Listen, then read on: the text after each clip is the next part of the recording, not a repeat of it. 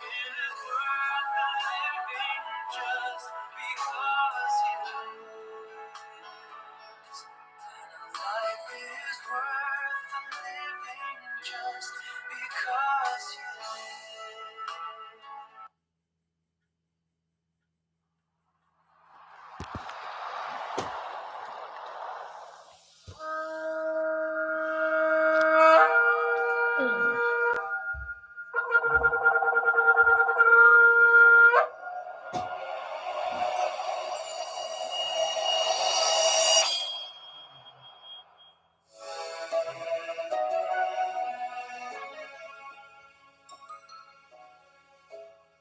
Vaikra, Leviticus chapter 1. And Yahweh called unto Moshe, and spoke unto him out of the tabernacle of the assembly, saying, Speak unto the children of Yasharel, and say unto them, If any man of you bring an offering unto Yahweh, ye shall bring your offering of the cattle, even of the herd and of the flock. If his offering be a burnt sacrifice of the herd, let him offer a male without blemish. He shall offer it of his own voluntary will, at the door of the tabernacle of the assembly, before Yahweh. And he shall put his hand upon the head of the burnt offering, and it shall be accepted for him, to make an atonement for him. And he shall kill the bullock before Yahweh, and the priests, Aharon's sons, shall bring the blood, and sprinkle the blood round about upon the altar that is by the door of the tabernacle of the assembly. And he shall flay the burnt offering, and cut it into his pieces. And the sons of Aharon the priest shall put fire upon the altar, and lay the wood in order upon the fire. And the priests, Aharon's sons, shall lay the parts, the head, the fat, in order upon the wood that is on the fire, which is upon the altar. But his inwards and his legs shall he wash in water, and the priest shall burn all on the altar, to be a burnt sacrifice, an offering made by fire, of sweet savor unto Yahweh. And if his offering be of the flocks, namely of the sheep, or of the goats, for a burnt sacrifice, he shall bring it a male without blemish.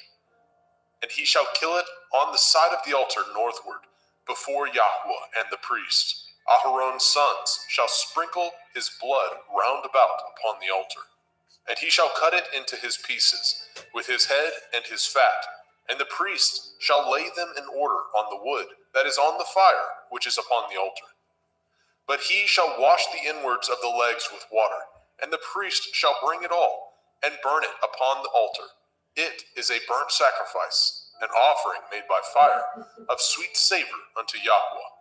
And if the burnt sacrifice for his offering to Yahweh be of fowls, then he shall bring his offering of turtle doves, or of young pigeons.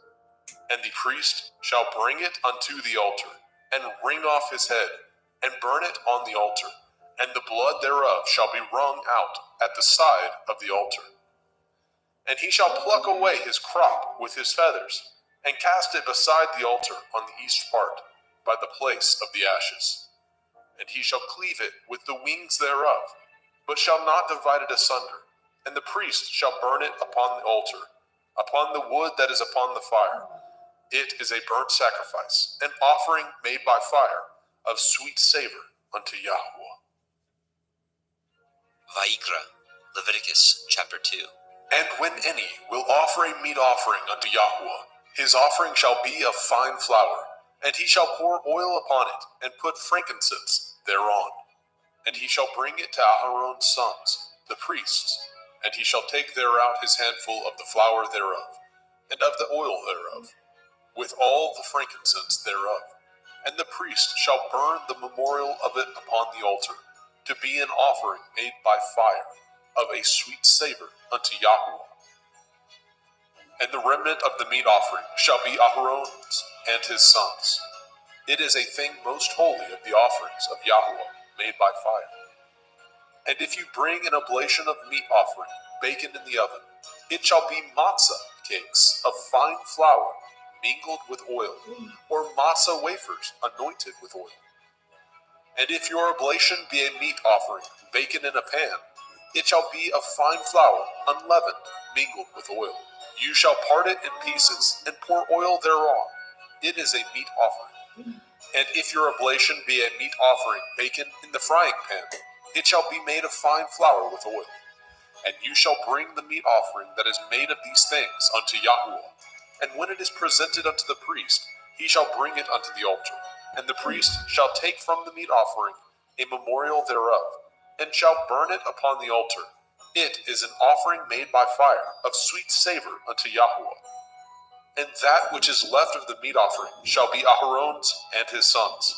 It is a thing most holy of the offerings of Yahuwah made by fire. No meat offering which ye shall bring unto Yahuwah shall be made with leaven, for ye shall burn no leaven, nor any honey, in any offering of Yahuwah made by fire. As for the oblation of the firstfruits, ye shall offer them unto Yahuwah, but they shall not be burnt on the altar for a sweet savor. And every oblation of your meat offering shall ye season with salt, neither shall ye suffer the salt of the covenant of your Elohim to be lacking from your meat offering. And all your offerings you shall offer salt. And if you offer a meat offering of your firstfruits unto Yahuwah, you shall offer the meat offering of your firstfruits, green ears of grain dried by the fire, even grain beaten out of full ears. And you shall put oil upon it, and lay frankincense thereon. It is a meat offering. And the priest shall burn the memorial of it, part of the beaten grain thereof, and part of the oil thereof, with all the frankincense thereof. It is an offering made by fire unto Yahuwah. Vayikra, Leviticus chapter 3. And if his oblation be a sacrifice of peace offering, if he offer it of the herd, whether it be a male or a female, he shall offer it without blemish before Yahuwah. And he shall lay his hand upon the head of his offering, and kill it at the door of the tabernacle of the assembly. And Aharon's sons, the priests, shall sprinkle the blood upon the altar round about. And he shall offer of the sacrifice of the peace offering an offering made by fire unto Yahuwah, the fat that covers the inwards, and all the fat that is upon the inwards, and the 2 kidneys, and the fat that is on them, which is by the flanks, and the caul above the liver, with the kidneys, it shall he take away. And Aharon's sons shall burn it on the altar upon the burnt sacrifice, which is upon the wood that is on the fire. It is an offering made by fire, of sweet savor unto Yahuwah. And if his offering for a sacrifice of peace offering unto Yahuwah be of the flock, male or female, he shall offer it without blemish. If he offer a lamb for his offering, then shall he offer before Yahuwah. And he shall lay his hand upon the head of his offering, and kill it before the tabernacle of the assembly. And Aharon's sons shall sprinkle the blood thereof round about upon the altar.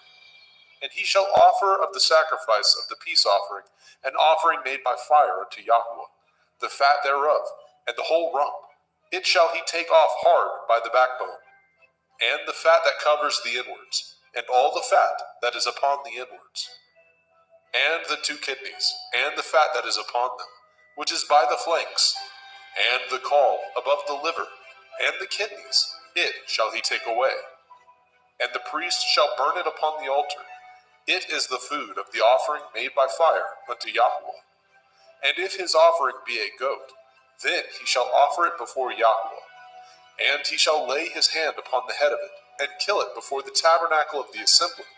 And the sons of Aharon shall sprinkle the blood thereof upon the altar round about.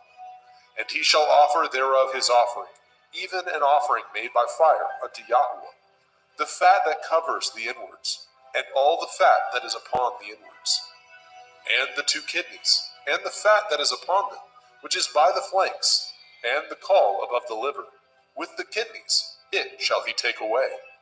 And the priest shall burn them upon the altar. It is the food of the offering, made by fire for a sweet savor. All the fat is Yahuwah's. It shall be a perpetual statute for your generations throughout all your dwellings, that ye eat neither fat nor blood. Vayikra, Leviticus chapter 4. And Yahuwah spoke unto Moshe, saying, Speak unto the children of Yasharel, saying, If a soul shall sin through ignorance against any of the commandments of Yahuwah, concerning things which ought not to be done, and shall do against any of them. If the priest that is anointed do sin according to the sin of the people, then let him bring for his sin, which he has sinned, a young bullock, without blemish unto Yahweh, for a sin offering. And he shall bring the bullock unto the door of the tabernacle of the assembly before Yahweh, and shall lay his hands upon the bullock's head, and kill the bullock before Yahweh. And the priest that is anointed shall take of the bullock's blood, and bring it to the tabernacle of the assembly. And the priest shall dip his finger in the blood, and sprinkle of the blood 7 times before Yahweh, before the veil of the sanctuary. And the priest shall put some of the blood upon the horns of the altar of sweet incense before Yahweh, which is in the tabernacle of the assembly, and shall pour all the blood of the bullock at the bottom of the altar of the burnt offering, which is at the door of the tabernacle of the assembly. And he shall take off from it all the fat of the bullock for the sin offering, the fat that covers the inwards, and all the fat that is upon the inwards, and the 2 kidneys, and the fat that is upon them, which is by the flanks, and the caul above the liver, with the kidneys it shall he take away. As it was taken off from the bullock of the sacrifice of peace offerings, and the priest shall burn them upon the altar of the burnt offering.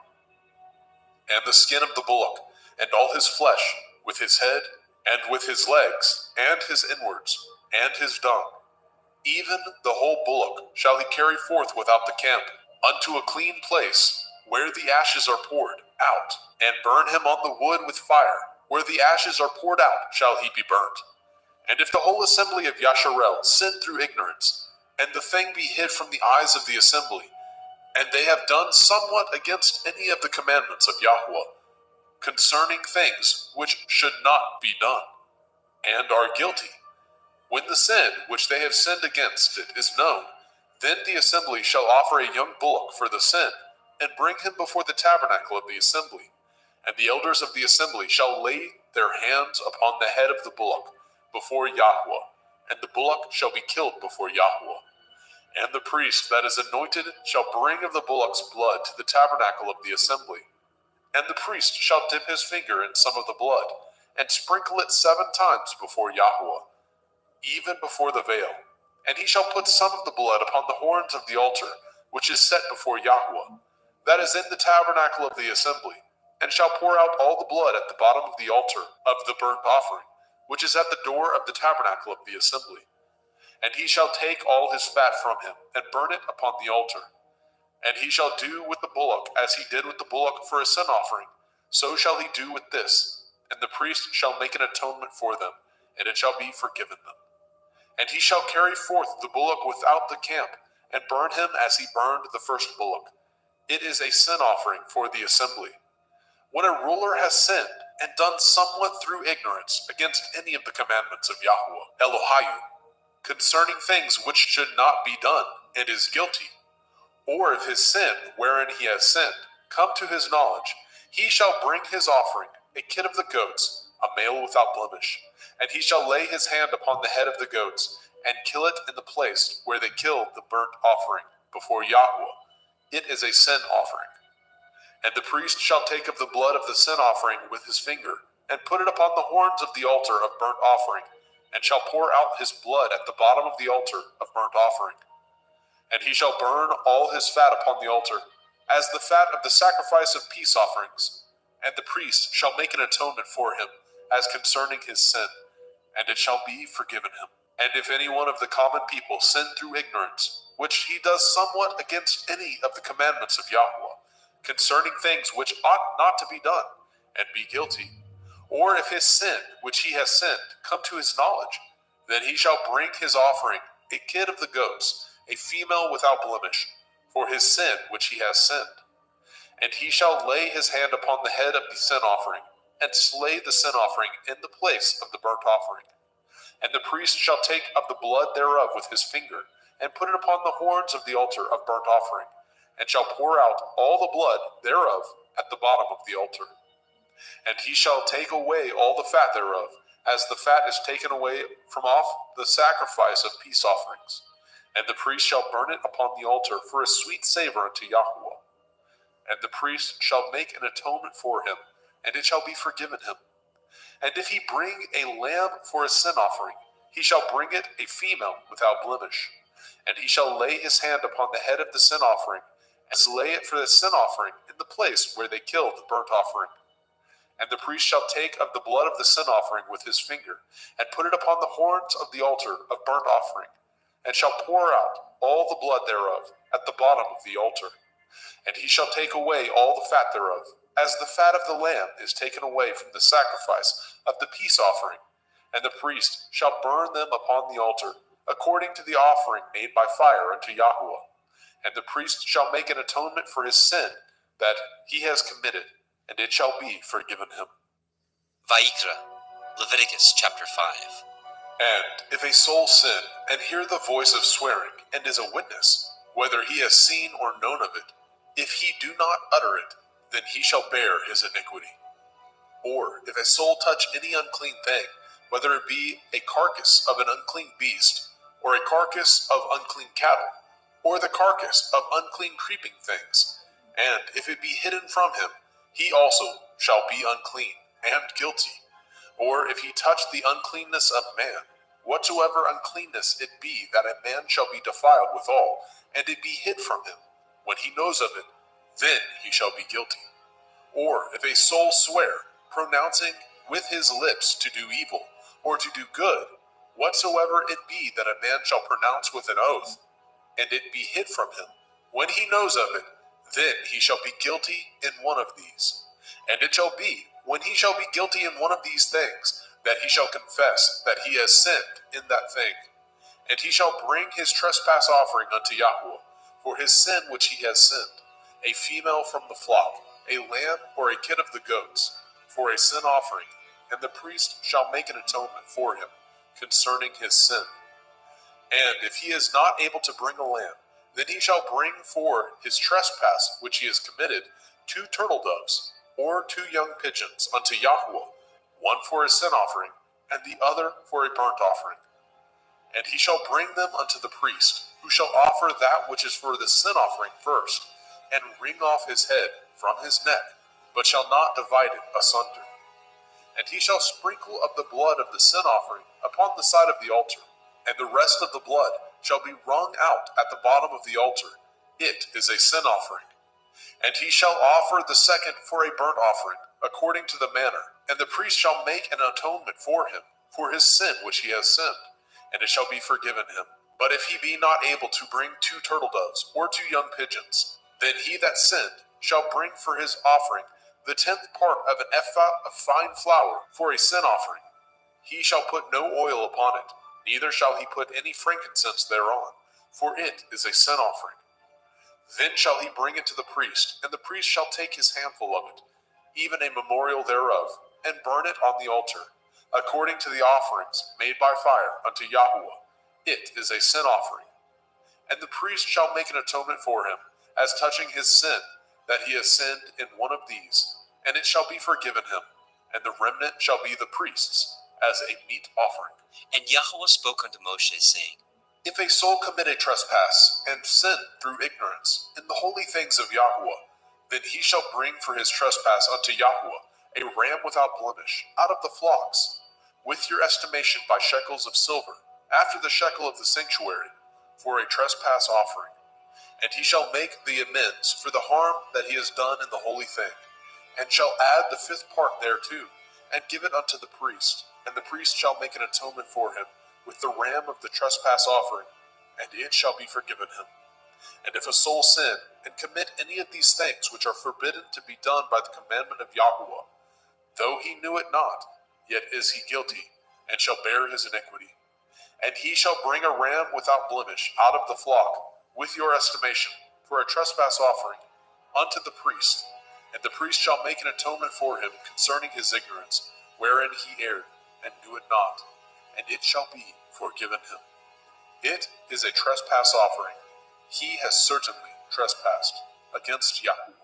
Vayikra, Leviticus chapter 6.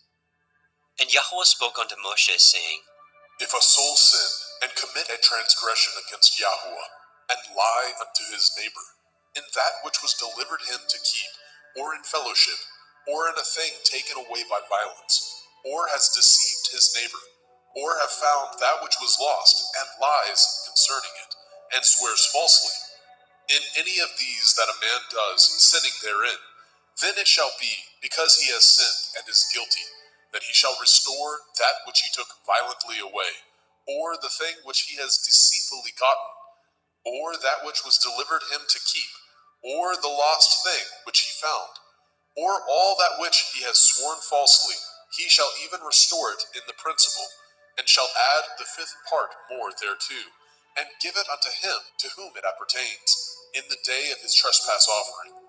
And he shall bring his trespass offering unto Yahweh, a ram without blemish out of the flock, with your estimation for a trespass offering unto the priest. And the priest shall make an atonement for him before Yahweh, and it shall be forgiven him for anything of all that he has done in trespass therein. And Yahweh spoke unto Moshe, saying, Command Aaron and his sons, saying, This is the Torah of the burnt offering. It is the burnt offering because of the burning upon the altar all night unto the morning, and the fire of the altar shall be burning in it. And the priest shall put on his linen garment, and his linen breeches shall he put upon his flesh, and take up the ashes which the fire has consumed with the burnt offering on the altar, and he shall put them beside the altar. And he shall put off his garments, and put on other garments, and carry forth the ashes without the camp unto a clean place. And the fire upon the altar shall be burning in it. It shall not be put out. And the priest shall burn wood on it every morning, and lay the burnt offering in order upon it, and he shall burn thereon the fat of the peace offerings. The fire shall ever be burning upon the altar. It shall never go out. And this is the Torah of the meat offering. The sons of Aharon shall offer it before Yahweh, before the altar. And he shall take of it his handful of the flour of the meat offering, and of the oil thereof, and all the frankincense which is upon the meat offering, and shall burn it upon the altar for a sweet savor, even the memorial of it unto Yahweh. And the remainder thereof shall Aharon and his sons eat, with matzah, unleavened bread, shall it be eaten in the holy place, in the court of the tabernacle of the assembly, they shall eat it. It shall not be baken with leaven. I have given it unto them for their portion of my offering made by fire. It is most holy, as is the sin offering, and as the trespass offering. All the males among the children of Aharon shall eat of it. It shall be a statute forever in your generations, concerning the offerings of Yahweh made by fire. Everyone that touches them shall be holy. And Yahweh spoke unto Moshe, saying, This is the offering of Aharon and his sons, which they shall offer unto Yahweh in the day when he is anointed. The 10th part of an ephah of fine flour for a meat offering perpetual, half of it in the morning, and half thereof at night. In a pan it shall be made with oil, and when it is baken, you shall bring it in, and the baken pieces of the meat offering shall you offer for a sweet savor unto Yahweh. And the priest of his sons, that is anointed in his stead, shall offer it. It is a statute forever unto Yahweh. It shall be wholly burnt. For every meat offering for the priest shall be wholly burnt. It shall not be eaten. And Yahweh spoke unto Moshe, saying, Speak unto Aharon and to his sons, saying, This is the Torah of the sin offering. In the place where the burnt offering is killed, shall the sin offering be killed before Yahweh. It is most holy. The priest that offers it for sin shall eat it. In the holy place shall it be eaten, in the court of the tabernacle of the assembly. Whatsoever shall touch the flesh thereof shall be holy. And when there is sprinkled of the blood thereof upon any garment, you shall wash that whereon it was sprinkled in the holy place. But the earthen vessel wherein it was sodden shall be broken. And if it be sodden in a brazen pot, it shall be both scoured and rinsed in water. All the males among the priests shall eat thereof. It is most holy. And no sin offering, whereof any of the blood is brought into the tabernacle of the assembly, to reconcile withal in the holy place, shall be eaten. It shall be burnt in the fire. Vayikra, Leviticus chapter 7. Likewise, this is the Torah of the trespass offering. It is most holy. In the place where they kill the burnt offering shall they kill the trespass offering, and the blood thereof shall he sprinkle round about upon the altar. And he shall offer it of all the fat thereof, the rump, the fat that covers the inwards, and the 2 kidneys, and the fat that is on them, which is by the flanks, and the caul that is above the liver, with the kidneys it shall he take away. And the priest shall burn them upon the altar for an offering made by fire unto Yahweh. It is a trespass offering. Every male among the priests shall eat thereof. It shall be eaten in the holy place. It is most holy. As the sin offering is, so is the trespass offering. There is one Torah for them. The priest that makes atonement therewith shall have it. And the priest that offers any man's burnt offering, even the priest shall have to himself the skin of the burnt offering which he has offered. And all the meat offering that is baken in the oven, and all that is dressed in the frying pan, and in the pan, shall be the priest's that offer it. And every meat offering mingled with oil, and dry, shall all the sons of Aharon have, one as much as another. And this is the Torah of the sacrifice of peace offerings, which he shall offer unto Yahweh. If he offer it for thanksgiving, then he shall offer with the sacrifice of thanksgiving matzah, unleavened cakes, mingled with oil, and matzah wafers, anointed with oil, and cakes mingled with oil, of fine flour, fried. Besides the cakes, he shall offer for his offering hametz, leavened bread, with the sacrifice of thanksgiving of his peace offerings. And of it he shall offer one out of the whole oblation, for a heave offering unto Yahweh, and it shall be the priest that sprinkles the blood of the peace offerings. And the flesh of the sacrifice of his peace offerings for thanksgiving shall be eaten the same day that it is offered. He shall not leave any of it until the morning. But if the sacrifice of his offering be a vow, or a voluntary offering, it shall be eaten the same day that he offers his sacrifice. On the morrow also the remainder of it shall be eaten. But the remainder of the flesh of the sacrifice on the 3rd day shall be burnt with fire. And if any of the flesh of the sacrifice of his peace offerings be eaten at all on the 3rd day, it shall not be accepted, neither shall it be imputed unto him that offers it. It shall be an abomination. And the soul that eats of it shall bear his iniquity. And the flesh that touches any unclean thing shall not be eaten. It shall be burnt with fire. And as for the flesh, all that be clean shall eat thereof.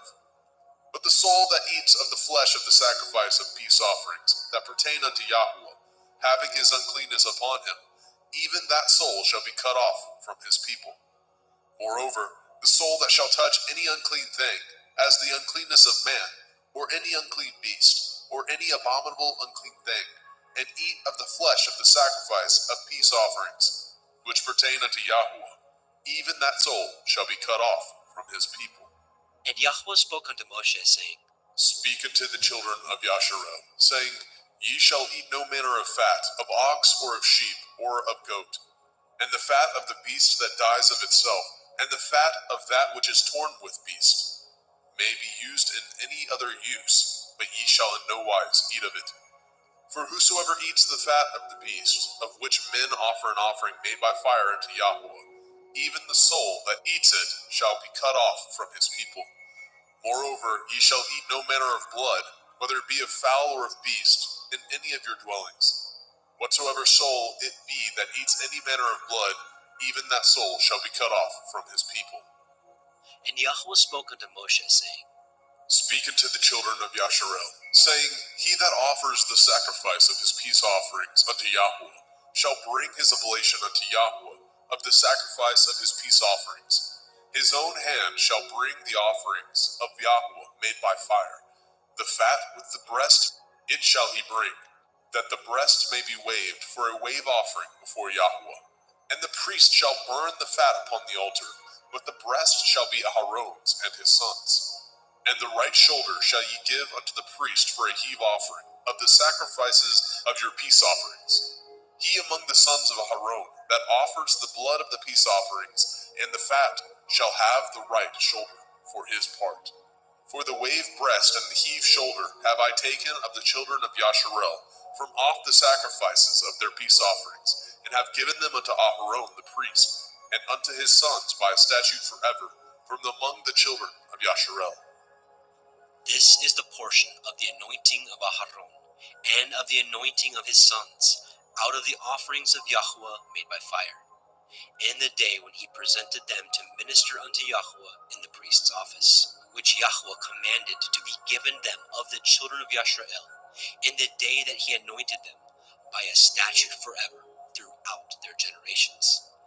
This is the Torah of the burnt offering, of the meat offering, and of the sin offering, and of the trespass offering, and of the consecrations, and of the sacrifice of the peace offerings, which Yahweh commanded Moshe in Mount Sinai, in the day that he commanded the children of Yasharel to offer their oblations unto Yahweh in the wilderness of Sinai.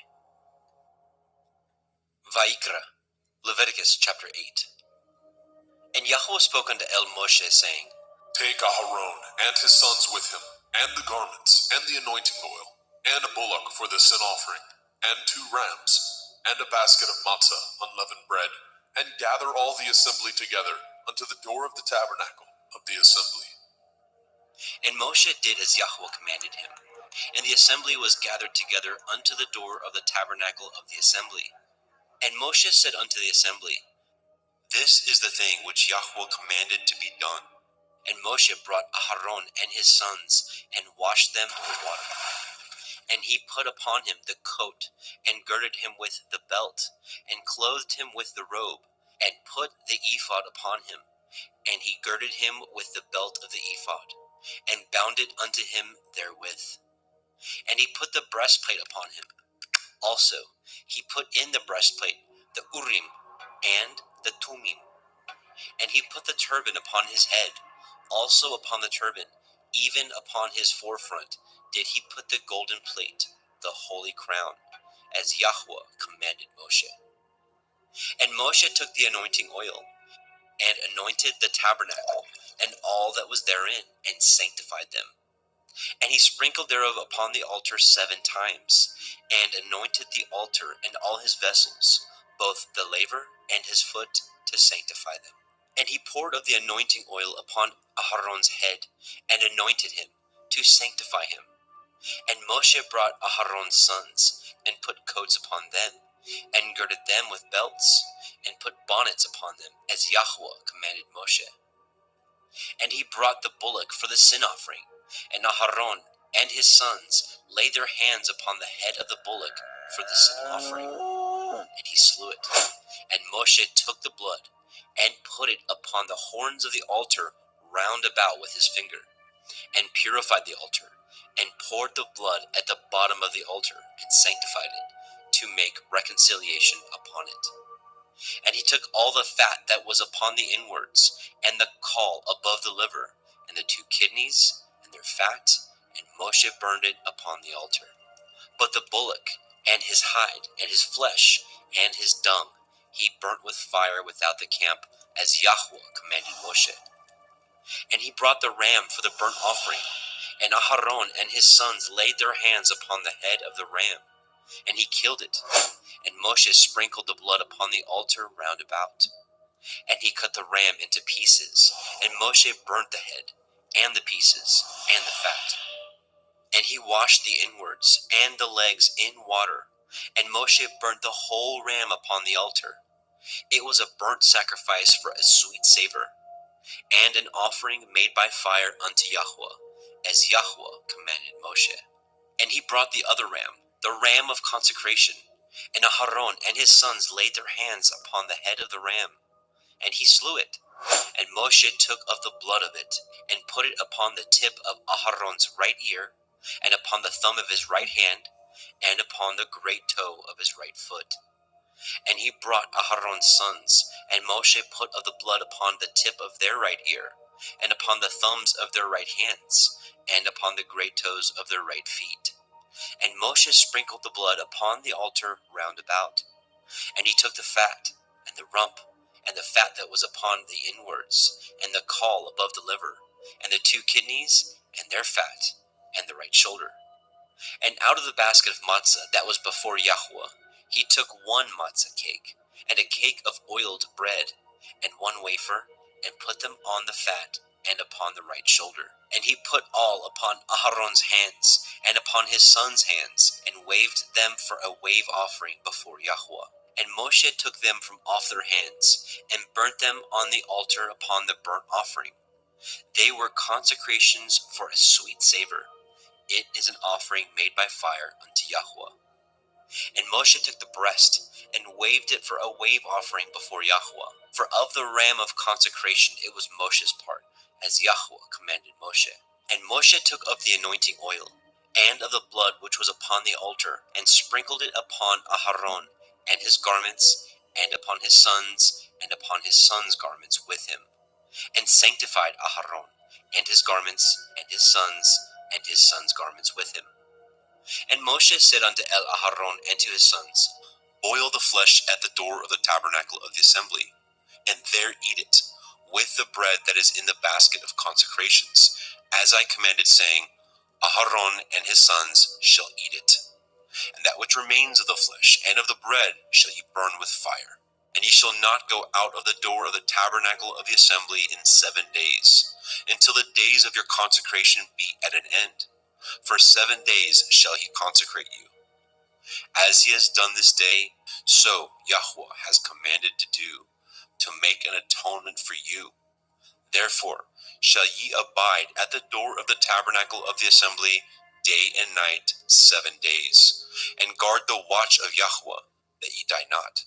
For so I am commanded.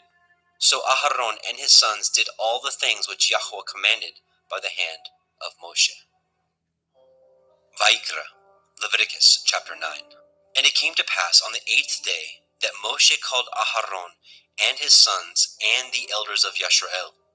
And he said unto Aharon, Take a young calf for a sin offering, and a ram for a burnt offering, without blemish, and offer them before Yahweh. And unto the children of Yisrael you shall speak, saying, Take ye a kid of the goats for a sin offering, and a calf and a lamb, both of the first year, without blemish, for a burnt offering. Also a bullock and a ram for peace offerings, to sacrifice before Yahweh, and a meat offering mingled with oil. For today Yahweh will appear unto you. And they brought which Moshe commanded before the tabernacle of the assembly. And all the assembly drew near and stood before Yahweh. And Moshe said, This is the thing which Yahweh commanded that ye should do, and the glory of Yahweh shall appear unto you. And Moshe said unto Aharon, Go unto the altar, and offer your sin offering, and your burnt offering, and make an atonement for yourself and for the people, and offer the offering of the people, and make an atonement for them, as Yahweh commanded. Aharon therefore went unto the altar, and slew the calf of the sin offering, which was for himself. And the sons of Aharon brought the blood unto him, and he dipped his finger in the blood, and put it upon the horns of the altar, and poured out the blood at the bottom of the altar. But the fat, and the kidneys, and the caul above the liver of the sin offering he burnt upon the altar, as Yahweh commanded Moshe. And the flesh and the hide he burnt with fire without the camp. And he slew the burnt offering, and Aharon's sons presented unto him the blood, which he sprinkled round about upon the altar. And they presented the burnt offering unto him, with the pieces thereof, and the head, and he burnt them upon the altar. And he did wash the inwards and the legs, and burnt them upon the burnt offering on the altar. And he brought the people's offering, and took the goat, which was the sin offering for the people, and slew it, and offered it for sin as the first. And he brought the burnt offering, and offered it according to the manner. And he brought the meat offering, and took a handful thereof, and burnt it upon the altar, beside the burnt sacrifice of the morning. He slew also the bullock and the ram for a sacrifice of peace offerings, which was for the people. And Aharon's sons presented unto him the blood, which he sprinkled upon the altar round about. And the fat of the bullock and of the ram, the rump, and that which covers the inwards, and the kidneys, and the caul above the liver, and they put the fat upon the breasts, and he burnt the fat upon the altar. And the breasts and the right shoulder Aharon waved for a wave offering before Yahweh, as Moshe commanded. And Aharon lifted up his hand toward the people and blessed them, and came down from offering of the sin offering, and the burnt offering, and peace offerings. And Moshe and Aharon went into the tabernacle of the assembly, and came out, and blessed the people. And the glory of Yahweh appeared unto all the people. And there came a fire out from before Yahweh, and consumed upon the altar the burnt offering and the fat, which when all the people saw, they shouted and fell on their face. Vaikra, Leviticus chapter 10. And Nadab and Abihu, the sons of Aharon, took either of them his censer, and put fire therein, and put incense thereon, and offered strange fire before Yahweh, which he commanded them not. And there went out fire from Yahweh, and devoured them, and they died before Yahweh. Then Moshe said unto Aharon, This is that Yahweh spoke, saying, I will be sanctified in them that come nigh me, and before all the people I will be glorified. And Aharon held his peace. And Moshe called Mishael and Elishaphan, the sons of Uzziel, the uncle of Aharon, and said unto them, Come near, carry your brethren from before the sanctuary out of the camp. So they went near, and carried them in their coats out of the camp, as Moshe had said. And Moshe said unto Aharon, and unto Eleazar, and unto Ithamar his sons, Uncover not your heads, neither rend your clothes, lest ye die, and lest the wrath come upon all the people. But let your brethren, the whole house of Yashrael, bewail the burning which Yahweh has kindled. And ye shall not go out from the door of the tabernacle of the assembly, lest ye die.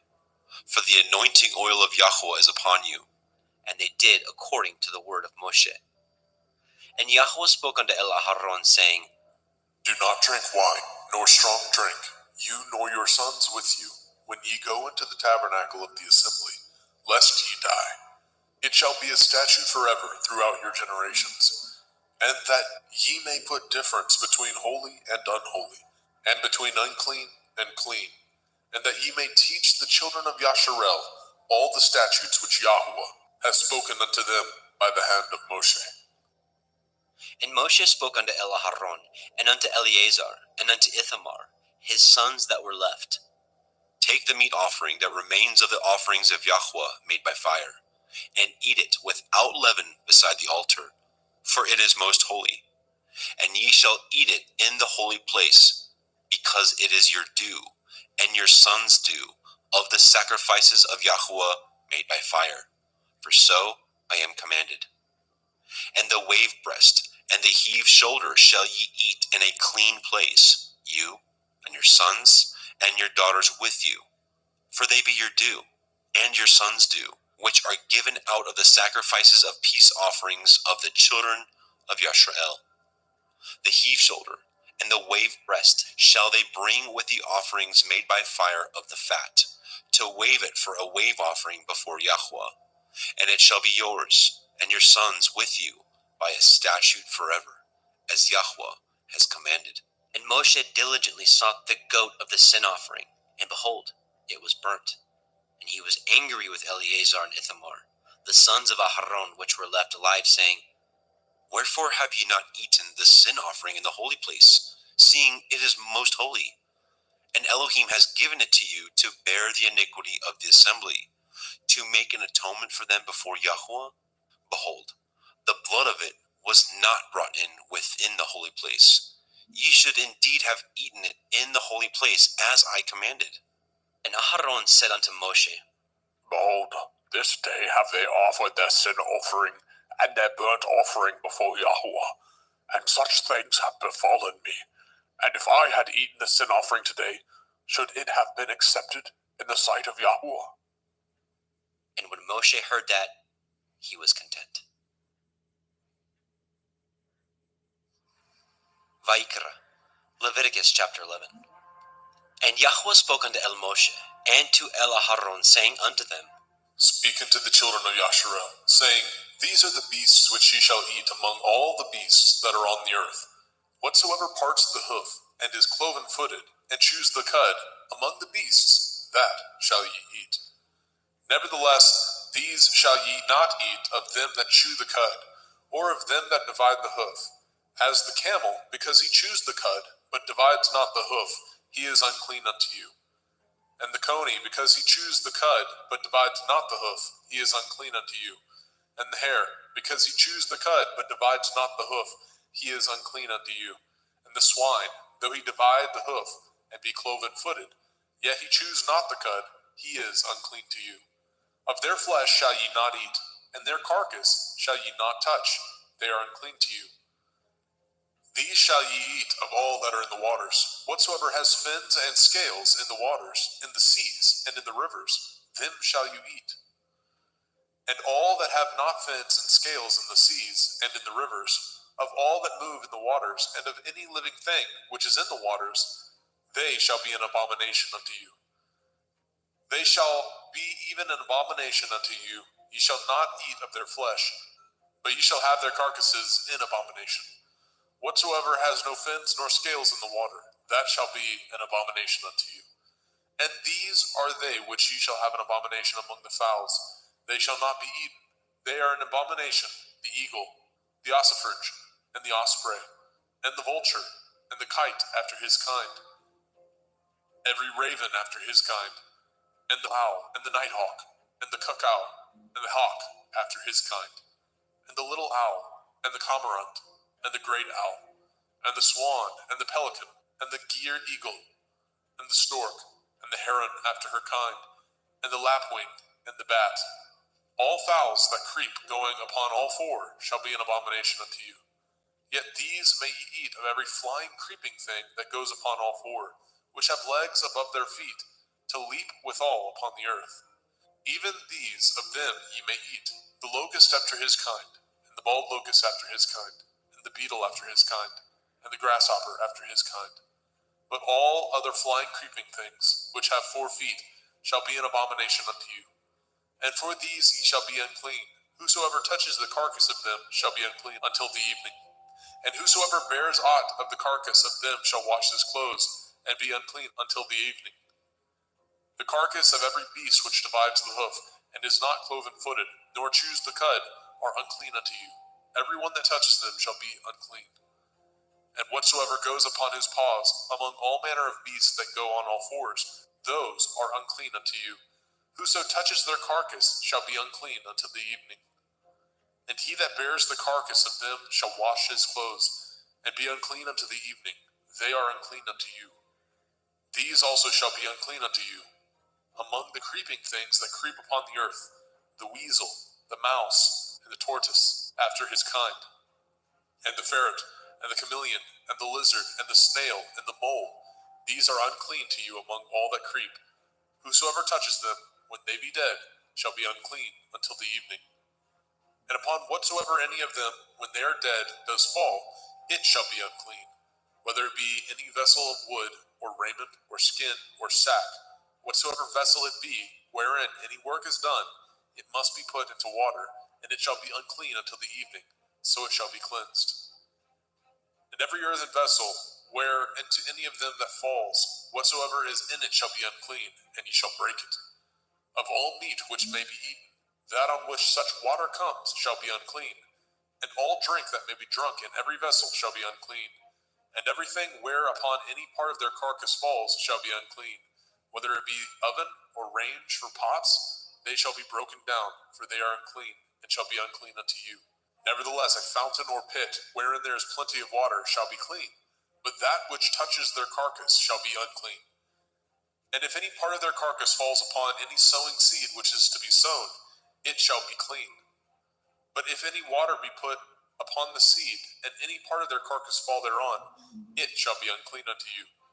And if any beast of which ye may eat die, he that touches the carcass thereof shall be unclean until the evening. And he that eats of the carcass of it shall wash his clothes, and be unclean until the evening. He also that bears the carcass of it shall wash his clothes, and be unclean until the evening. And every creeping thing that creeps upon the earth shall be an abomination. it shall not be eaten. Whatsoever goes upon the belly, and whatsoever goes upon all fours, or whatsoever has more feet among all creeping things that creep upon the earth, them shall ye not eat, for they are an abomination. Ye shall not make yourselves abominable with any creeping thing that creeps, neither shall ye make yourselves unclean with them, that ye should be defiled thereby. For I am Yahuwah Elohim. Ye shall therefore sanctify yourselves, and ye shall be holy, for I am holy. Neither shall ye defile yourselves with any manner of creeping thing that creeps upon the earth. For I am Yahuwah, that brings you up out of the land of Mitzrayim, to be your Elohim. Ye shall therefore be holy, for I am holy. This is the Torah of the beasts, and of the fowl, and of every living creature that moves in the waters, and of every creature that creeps upon the earth, to make a difference between the unclean and the clean, and between the beast that may be eaten, and the beast that may not be eaten. Vaikra, Leviticus chapter 12. And Yahweh spoke unto Moshe, saying, Speak unto the children of Yasharel, saying, If a woman have conceived seed, and born a male child, then she shall be unclean 7 days. According to the days of the separation for her infirmity, shall she be unclean. And in the 8th day the flesh of his foreskin shall be circumcised. And she shall then continue in the blood of her purifying 33 days. She shall touch no hallowed thing, nor come into the sanctuary, until the days of her purifying be fulfilled. But if she bear a female child, then she shall be unclean 2 weeks, as in her separation, and she shall continue in the blood of her purifying 66 days. And when the days of her purifying are fulfilled, for a son or for a daughter, she shall bring a lamb of the first year for a burnt offering, and a young pigeon or a turtle dove for a sin offering, unto the door of the tabernacle of the assembly, unto the priest, who shall offer it before Yahuwah, and make an atonement for her, and she shall be cleansed from the issue of her blood. This is the Torah for her that has borne a male or a female. And if she be not able to bring a lamb, then she shall bring 2 turtle doves or 2 young pigeons, the one for the burnt offering, and the other for a sin offering. And the priest shall make an atonement for her, and she shall be clean. Vaikra, Leviticus chapter 13.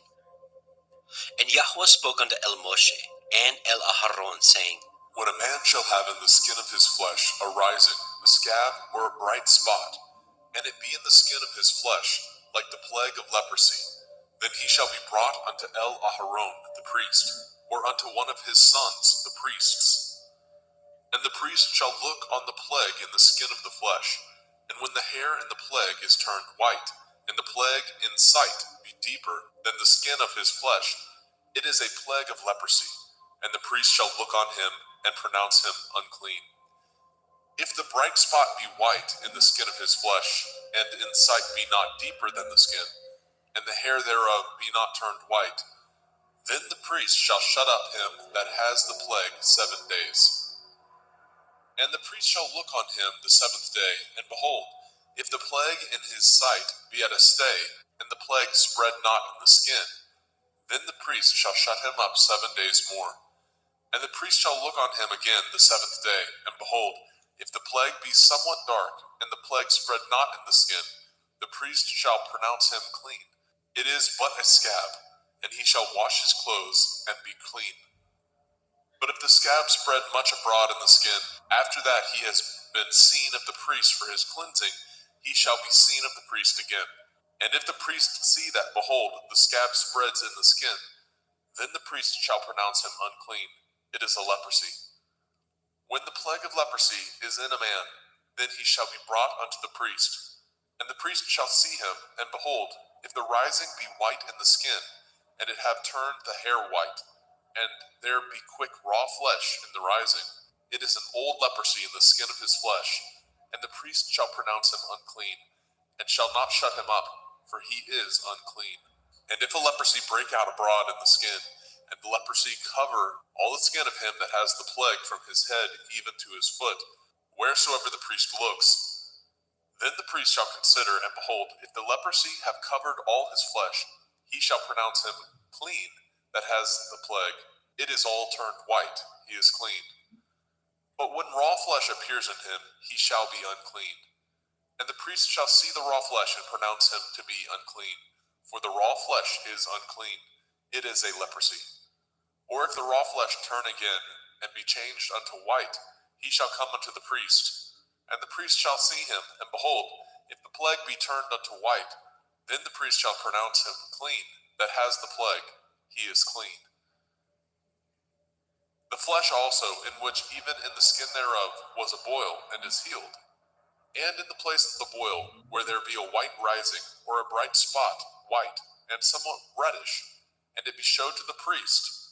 And if, when the priest sees it, behold, it be in sight lower than the skin, and the hair thereof be turned white, the priest shall pronounce him unclean. It is a plague of leprosy, broken out of the boil. But if the priest look on it, and behold, there be no white hairs therein, and if it be not lower than the skin, but be somewhat dark, then the priest shall shut him up 7 days. And if it spread much abroad in the skin, then the priest shall pronounce him unclean. It is a plague. But if the bright spot stay in his place, and spread not, it is a burning boil, and the priest shall pronounce him clean. Or if there be any flesh in the skin whereof there is a hot burning, and the quick flesh that burns have a white bright spot, somewhat reddish or white, then the priest shall look upon it, and behold, if the hair in the bright spot be turned white, and it be in sight deeper than the skin, it is a leprosy broken out of the burning, wherefore the priest shall pronounce him unclean. It is the plague of leprosy. But if the priest look on it, and behold, there be no white hair in the bright spot, and it be no lower than the other skin, but be somewhat dark, then the priest shall shut him up 7 days. And the priest shall look upon him the 7th day, and if it be spread much abroad in the skin, then the priest shall pronounce him unclean. It is the plague of leprosy.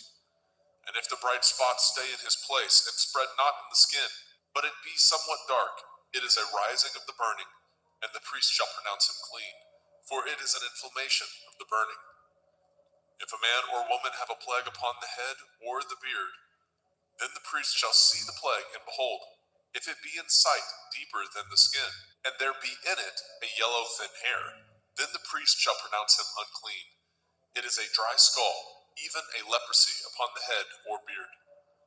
And if the priest shall look on the plague of the skull, and behold, it be not in sight deeper than the skin, and that there is no black hair in it, then the priest shall shut up him that has the plague of the skull 7 days. And in the 7th day the priest shall look on the plague, and behold, if the skull spread not, and there be in it no yellow hair, and the skull be not in sight deeper than the skin, he shall be shaven, and the skull shall he not shave, and the priest shall shut him up that has the skull 7 days more. And in the 7th day the priest shall look on the skull, and behold, if the skull be not spread in the skin, nor be in sight deeper than the skin, then the priest shall pronounce him clean, and he shall wash his clothes and be clean. But if the skull spread much in the skin after his cleansing, then the priest shall look on him, and behold, if the skull be spread in the skin, the priest shall not seek for yellow hair, he is unclean. But if the skull be in his sight at his stay, and that there is a black hair grown up therein, the skull is healed, he is clean, and the priest shall pronounce him clean. If a man also or a woman have in the skin of their flesh bright spots, even white bright spots, then the priest shall look, and behold, if the bright spot in the skin of their flesh be darkish white, it is a freckled spot that grows in the skin, he is clean. And the man whose hair is fallen off his head, he is bald, yet is he clean. And he that has his hair fallen off from the part of his head towards his face, he is forehead bald, yet he is clean. And if there be in the bald head or bald forehead a white reddish sore, it is a leprosy sprung up in his bald head or his bald forehead. Then the priest shall look upon it, and behold, if the rising of the sore be white reddish in the bald head or in his bald forehead, as the leprosy appears in the skin of the flesh, he is a leprous man, he is unclean. The priest shall pronounce him utterly unclean. His plague is in his head. And the leper in whom the plague is, his clothes shall be rent, and his head bare, and he shall put a covering upon his upper lip, and shall cry, unclean, unclean. All the days wherein the plague shall be in him shall he be defiled. He is unclean. He shall dwell alone. Without the camp shall his habitation be. The garment also that the plague of leprosy is in, whether it be a woolen garment or a linen garment, whether it be in the warp, the woof of linen, or of woolen, whether in a skin or anything made of skin. And if the plague be greenish or reddish in the garment or in the skin, either in the warp or in the woof or in anything of skin, it is a plague of leprosy, and shall be showed unto the priest. And the priest shall look upon the plague, and shut up it that has the plague 7 days. And he shall look on the plague on the 7th day. If the plague be spread in the garment, either in the warp or in the woof or in a skin, or in any work that is made of skin, the plague is a fretting leprosy, it is unclean. He shall therefore burn that garment, whether warp or woof, in woolen or in linen, anything of skin wherein the plague is, for it is a fretting leprosy, it shall be burnt in the fire. And if the priest shall look, and behold, the plague be not spread in the garment, either in the warp or in the woof, or in anything of skin, then the priest shall command that they wash the thing wherein the plague is, and he shall shut it up 7 days more. And the priest shall look on the plague after that it is washed, and behold, if the plague have not changed his color, and the plague be not spread, it is unclean. You shall burn it in the fire. It is a fret inward, whether it be bare within or without. And if the priest look, and behold the plague be somewhat dark after the washing of it, then he shall rend it out of the garment, or out of the skin, or out of the warp, or out of the woof. And if it appear still in the garment, either in the warp or in the woof, or in anything of skin, it is a spreading plague. You shall burn that wherein the plague is with fire. And the garment, either warp or woof, or whatsoever thing of skin it be, which you shall wash, if the plague be departed from them, then it shall be washed the 2nd time, and shall be clean. This is the Torah of the plague of leprosy, in a garment of woolen or linen, either in warp or woof, or in anything of skins, to pronounce it clean, or to pronounce it unclean. Vaikra, Leviticus chapter 14. And Yahweh spoke unto Moshe, saying, This shall be the Torah of the leper in the day of his cleansing. He shall be brought unto the priest, and the priest shall go forth out of the camp. And the priest shall look, and behold, if the plague of leprosy be healed in the leper, then shall the priest command to take for him that is to be cleansed 2 birds alive and clean, and cedar wood, and scarlet, and hyssop. And the priest shall command that one of the birds be killed in an earthen vessel over running water. As for the living bird, he shall take it, and the cedar wood, and the scarlet, and the hyssop, and shall dip them, and the living bird in the blood of the bird that was killed over the running water. And he shall sprinkle upon him that is to be cleansed from the leprosy 7 times, and shall pronounce him clean, and shall let the living bird loose into the open field. And he that is to be cleansed shall wash his clothes, and shave off all his hair, and wash himself in water, that he may be clean. And after that he shall come into the camp, and shall tarry abroad out of his tent 7 days. But it shall be on the 7th day that he shall shave all his hair off his head, and his beard, and his eyebrows, even all his hair he shall shave off, and shall wash his clothes. Also shall he wash his flesh in water, and shall be clean. And on the 8th day he shall take 2 he-lambs without blemish, and 1 ewe-lamb of the 1st year without blemish, and 3/10 deal of fine flour for a meat offering, mingled with oil, and 1 log of oil. And the priest that makes him clean shall present the man that is to be made clean, and those things before Yahweh at the door of the tabernacle of the assembly.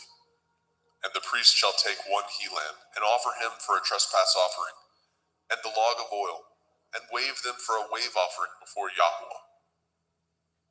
And he shall slay the lamb in the place where he shall kill the sin offering and the burnt offering in the holy place.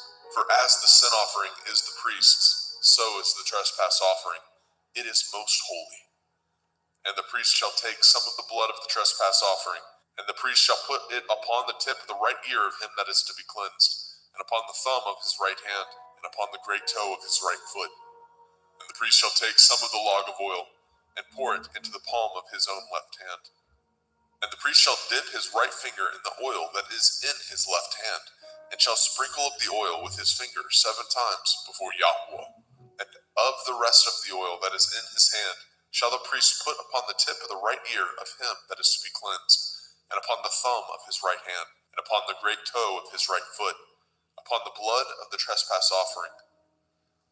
And the remnant of the oil that is in the priest's hand he shall pour upon the head of him that is to be cleansed, and the priest shall make an atonement for him before Yahweh.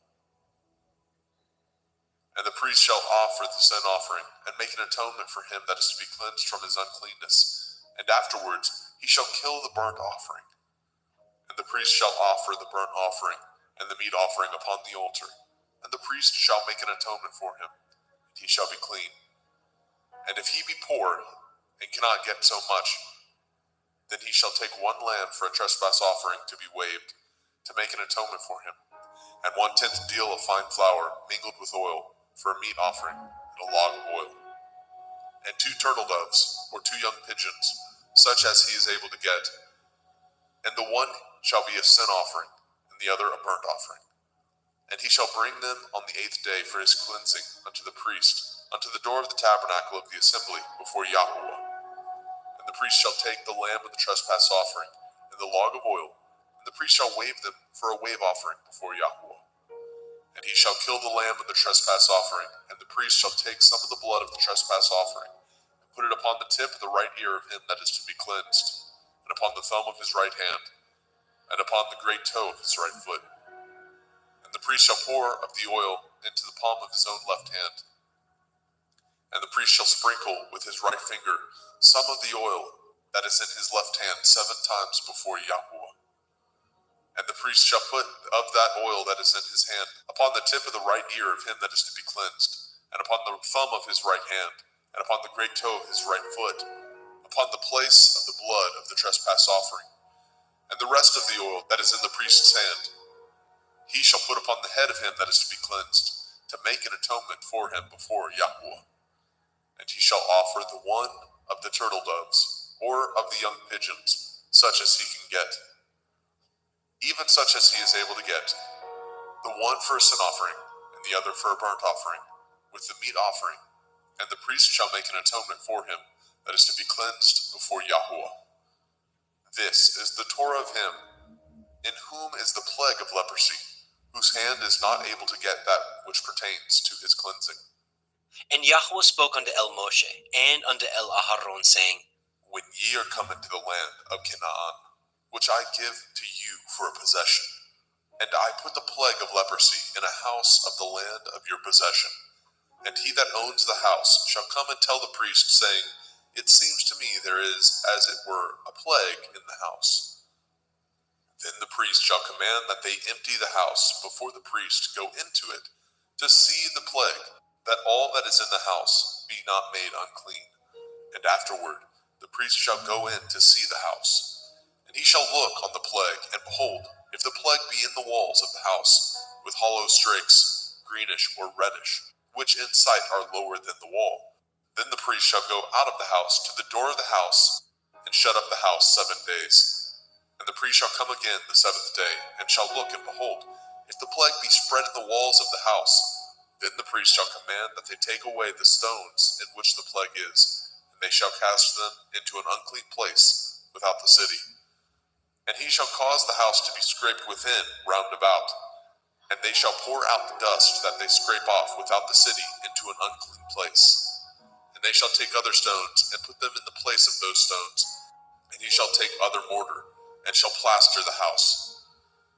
And if the plague come again, and break out in the house, after that he has taken away the stones, and after he has scraped the house, and after it is plastered, then the priest shall come and look, and behold, if the plague be spread in the house, it is a fretting leprosy in the house, it is unclean. And he shall break down the house, the stones of it, and the timber thereof, and all the mortar of the house, and he shall carry them forth out of the city into an unclean place. Moreover, he that goes into the house all the while that it is shut up shall be unclean until the evening. And he that lies in the house shall wash his clothes, and he that eats in the house shall wash his clothes. And if the priest shall come in and look upon it, and behold, the plague has not spread in the house, after the house was plastered, then the priest shall pronounce the house clean, because the plague is healed. And he shall take to cleanse the house 2 birds, and cedar wood, and scarlet, and hyssop. And he shall kill the one of the birds in an earthen vessel over running water.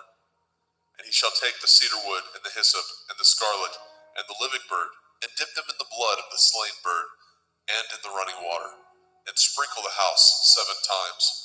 And he shall cleanse the house with the blood of the bird, and with the running water, and with the living bird, and with the cedar wood, and with the hyssop, and with the scarlet. But he shall let go of the living bird out of the city into the open field, and make an atonement for the house, and it shall be clean. This is the Torah for all manner of plague, of leprosy and scald, and for the leprosy of a garment and of a house, and for a rising, and for a scab, and for a bright spot, to teach when it is unclean, and when it is clean. This is the Torah of leprosy. Vayikra, Leviticus chapter 15. And Yahweh spoke unto El Moshe, and to El Aharon, saying, Speak unto the children of Yasharel, and say unto them, when any man has a running issue out of his flesh, because of his issue he is unclean. And this shall be his uncleanness in his issue, whether his flesh run with his issue, or his flesh be stopped from his issue. It is his uncleanness. Every bed whereon he lies that has the issue is unclean, and everything whereon he sits shall be unclean. And whosoever touches his bed shall wash his clothes, and bathe himself in water, and be unclean until the evening. And he that sits on anything whereon he sat that has the issue shall wash his clothes, and bathe himself in water, and be unclean until the evening. And he that touches the flesh of him that has the issue shall wash his clothes, and bathe himself in water, and be unclean until the evening. And if he that has the issue spit upon him that is clean, then he shall wash his clothes, and bathe himself in water, and be unclean until the evening. And what saddle soever he rides upon that has the issue shall be unclean. And whosoever touches anything that was under him shall be unclean until the evening. And he that bears any of those things shall wash his clothes, and bathe himself in water, and be unclean until the evening. And whomsoever he touches that has the issue, and has not rinsed his hands in water, he shall wash his clothes, and bathe himself in water, and be unclean until the evening. And the vessel of earth that he touches which has the issue shall be broken, and every vessel of wood shall be rinsed in water. And when he that has an issue is cleansed of his issue, then he shall number to himself 7 days for his cleansing, and wash his clothes, and bathe his flesh in running water, and shall be clean. And on the 8th day he shall take to him 2 turtle doves or 2 young pigeons, and come before Yahweh unto the door of the tabernacle of the assembly, and give them unto the priest. And the priest shall offer them, the one for a sin offering, and the other for a burnt offering. And the priest shall make an atonement for him before Yahweh for his issue. And if any man's seed of copulation go out from him, then he shall wash all his flesh in water, and be unclean until the evening. And every garment and every skin whereon is the seed of copulation shall be washed with water, and be unclean until the evening. The woman also with whom the man shall lie with seed of copulation, they shall both bathe themselves in water, and be unclean until the evening. And if a woman have an issue, and her issue in her flesh be blood, she shall be put apart 7 days, and whosoever touches her shall be unclean until the evening. And everything that she lies upon in her separation shall be unclean. Everything also that she sits upon shall be unclean. And whosoever touches her bed shall wash his clothes, and bathe himself in water, and be unclean until the evening. And whosoever touches anything that she sat upon shall wash his clothes, and bathe himself in water, and be unclean until the evening. And if it be on her bed, or on anything whereon she sits, when he touches it, he shall be unclean until the evening. And if any man lie with her at all, and her flower be upon him, he shall be unclean 7 days, and all the bed whereon he lies shall be unclean. And if a woman have an issue of her blood many days out of the time of her separation, or if it run beyond the time of her separation, all the days of the issue of her uncleanness shall be as the days of her separation. She shall be unclean. Every bed whereon she lies, all the days of her issue shall be unto her as the bed of her separation, and whatsoever she sits upon shall be unclean. as the uncleanness of her separation. And whosoever touches those things shall be unclean, and shall wash his clothes, and bathe himself in water, and be unclean until the evening. But if she be cleansed of her issue, then she shall number to herself 7 days, and after that she shall be clean. And on the 8th day she shall take unto her 2 turtle doves, or 2 young pigeons, and bring them unto the priest to the door of the tabernacle of the assembly. And the priest shall offer the one for a sin offering, and the other for a burnt offering. And the priest shall make an atonement for her before Yahweh for the issue of her uncleanness. Thus shall ye separate the children of Yasharel from their uncleanness, that they die not in their uncleanness, when they defile my tabernacle that is among them.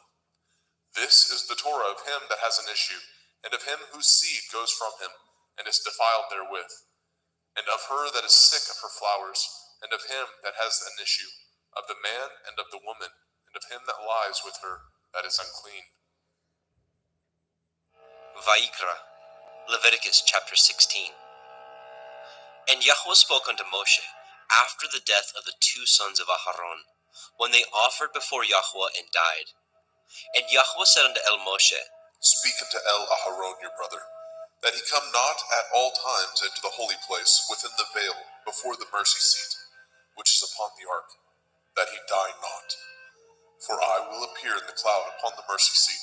Thus shall Aharon come into the holy place, with a young bullock for a sin offering, and a ram for a burnt offering.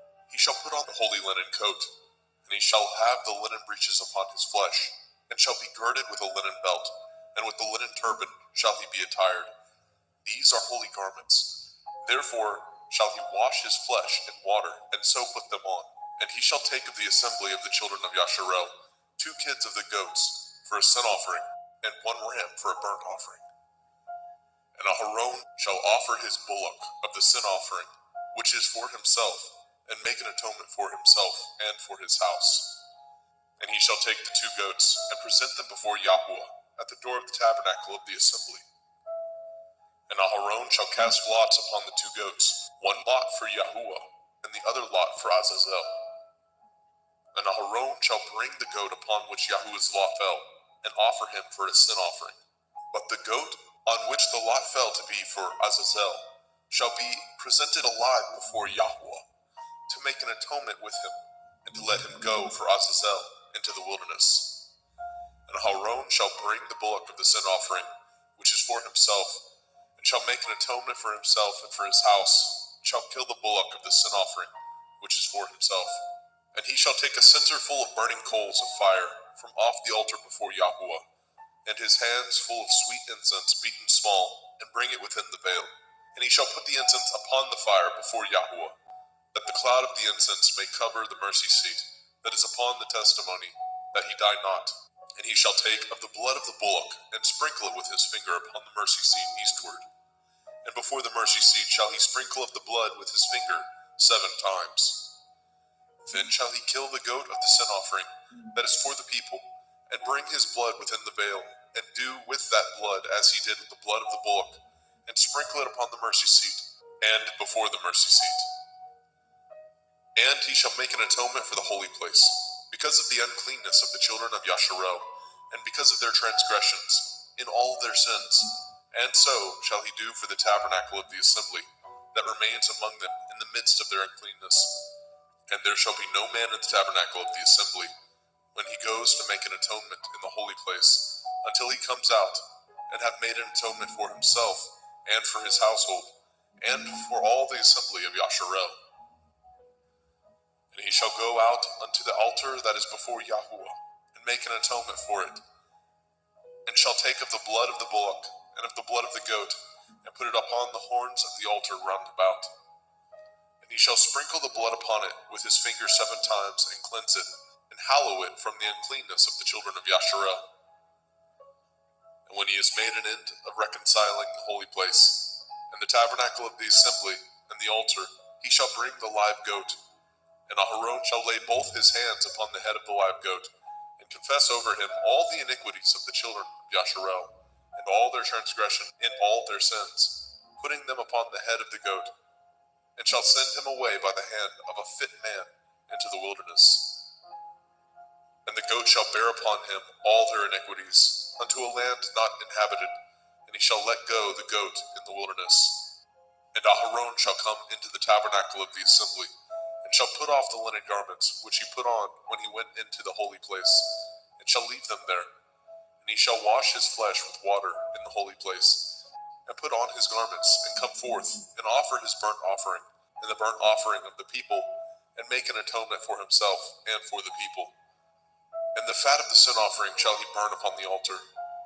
And he that let go the goat for Azazel shall wash his clothes, and bathe his flesh in water, and afterwards come into the camp. And the bullock for the sin offering, and the goat for the sin offering, and whose blood was brought in to make an atonement in the holy place, shall one carry forth without the camp, and they shall burn in the fire their skins, and their flesh, and their dung. And he that burns them shall wash his clothes, and bathe his flesh in water, and afterwards he shall come into the camp. And this shall be a statute forever unto you, that in the 7th month, on the 10th day of the month, ye shall afflict your souls, and do no work at all, whether it be one of your own country, or a stranger that sojourns among you. For on that day shall the priest make an atonement for you, to cleanse you, that ye may be clean from all your sins before Yahweh. It shall be a Sabbath of rest unto you, and ye shall afflict your souls by a statute forever.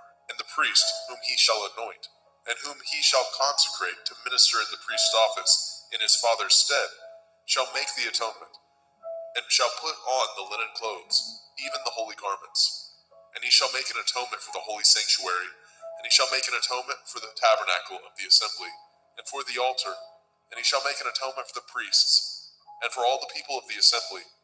And this shall be an everlasting statute unto you, to make an atonement for the children of Yasharel for all their sins once a year.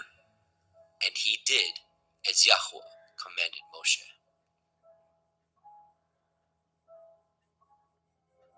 Vayikra, Leviticus chapter 17.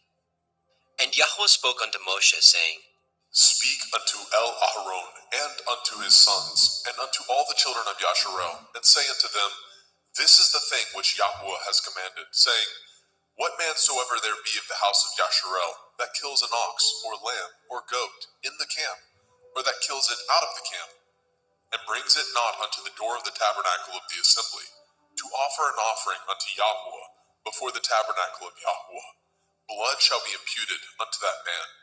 He has shed blood, and that man shall be cut off from among his people. To the end that the children of Yasharel may bring their sacrifices, which they offer in the open field, even that they may bring them unto Yahweh, unto the door of the tabernacle of the assembly, unto the priest, and offer them for peace offerings unto Yahweh. And priests shall sprinkle the blood upon the altar of Yahweh at the door of the tabernacle of the assembly, and burn the fat for a sweet savor unto Yahweh. And they shall no more offer their sacrifices unto devils, after whom they have gone a-whoring. This shall be a statute forever unto them throughout their generations. And ye shall say unto them, Whatsoever man there be of the house of Yasharel, or of the strangers which sojourn among you, that offers a burnt offering or sacrifice, and brings it not unto the door of the tabernacle of the assembly, to offer it unto Yahweh, even that man shall be cut off from among his people. And whatsoever man there be of the house of Yasharel, or of the strangers that sojourn among you, that eats any manner of blood, I will even set my face against that soul that eats the blood, and will cut him off from among his people. For the soul of the flesh is in the blood. He and I have given it to you upon the altar to make an atonement for your souls. For it is the blood of him that makes an atonement in the soul. Therefore I said unto the children of Yasharel, No soul of you shall eat blood, neither shall any stranger that sojourns among you eat blood. And whatsoever man there be of the children of Yasharel, or of the strangers that sojourn among you, which hunts and catches a beast or fowl that may be eaten, he shall even pour out the blood thereof, and cover it with dust. For it is the life of all flesh, the blood of it is for the life thereof. Therefore I said unto the children of Yasharel, Ye shall eat the blood of no manner of flesh, for the life of all flesh is the blood thereof. Whosoever eats it shall be cut off. And every soul that eats that which died of itself, or that which was torn with beasts, whether it be one of your own country or a stranger, he shall both wash his clothes and bathe himself in water, and be unclean until the evening. Then shall he be clean. But if he wash them not, nor bathe his flesh, then he shall bear his iniquity.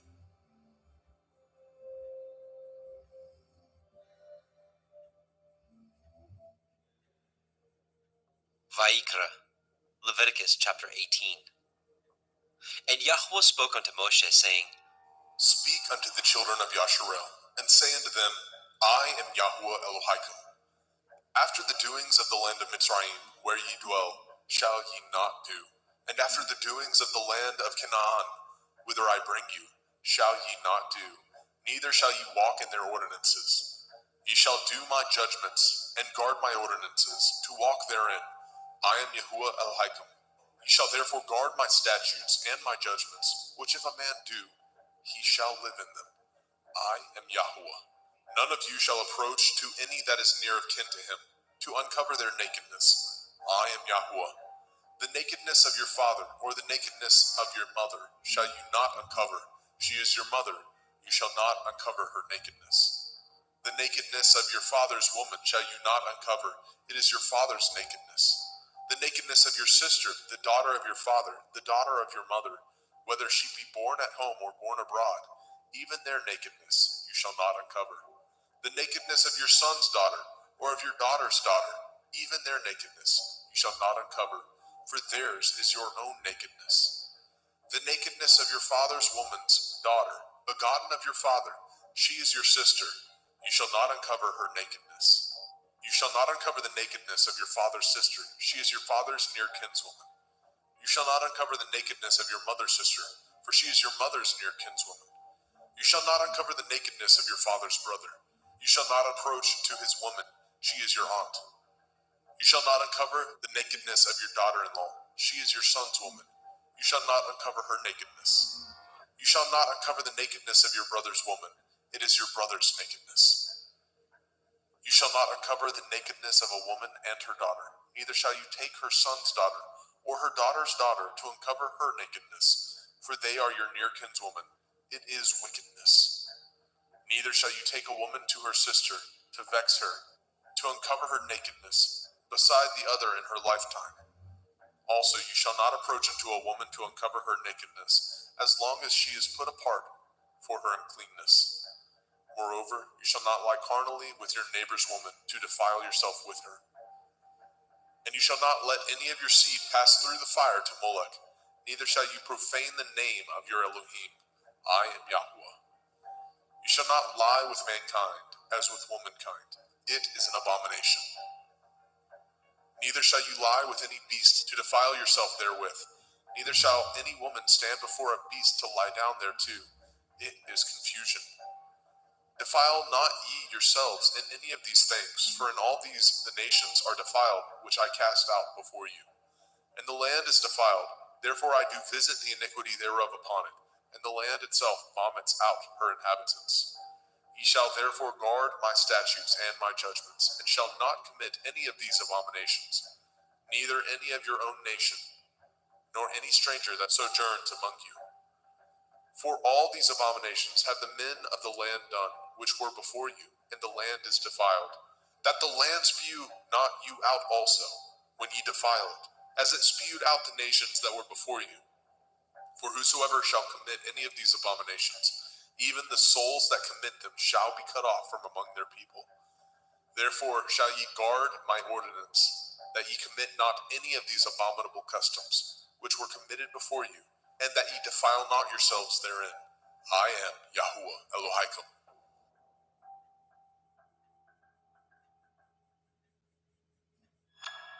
Vaikra, Leviticus chapter 19. And Yahweh spoke unto Moshe, saying, Speak unto all the assembly of the children of Yasharel, and say unto them, Ye shall be holy, for I, Yahuwah Elohim, am holy. Ye shall fear every man his mother and his father, and guard my Shebbathot. I am Yahuwah Elohim. Turn ye not unto idols, nor make to yourselves molten Elohim. I am Yahuwah Elohim. And if ye offer a sacrifice of peace offerings unto Yahuwah, ye shall offer it at your own will. It shall be eaten the same day ye offer it, and on the morrow. And if aught remain unto the third day, it shall be burnt in the fire. And if it be eaten at all on the third day, it is abominable. It shall not be accepted. Therefore everyone that eats it shall bear his iniquity, because he has profaned the hallowed thing of Yahuwah, and that soul shall be cut off from among his people. And when ye reap the harvest of your land, ye shall not wholly reap the corners of your field, neither shall you gather the gleanings of your harvest. And you shall not glean your vineyard, neither shall you gather every grape of your vineyard. You shall leave them for the poor and stranger. I am Yahuwah Elohim. Ye shall not steal, neither deal falsely, neither lie one to another. And ye shall not swear by my name falsely, neither shall you profane the name of your Elohim. I am Yahuwah. You shall not defraud your neighbor, neither rob him. The wages of him that is hired shall not abide with you all night until the morning. You shall not curse the deaf, nor put a stumbling block before the blind, but shall fear your Elohim. I am Yahuwah. Ye shall do no unrighteousness in judgment. You shall not respect the person of the poor, nor honor the person of the mighty, but in righteousness shall you judge your neighbor. You shall not go up and down as a talebearer among your people, neither shall you stand against the blood of your neighbor. I am Yahuwah. You shall not hate your brother in your heart. You shall in any wise rebuke your neighbor, and not suffer sin upon him. You shall not avenge, nor bear any grudge against the children of your people, but you shall love your neighbor as yourself. I am Yahuwah. Ye shall guard my statutes. You shall not let your cattle gender with a diverse kind. You shall not sow your field with mingled seed, neither shall a garment mingled of linen and woolen come upon you. And whosoever lies carnally with a woman that is a bondmaid, betrothed to a man, and not at all redeemed, nor freedom given her, she shall be scourged. They shall not be put to death, because she was not free. And he shall bring his trespass offering unto Yahuwah, unto the door of the tabernacle of the assembly, even a ram for a trespass offering. And the priest shall make an atonement for him with the ram of the trespass offering before Yahuwah, for his sin which he has done, and the sin which he has done shall be forgiven him. And when ye come into the land, and shall have planted all manner of trees for food, then ye shall count the fruit thereof as uncircumcised. 3 years shall it be as uncircumcised unto you. It shall not be eaten of. But in the 4th year all the fruit thereof shall be holy to praise Yahuwah withal. And in the 5th year shall ye eat of the fruit thereof, that it may yield unto you the increase thereof. I am Yahuwah Elohim. Ye shall not eat anything with the blood, neither shall ye use enchantment, nor practice sorcery. You shall not round the corners of your heads, neither shall you mar the corners of your beard. You shall not make any cuttings in your flesh for the dead, nor print any marks upon you. I am Yahuwah. Do not prostitute your daughter, to cause her to be a whore, lest the land fall to whoredom, and the land become full of wickedness. Ye shall guard my Shabbathot, and reverence my sanctuary. I am Yahuwah. Regard not them that have familiar spirits, neither seek after wizards to be defiled by them. I am Yahuwah Elohim. You shall rise up before the gray head, and honor the face of the old man, and fear your Elohim. I am Yahuwah. And if a stranger sojourn with you in your land, ye shall not vex him. But the stranger that dwells with you shall be unto you as one born among you, and you shall love him as yourself. For ye were strangers in the land of Mitzrayim. I am Yahuwah Elohim. Ye shall do no unrighteousness in judgment, in meat yard, in weight, or in measure. Just balances, just weights, a just ephah, and a just hin shall ye have. I am Yahuwah Elohim, which brought you out of the land of Mitzrayim. Therefore shall ye guard all my statutes, and all my judgments, and do them. I am Yahuwah.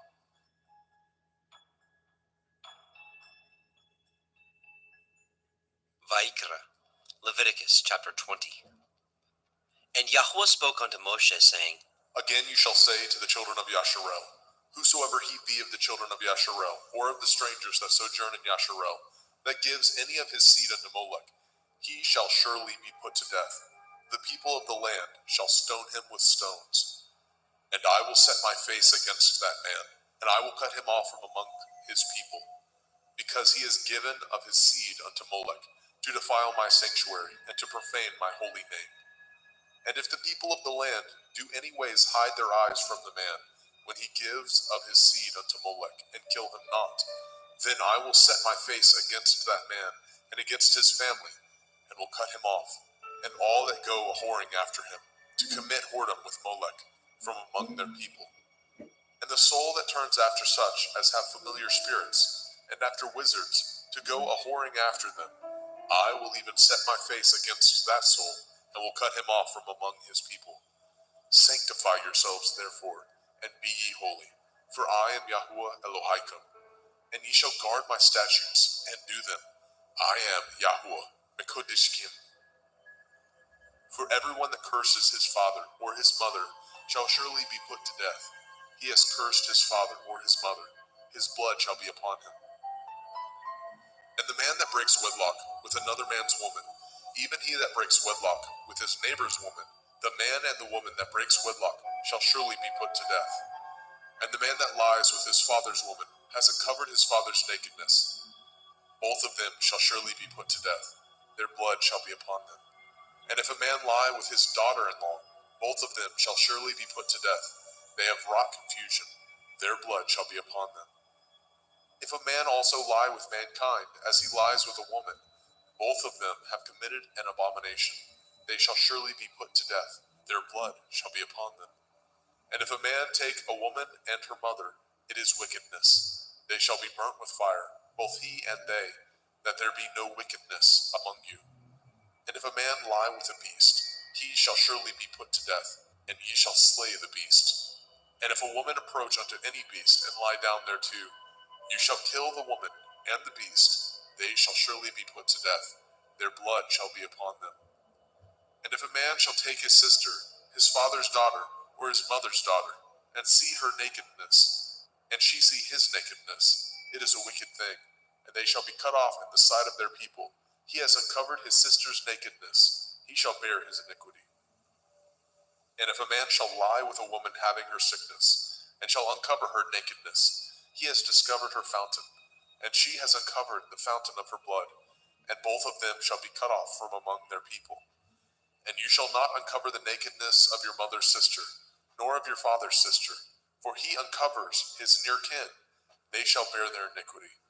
And if a man shall lie with his uncle's woman, he has uncovered his uncle's nakedness. They shall bear their sin. They shall die childless. And if a man shall take his brother's woman, it is an unclean thing. He has uncovered his brother's nakedness. They shall be childless. Ye shall therefore guard all my statutes and all my judgments, and do them, that the land whither I bring you to dwell therein spew you not out. And ye shall not walk in the manner of the nation which I cast out before you, for they committed all these things, and therefore I abhorred them. But I have said unto you, ye shall inherit their land, and I will give unto you to possess it, a land that flows with milk and honey. I am Yahuwah Elohaikum, which have separated you from other people. Ye shall therefore put difference between clean beasts and unclean, and between unclean fowls and clean. And ye shall not make your souls abominable by beast, or by fowl, or by any manner of living thing that creeps on the ground, which I have separated from you as unclean. And ye shall be holy unto me, for I, Yahuwah, am holy, and have severed you from other people, that ye should be mine. A man also, or a woman that has a familiar spirit, or that is a wizard, shall surely be put to death. They shall stone them with stones. Their blood shall be upon them. Vayikra, Leviticus chapter 21. And Yahweh said unto Moshe, Speak unto the priests, the sons of Aharon, and say unto them, There shall none be defiled for the dead among his people, but for his kin that is near unto him, that is, for his mother, and for his father, and for his son, and for his daughter, and for his brother, and for his sister a virgin, that is nigh unto him, which has had no man, for her may he be defiled. But he shall not defile himself, being a chief among his people, to profane himself. They shall not make baldness upon their head, neither shall they shave off the corners of their beard, nor make any cuttings in their flesh. They shall be holy unto their Elohim, and not profane the name of their Elohim. For the offerings of Yahweh made by fire, and the bread of their Elohim they do offer. Therefore they shall be holy. They shall not take a woman that is a whore, or profane, neither shall they take a woman put away from her man, for he is holy unto his Elohim. You shall sanctify him therefore, for he offers the bread of your Elohim. He shall be holy unto you, for I, Yahweh, which sanctify you, am holy. And the daughter of any priest, if she profane herself by playing the whore, she profanes her father, she shall be burnt with fire.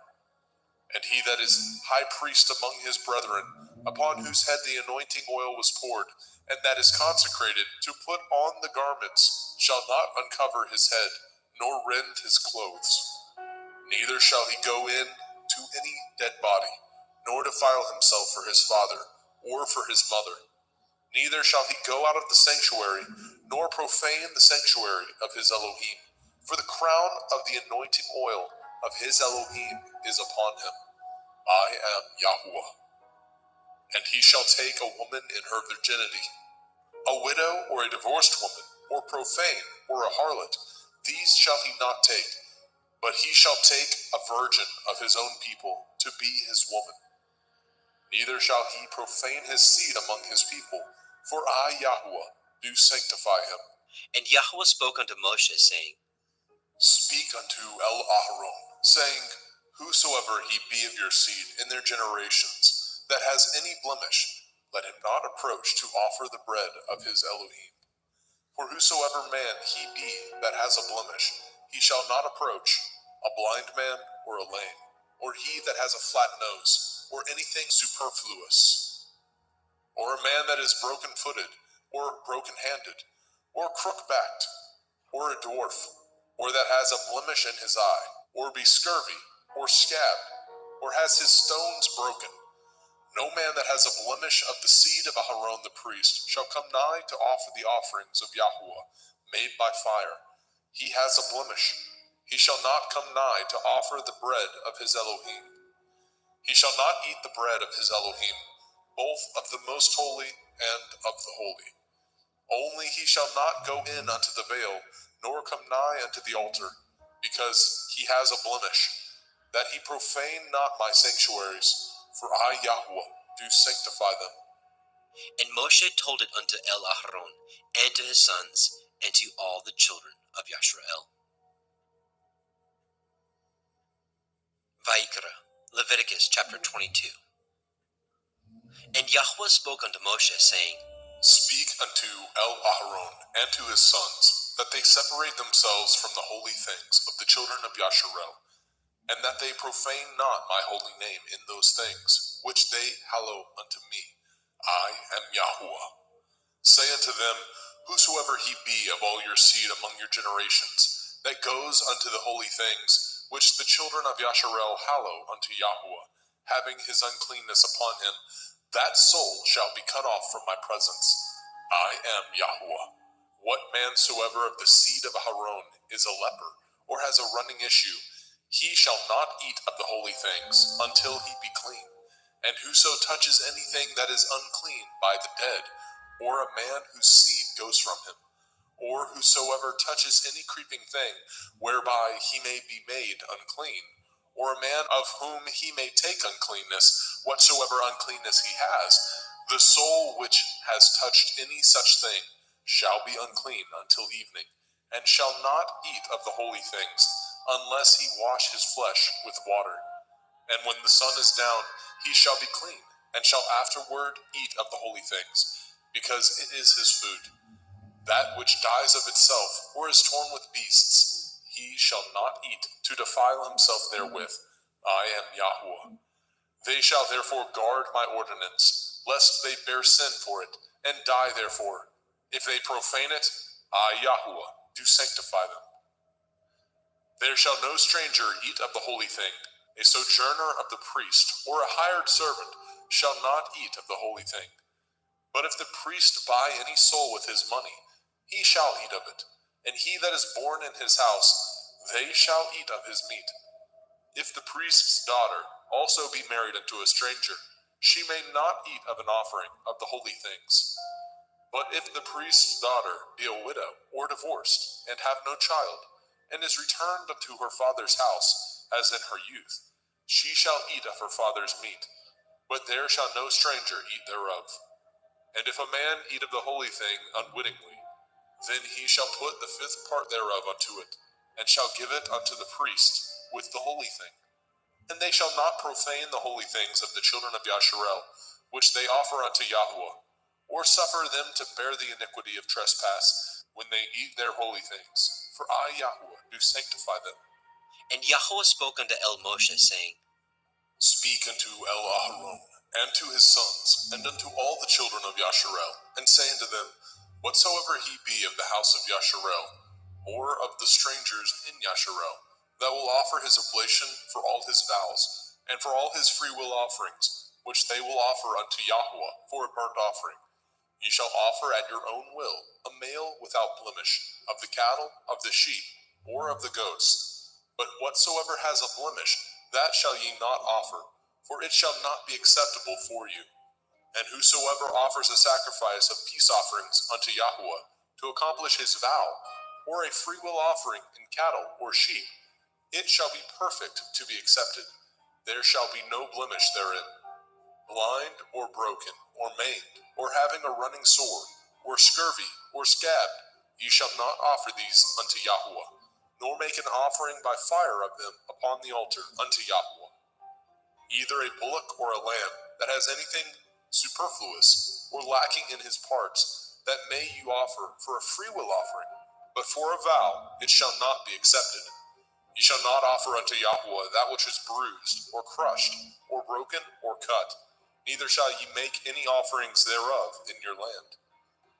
Neither from a stranger's hand shall ye offer the bread of your Elohim, of any of these, because their corruption is in them, and blemishes be in them. They shall not be accepted for you. And Yahweh spoke unto Moshe, saying, When a bullock or a sheep or a goat is brought forth, then it shall be 7 days under the dam, and from the 8th day and thenceforth it shall be accepted for an offering made by fire unto Yahweh. And whether it be cow or ewe, ye shall not kill it, and her young, both in 1 day. And when ye offer a sacrifice of thanksgiving unto Yahweh, offer it at your own will. On the same day it shall be eaten up. Ye shall leave none of it until the morrow. I am Yahweh. Therefore shall ye guard my commandments, and do them. I am Yahweh.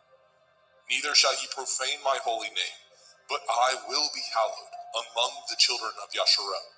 I am Yahweh, which hallow you, that brought you out of the land of Mizraim, to be your Elohim.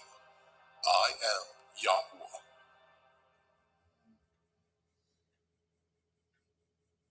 Vayikra, Leviticus chapter 23. And Yahweh spoke unto Moshe, saying, Speak unto the children of Yasharel, and say unto them concerning the feasts of Yahweh, which ye shall proclaim to be holy assemblies. Even these are my feasts. 6 days shall work be done, but the 7th day is the Sabbath of rest, a holy assembly. Ye shall do no work therein. It is the Sabbath of Yahweh in all your dwellings. These are the feasts of Yahweh, even holy assemblies, which ye shall proclaim in their appointed times. In the 14th day of the 1st month, at evening, is Yahweh's Pesach. And on the 15th day of the same month is the feast of Matzah unto Yahweh. 7 days ye must eat matzah, unleavened bread. In the 1st day ye shall have a holy assembly. Ye shall do no servile work therein. But ye shall offer an offering made by fire unto Yahweh 7 days. In the 7th day is a holy assembly. Ye shall do no servile work therein. And Yahweh spoke unto Moshe, saying, Speak unto the children of Yasharel, and say unto them, When ye are come into the land which I give unto you, and shall reap the harvest thereof, then ye shall bring a sheaf of the first fruits of your harvest unto the priest. And he shall wave the sheaf before Yahweh, to be accepted for you. On the morrow after the Sabbath, the priest shall wave it. And ye shall offer that day when ye wave the sheaf a he-lamb without blemish of the first year for a burnt offering unto Yahuwah. And the meat offering thereof shall be 2/10 deals of fine flour mingled with oil, an offering made by fire unto Yahuwah for a sweet savor. And the drink offering thereof shall be of wine, the 4th part of a hin. And ye shall eat neither bread nor parched grain, nor green ears, until the selfsame day that ye have brought an offering unto your Elohim. It shall be a statute forever throughout your generations in all your dwellings. And ye shall count unto you from the morrow after the Sabbath, from the day that ye brought the sheaf of the wave offering, 7 Shavuot. Sabbaths shall be complete. Even unto the morrow after the 7th Sabbath shall ye number 50 days, and ye shall offer a new meat offering unto Yahuwah. Ye shall bring out of your habitations 2 wave loaves of 2/10 deals. They shall be of fine flour. They shall be baken with leaven. They are the first fruits unto Yahuwah. And ye shall offer with the bread 7 lambs, without blemish of the first year, and 1 bullock, and 2 rams. They shall be for a burnt offering unto Yahuwah, with their meat offering, and their drink offerings, even an offering made by fire of sweet savor unto Yahuwah.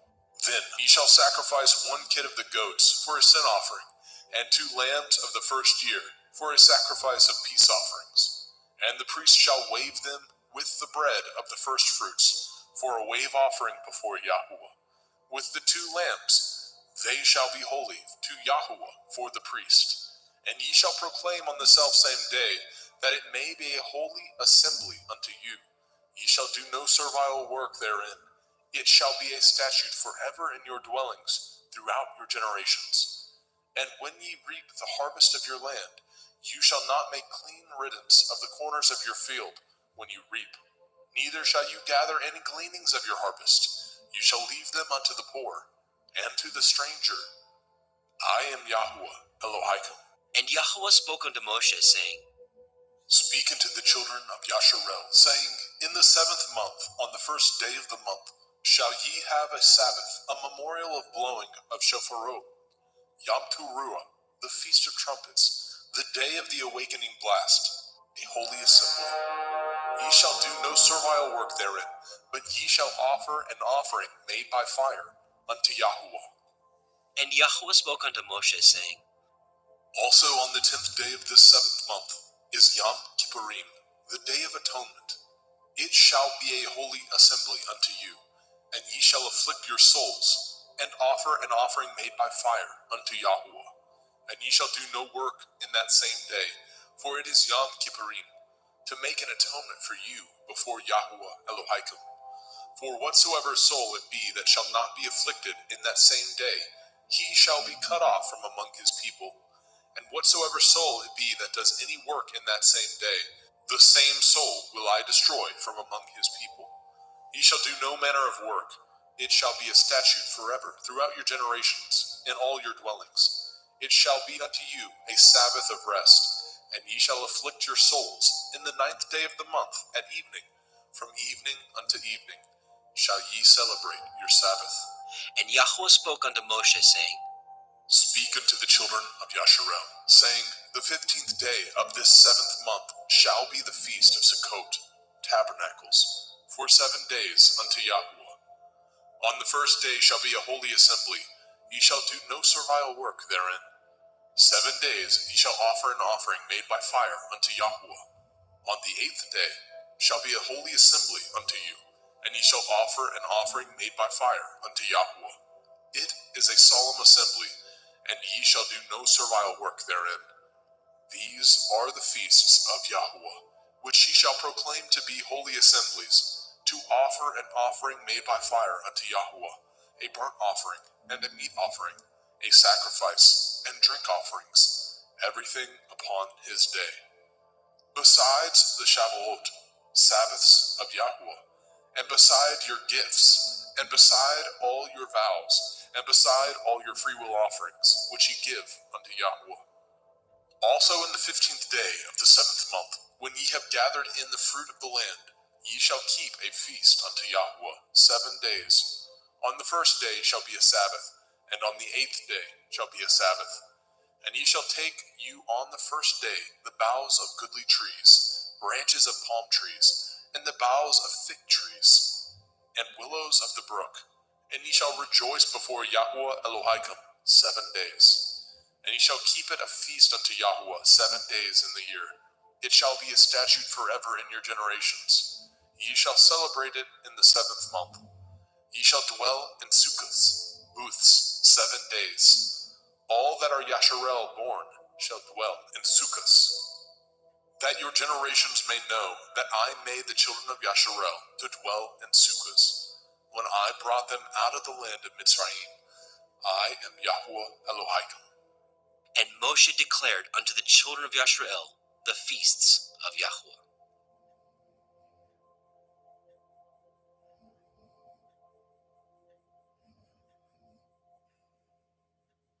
Vaikra, Leviticus chapter 24. And Yahweh spoke unto Moshe, saying, Command the children of Yasharel that they bring unto you pure olive oil, beaten for the light, to cause the lamps to burn continually, without the veil of the testimony. In the tabernacle of the assembly shall Aharon order it from the evening unto the morning before Yahweh continually. It shall be a statute forever in your generations. He shall order the lamps upon the pure menorah, 7-branched candlestick, before Yahweh continually. And you shall take fine flour, and bake 12 cakes thereof. 2/10 deals shall be in 1 cake. And you shall set them in 2 rows, 6 on a row, upon the pure table before Yahweh. And you shall put pure frankincense upon each row, that it may be on the bread for a memorial, even a memorial made by fire unto Yahweh.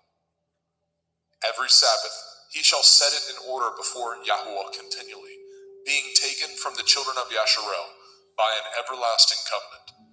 And it shall be Aharon and his sons, and they shall eat it in the holy place, for it is most holy unto him of the offerings of Yahweh made by fire, by a perpetual statute. And the son of a Yashareliteth woman, whose father was a Mitzri, went out among the children of Yasharel. And this son of the Yashareliteth woman and a man of Yasharel strove together in the camp. And the Yashareliteth woman's son blasphemed the name of Yahweh, and cursed. And they brought him unto Moshe, and his mother's name was Shelomith, the daughter of Divri, of the tribe of Dan. And they put him in ward, that the mind of Yahweh might be showed them. And Yahweh spoke unto Moshe, saying, Bring forth him that has cursed without the camp, and let all that heard him lay their hands upon his head, and let all the assembly stone him. And you shall speak unto the children of Yasharel, saying, Whosoever curses his Elohim shall bear his sin. And he that blasphemes the name of Yahweh, he shall surely be put to death. And all the assembly shall certainly stone him, as well the stranger, as he that is born in the land, when he blasphemes the name of Yahweh, shall be put to death. And he that kills any man shall surely be put to death. And he that kills a beast shall make it good, beast for beast. And if a man cause a blemish in his neighbor, as he has done, so shall it be done to him. Breach for breach, eye for eye, tooth for tooth.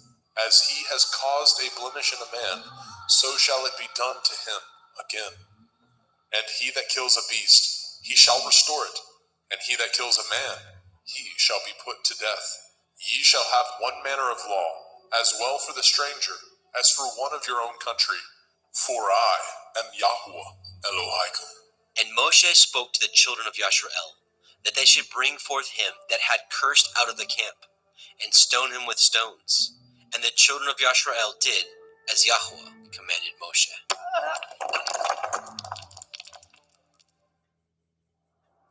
Vaikra, Leviticus chapter 25. And Yahweh spoke unto Moshe in Mount Sinai, saying, Speak unto the children of Yasharel, and say unto them, When ye come into the land which I give you, then shall the land keep a Sabbath unto Yahweh.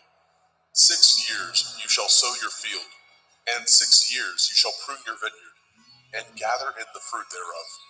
But in the 7th year shall be a Sabbath of rest unto the land, a Sabbath for Yahuwah. You shall neither sow your field, nor prune your vineyard. That which grows of its own accord of your harvest you shall not reap, neither gather the grapes of your vine undressed, for it is a year of rest unto the land. And the Sabbath of the land shall be food for you and for your servant, and for your maid, and for your hired servant, and for your stranger that sojourns with you, and for your cattle, and for the beasts that are in your land, shall all the increase thereof be meat. And you shall number 7 Shabbathot, Sabbaths of years unto you, 7 times 7 years, and the space of the 7 Shabbathot of years shall be unto you 49 years. Then shall you cause the shofar of the Jubilee to sound on the 10th day of the 7th month, in Yom Kippurim, the day of atonement. Shall ye make the shofar sound throughout all your land. And ye shall hallow the 50th year, and proclaim liberty throughout all the land unto all the inhabitants thereof. It shall be a jubilee unto you, and ye shall return every man unto his possession, and ye shall return every man unto his family. A jubilee shall that 50th year be unto you. Ye shall not sow, neither reap that which grows of itself in it, nor gather the grapes in it of your vine undressed. For it is the Jubilee, it shall be holy unto you. Ye shall eat the increase thereof out of the field. In the year of this Jubilee, ye shall return every man unto his possession. And if ye sell aught unto your neighbor, or buy aught of your neighbor's hand, ye shall not oppress one another. According to the number of years after the Jubilee, you shall buy of your neighbor, and according unto the number of years of the fruits, he shall sell unto you. According to the multitude of years, you shall increase the price thereof, and according to the fewness of years, you shall diminish the price of it. For according to the number of the years of the fruits, he sells unto you. Ye shall not therefore oppress one another, but you shall fear your Elohim, for I am Yahuwah Elohaikum.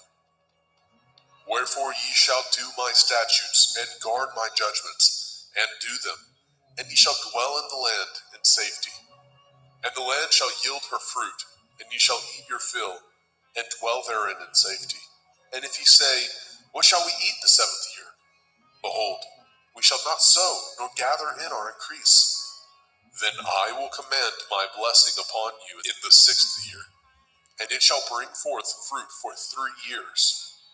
And ye shall sow the 8th year, and eat yet of old fruit until the 9th year. Until her fruits come in, ye shall eat of the old store. The land shall not be sold forever, for the land is mine, and ye are strangers and sojourners with me. And in all the land of your possession ye shall grant a redemption for the land. If your brother be waxen poor, and has sold away some of his possession, and if any of his kin come to redeem it, then shall he redeem that which his brother sold.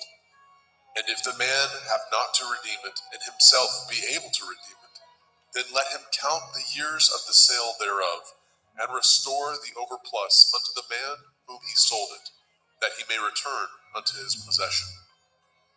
But if he be not able to restore it to him, then that which is sold shall remain in the hand of him that has bought it until the year of Jubilee. And in the Jubilee it shall go out, and he shall return unto his possession.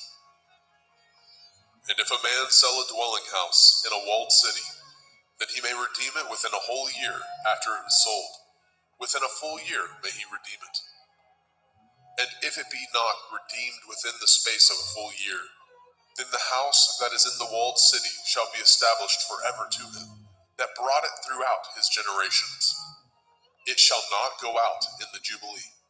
But the houses of the villages which have no wall round about them shall be counted as the fields of the country. They may be redeemed, and they shall go out in the Jubilee. Notwithstanding, the cities of the Leviim, of the houses of the cities of their possession, may the Leviim redeem at any time. And if a man purchases of the Leviim, Then the house that was sold, and the city of his possession, shall go out in the year of Jubilee. For the houses of the cities of the Leviim are their possession, among the children of Yasharel. But the field of the suburbs of their cities may not be sold, for it is their perpetual possession. And if your brother be waxen poor, and fallen in decay with you, then you shall relieve him, yea, though he be a stranger or a sojourner, that he may live with you. Take no usury of him, or increase, but fear your Elohim, that your brother may live with you. You shall not give him your money upon usury, nor lend him your victuals for increase. I am Yahuwah Elohaikum, which brought you forth out of the land of Mitzrayim, to give you the land of Canaan, and to be your Elohim. And if your brother that dwells by you be waxen poor, and be sold unto you, you shall not compel him to serve as a bondservant, but as a hired servant, and as a sojourner. He shall be with you, and shall serve you unto the year of Jubilee. And then shall he depart from you, both he and his children with him, and shall return unto his own family, and unto the possession of his fathers shall he return. For they are my servants, which I brought forth out of the land of Mitzrayim. They shall not be sold as bondmen. You shall not rule over him with rigor, but shall fear your Elohim. Both your bondmen and your bondmaids, which you shall have, shall be of the heathen that are round about you. Of them shall ye buy bondmen and bondmaids. Moreover, of the children of the strangers that do sojourn among you, of them shall ye buy, and of their families that are with you, which they begat in your land, and they shall be your possession. And ye shall take them as an inheritance for your children after you, to inherit them for a possession. They shall be your bondmen forever. But over your brethren, the children of Yasharel, you shall not rule one over another with rigor. And if a sojourner or a stranger wax rich by you, and your brother that dwells by him wax poor, and sell himself unto the stranger or sojourner by you, or to the stock of the stranger's family, after that he is sold, he may be redeemed again. One of his brethren may redeem him. Either his uncle or his uncle's son may redeem him, or any that is nigh of kin unto him of his family may redeem him, or if he be able, he may redeem himself. And he shall reckon with him that bought him from the year that he was sold unto him, unto the year of Jubilee. And the price of his sale shall be according to the number of years, according to the time of a hired servant shall it be with him. If there be yet many years behind, according unto them he shall give again the price of his redemption, out of the money that he was bought for. And if there remain but few years unto the year of Jubilee, then he shall count with him, and according unto his years shall he give him again the price of his redemption. And as a yearly hired servant shall be with him, and the other shall not rule with rigor over him in your sight. And if he be not redeemed in these years, then he shall go out in the year of Jubilee, both he and his children with him. For unto me the children of Yasharel are servants. They are my servants, whom I brought forth out of the land of Mitzrayim. I am Yahuwah Elohaikum. Vaikra, Leviticus chapter 26. Ye shall make you no idols, nor graven image, neither rear you up a standing image, neither shall ye set up any image of stone in your land, to bow down unto it, for I am Yahuwah Elohaikum. Ye shall guard my Sabbaths, and reverence my sanctuary. I am Yahuwah. If ye walk in my statutes, and guard my commandments, and do them, then I will give you rain in due season, and the land shall yield her increase, and the trees of the field shall yield their fruit. And your threshing shall reach unto the vintage, and the vintage shall reach unto the sowing time. And ye shall eat your bread to the full, and dwell in your land safely. And I will give peace in the land, lying down with nothing to fear, and the Sabbath of life, though evil be part of the land. There is no sword to bring in the land. And ye shall chase your enemies, and they shall fall before you by the sword. And 5 of you shall chase 100, and 100 of you shall put 10,000 to flight. And your enemies shall fall before you by the sword. For I will have respect unto you, and make you fruitful, and multiply you, and establish my covenant with you. And ye shall eat old store, and bring forth the old because of the new. And I will set my tabernacle among you, and my soul shall not abhor you. And I will walk among you, and will be your Elohim, and ye shall be my people. I am Yahuwah Elohim, which brought you forth out of the land of Mitzrayim, that ye should not be their bondmen. And I have broken the bands of your yoke, and made you go upright. But if ye will not hearken unto me, and will not do all these commandments, and if ye shall despise my statutes, or if your soul abhor my judgments, so that ye will not do all my commandments, but that ye break my covenant, I also will do this unto you. I will even appoint over you terror, consumption, and the burning on, that shall consume the eyes, and cause sorrow of heart, and ye shall sow your seed in vain, for your enemies shall eat it. And I will set my face against you, and ye shall be slain before your enemies. They that hate you shall reign over you, and ye shall flee when none pursues you. And if ye will not yet for all this hearken unto me, then I will punish you 7 times more for your sins. And I will break the pride of your power, and I will make your heaven as iron, and your earth as brass. And your strength shall be spent in vain, for your land shall not yield her increase, neither shall the trees of the land yield their fruits. And if ye walk contrary unto me, and will not hearken unto me, I will bring 7 times more plagues upon you according to your sins. I will also send wild beasts among you, which shall rob you of your children, and destroy your cattle, and make you few in number, and your highways shall be desolate. And if ye will not be reformed by me by these things, but will walk contrary unto me, then will I walk contrary unto you, and will punish you yet 7 times for your sins. And I will bring a sword upon you, that shall avenge the quarrel of my covenant. And when ye are gathered together within your cities, I will send the pestilence among you, and ye shall be delivered into the hand of the enemy. And when I have broken the staff of your bread, 10 women shall bake your bread in one oven, and they shall deliver you your bread again by weight, and ye shall eat, and not be satisfied. And if ye will not for all this hearken unto me, but walk contrary unto me, then I will walk contrary unto you also in fury, and I, even I, will chastise you 7 times for your sins. And ye shall eat the flesh of your sons, and the flesh of your daughters shall ye eat. And I will destroy your high places, and cut down your images, and cast your carcasses upon the carcasses of your idols, and my soul shall abhor you. And I will make your cities waste, and bring your sanctuaries unto desolation. And I will not smell the savor of your sweet odors. And I will bring the land unto desolation, and your enemies which dwell therein shall be astonished at it. And I will scatter you among the heathen, and will draw out my sword after you. And your land shall be desolate, and your cities waste. Then shall the land enjoy her Shabbathot, as long as it lies desolate, and ye be in your enemy's land. Even then shall the land rest, and enjoy her Shabbathot. As long as it lies desolate, it shall rest, because it did not rest in your Shabbathot, when ye dwelt upon it.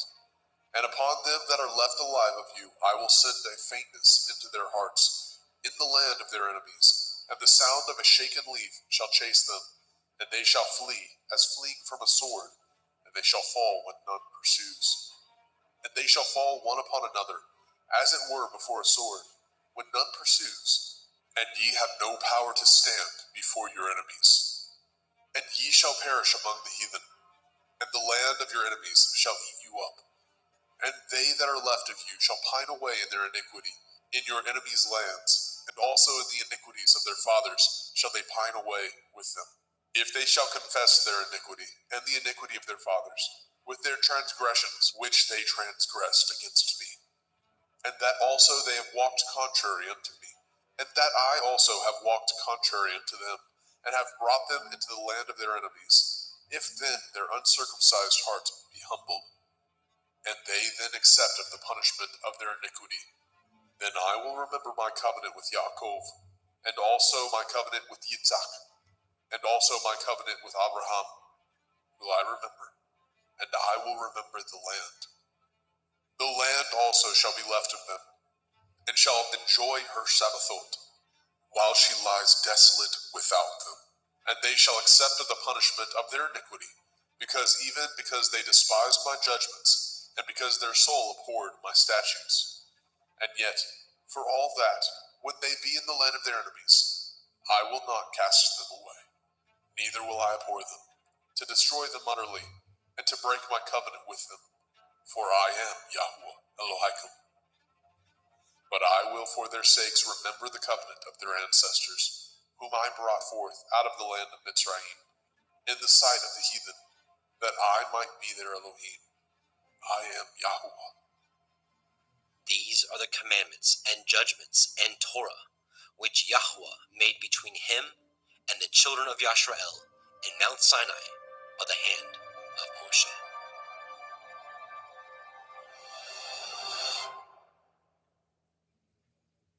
Vayikra, Leviticus chapter 27. And Yahweh spoke unto Moshe, saying, Speak unto the children of Yisrael, and say unto them, when a man shall make a singular vow, the persons shall be for Yahuwah by your estimation. And your estimation shall be of the male from 20 years old, even unto 60 years old. Even your estimation shall be 50 shekels of silver, after the shekel of the sanctuary. And if it be a female, then your estimation shall be 30 shekels. And if it be from 5 years old, even unto 20 years old, then your estimation shall be of the male 20 shekels, and for the female 10 shekels. And if it be from a month old, even unto 5 years old, then your estimation shall be of the male 5 shekels of silver, and for the female your estimation shall be 3 shekels of silver. And if it be from 60 years old and above, if it be a male, then your estimation shall be 15 shekels, and for the female 10 shekels. But if he be poorer than your estimation, then he shall present himself before the priest, and the priest shall value him according to his ability. That vow shall the priest value him. And if it be a beast, whereof men bring an offering unto Yahuwah, all that any man gives of such unto Yahuwah shall be holy. He shall not alter it, nor change it, a good for a bad, or a bad for a good. And if he shall at all change beast for beast, then it and the exchange thereof shall be holy. And if it be any unclean beast, of which they do not offer a sacrifice unto Yahuwah, then he shall present the beast before the priest. And the priest shall value it, whether it be good or bad, as you value it.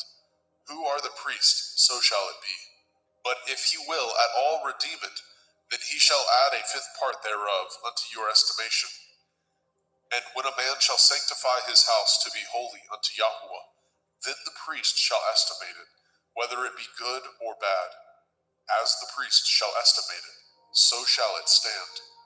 And if he that sanctified it will redeem his house, then he shall add the 5th part of the money of your estimation unto it, and it shall be his. And if a man shall sanctify unto Yahuwah some part of a field of his possession, then your estimation shall be according to the seed thereof.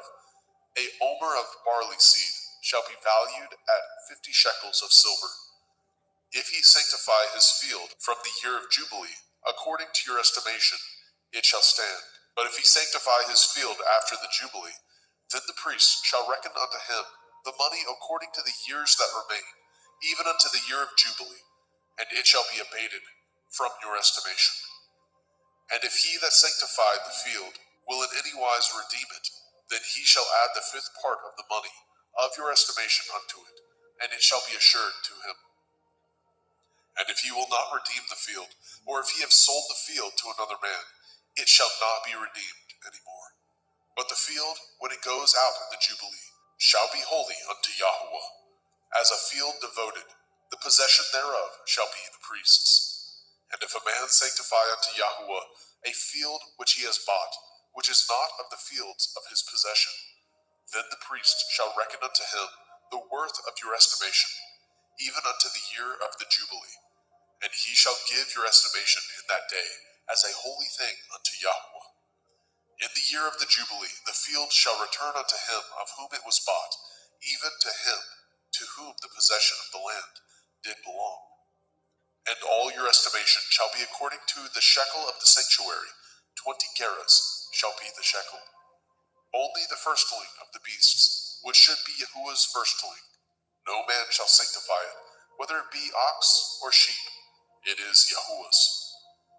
And if it be of an unclean beast, and he shall redeem it according to your estimation, and shall add a fifth part of it thereto, or if it be not redeemed, then it shall be sold according to your estimation.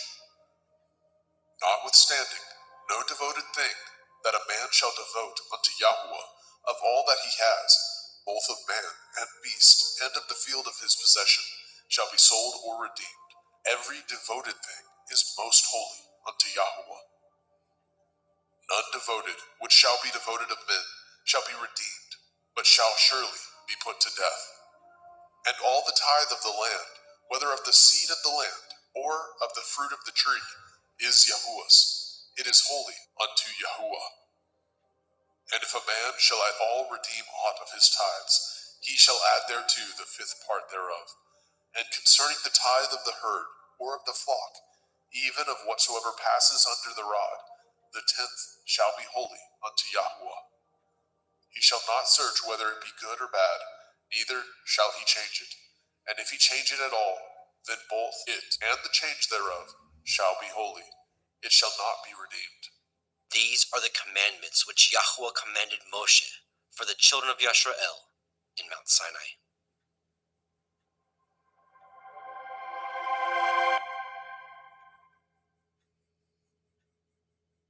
To Justin's and a Jeremy. So I'm going to do a screen share and we will get started.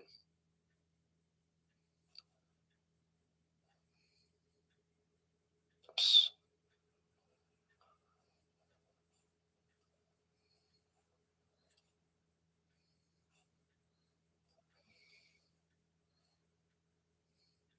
Okay. Genesis. Bereshit. Genesis 1:1. In the beginning, Elohim created the heavens and the earth was without form and void, and darkness was upon the face of the deep, and the Ruach Elohim moved upon the face of the waters. And Elohim said, "Let there be light," and there was light. And Elohim saw the light, that it was good, and Elohim divided the light from the darkness. And Elohim called the light day, and the darkness he called night, and the evening and the morning were the first day. And Elohim said, "Let there be a firmament in the midst of the waters, and let it divide the waters from the waters." And Elohim made the firmament, and divided the waters which were under the firmament from the waters which were above the firmament. And it was so. And Elohim called the firmament heaven, and the evening and the morning were the second day. And Elohim said, "Let the waters under the heavens be gathered together into one place, and let the dry land appear." And it was so. And Elohim called the dry land earth, and gathering together of the waters called he seas. And Elohim saw that it was good. And Elohim said, "Let the earth bring forth grass, the herb yielding seed, and the fruit tree yielding fruit after his kind, whose seed is in itself upon the earth." And it was so. And the earth brought forth grass, and herb yielding seed after his kind, and the tree yielding fruit, whose seed was in itself after his kind. And Elohim saw that it was good. And the evening and the morning were the third day. And Elohim said, "Let there be lights in the firmament of the heavens to divide the day from the night, and let them be for signs, and for appointed feasts, and for days and years. And let them be for lights in the firmament of the heavens to give light upon the earth." And it was so. And Elohim made two great lights, the greater light to rule the day, and the lesser light to rule the night. He made the stars also. And Elohim set them in the firmament of the heavens to give light upon the earth, and to rule over the day and over the night, and to divide the light from the darkness. And Elohim saw that it was good. And the evening and the morning were the fourth day. And Elohim said, Let the waters bring forth abundantly the moving creature that has life, and the fowl that may fly above the earth in the open firmament of heaven. And Elohim created great sea monsters, and every living creature that moves, which the waters brought forth abundantly after their kind, and every winged fowl after his kind. And Elohim saw that it was good. And Elohim blessed them, saying, Be fruitful and multiply, and fill the waters in the seas, and let fowl multiply in the earth. And the evening and the morning were the fifth day. And Elohim said, Let the earth bring forth the living creature after his kind, cattle, and creeping thing, and beast of the earth after his kind. And it was so. And Elohim made the beast of the earth after his kind, and cattle after their kind, and everything that creeps upon the earth after his kind. And Elohim saw that it was good. And Elohim said, Let us make man in our image, after our likeness, and let them have dominion over the fish of the sea, and over the fowl of the air, and over the cattle, and over all the earth, and over every creeping thing that creeps upon the earth. So Elohim created man in his own image. In the image of Elohim created he him. Male and female created he them. And Elohim blessed them. And Elohim said unto them, Be fruitful, and multiply, and replenish the earth, and subdue it, and have dominion over the fish of the sea, and over the fowl of the air, and over every living thing that moves upon the earth. And Elohim said, Behold, I have given you every herb bearing seed which is upon the face of all the earth, and every tree which is in the fruit of a tree yielding seed. To you it shall be for food. And to every beast of the earth, and to every fowl of the air, and to everything that creeps upon the earth wherein there is life, I have given every green herb for food. And it was so. And Elohim saw everything that he had made, and behold, it was very good. And the evening and the morning were the sixth day. Genesis 2. Thus the heavens and the earth were finished, and all the host of them.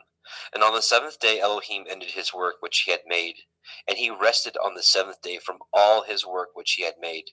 And Elohim blessed the seventh day, and sanctified it, because in it he had rested from all his work which Elohim created and made. These are the generations of the heavens and the earth when they were created, in the day that Yahweh Elohim made the earth and the heavens. And every plant of the field before it was in the earth, and every herb of the field before it grew. For Yahweh Elohim had not caused it to rain upon the earth, and there was not a man to till the ground. But there went up a mist from the earth, and watered the whole face of the ground. And Yahweh Elohim formed the man of the dust of the ground, and breathed into his nostrils the breath of life, and man became a living soul. And Yahweh Elohim planted a garden eastward in Eden, and there he put the man whom he had formed. And out of the ground made Yahweh Elohim to grow every tree that is pleasant to the sight and good for food, the tree of life also in the midst of the garden, and the tree of knowledge of good and evil. And a river went out of Eden to water the garden, and from thence it was parted and became into four heads. The name of the first is Pishon, that is, which compasses the whole land of Havilah, where there is gold. And the gold of that land is good, and there is Delim and the onyx stone. And the name of the second river is Gihon, the same it is that compasseth the whole land of Cush. And the name of the third river is Hiddekel, that is, which goes toward the east of Ashur. And the fourth river is Perath. And Yahweh Elohim took the man and put him into the garden of Eden to dress it and to guard it. And Yahweh Elohim commanded man, saying, Of every tree of the garden you may freely eat, but of the tree of the knowledge of good and evil you shall not eat of it. From the day that you eat thereof, you shall surely die. Yahweh Elohim said, It is not good that the man should be alone. I will make him a helpmeet for him. And out of the ground Yahweh Elohim formed every beast of the field, and every fowl of the air, and brought them unto the man to see what he would call them. And whatsoever the man called every living creature, that was the name thereof. And the man gave names to all cattle, and to the fowl of the air, and to every beast of the field. But for the man there is not found a helpmeet for him. And Yahweh Elohim caused a deep sleep to fall upon the man, and he slept. And he took one of his ribs, and closed up the flesh instead thereof. And the rib which Yahweh Elohim had taken from man made he a woman, and brought her unto the man. And the man said, This is now bone of my bones, and flesh of my flesh. She shall be called woman, because she was taken out of man. Therefore shall a man leave his father and his mother, and shall cleave unto his woman, and they shall be one flesh. And they were both naked, and the man and his woman were not ashamed. Genesis 3. Now the serpent was more subtle than any beast of the field which Yahweh Elohim had made. And he said unto the woman, Yea, as Elohim said, Ye shall not eat of every tree of the garden. And the woman said unto the serpent, We may eat of the fruit of the trees of the garden, but of the fruit of the tree which is in the midst of the garden, Elohim has said, Ye shall not eat of it, neither shall ye touch it, lest ye die. And the serpent said unto the woman, Ye shall not surely die. For Elohim knows that in the day that you eat thereof, then your eyes shall be opened, and you shall be as Elohim, knowing good and evil. And when the woman saw that the tree was good for food, and that it was pleasant to the eyes, and a tree to be desired to make one wise, she took of the fruit thereof, and did eat, and gave also unto her man with her, and he did eat. And the eyes of them were both were opened, and they knew that they were naked, and they sewed fig leaves together, and made themselves aprons. And they heard the voice of Yahweh Elohim walking in the garden of the cool of the day, and the man and his woman hid themselves from the presence of Yahweh Elohim amongst the trees of the garden. And Yahweh Elohim called unto Adam and said unto him, Where are you? And he said, I heard your voice in the garden, and I was afraid because I was naked, and I hid myself. And he said, Who told you that you were naked? Have you eaten of the tree whereof I commanded you that you should not eat? And the man said, The woman who you gave to be with me, she gave me of the tree, and I did eat. And Yahweh Elohim said unto the woman, What is this that you have done? And the woman said, The serpent beguiled me, and I did eat. And Yahweh Elohim said unto the serpent, Because you have done this, you are cursed above all cattle, and above every beast of the field, and upon your belly shall you go, and dust shall you eat all the days of your life. And I will put enmity between you and the woman, and between your seed and her seed. It shall bruise your head, and you shall bruise his heel. Unto the woman he said, I will greatly multiply your sorrow and your conception. In sorrow shall you bring forth children, and your desire shall be to your man, and he shall rule over you. But unto Adam he said, Because you have hearkened unto the voice of your woman, and have eaten of the tree which of I commanded you, saying, Ye shall not eat of it, cursed is the ground for your sake. In sorrow shall you eat of it all the days of your life. Thorns also and thistles shall it bring forth to you, and ye shall eat the herb of the field. And the sweat of your face shall you eat bread, till you return unto the ground. For out of it you were taken, for dust you are, and unto dust shall you return. And Adam called his woman's name Hua, because she was the mother of all living. And unto Adam also and to his woman did Yahweh Elohim make coats of skins, and clothe them. And Yahweh Elohim said, Behold, the man is become as one of us, to know good and evil. And now, lest he put forth his hand, and take also of the tree of life, and eat, and live forever. Therefore Yahweh Elohim sent him forth from the Garden of Eden to till the ground from whence he was taken. So he drove out the man, and he placed at the east of the Garden of Eden cherubim, and a flaming sword with which turned every way to guard the way of the tree of life.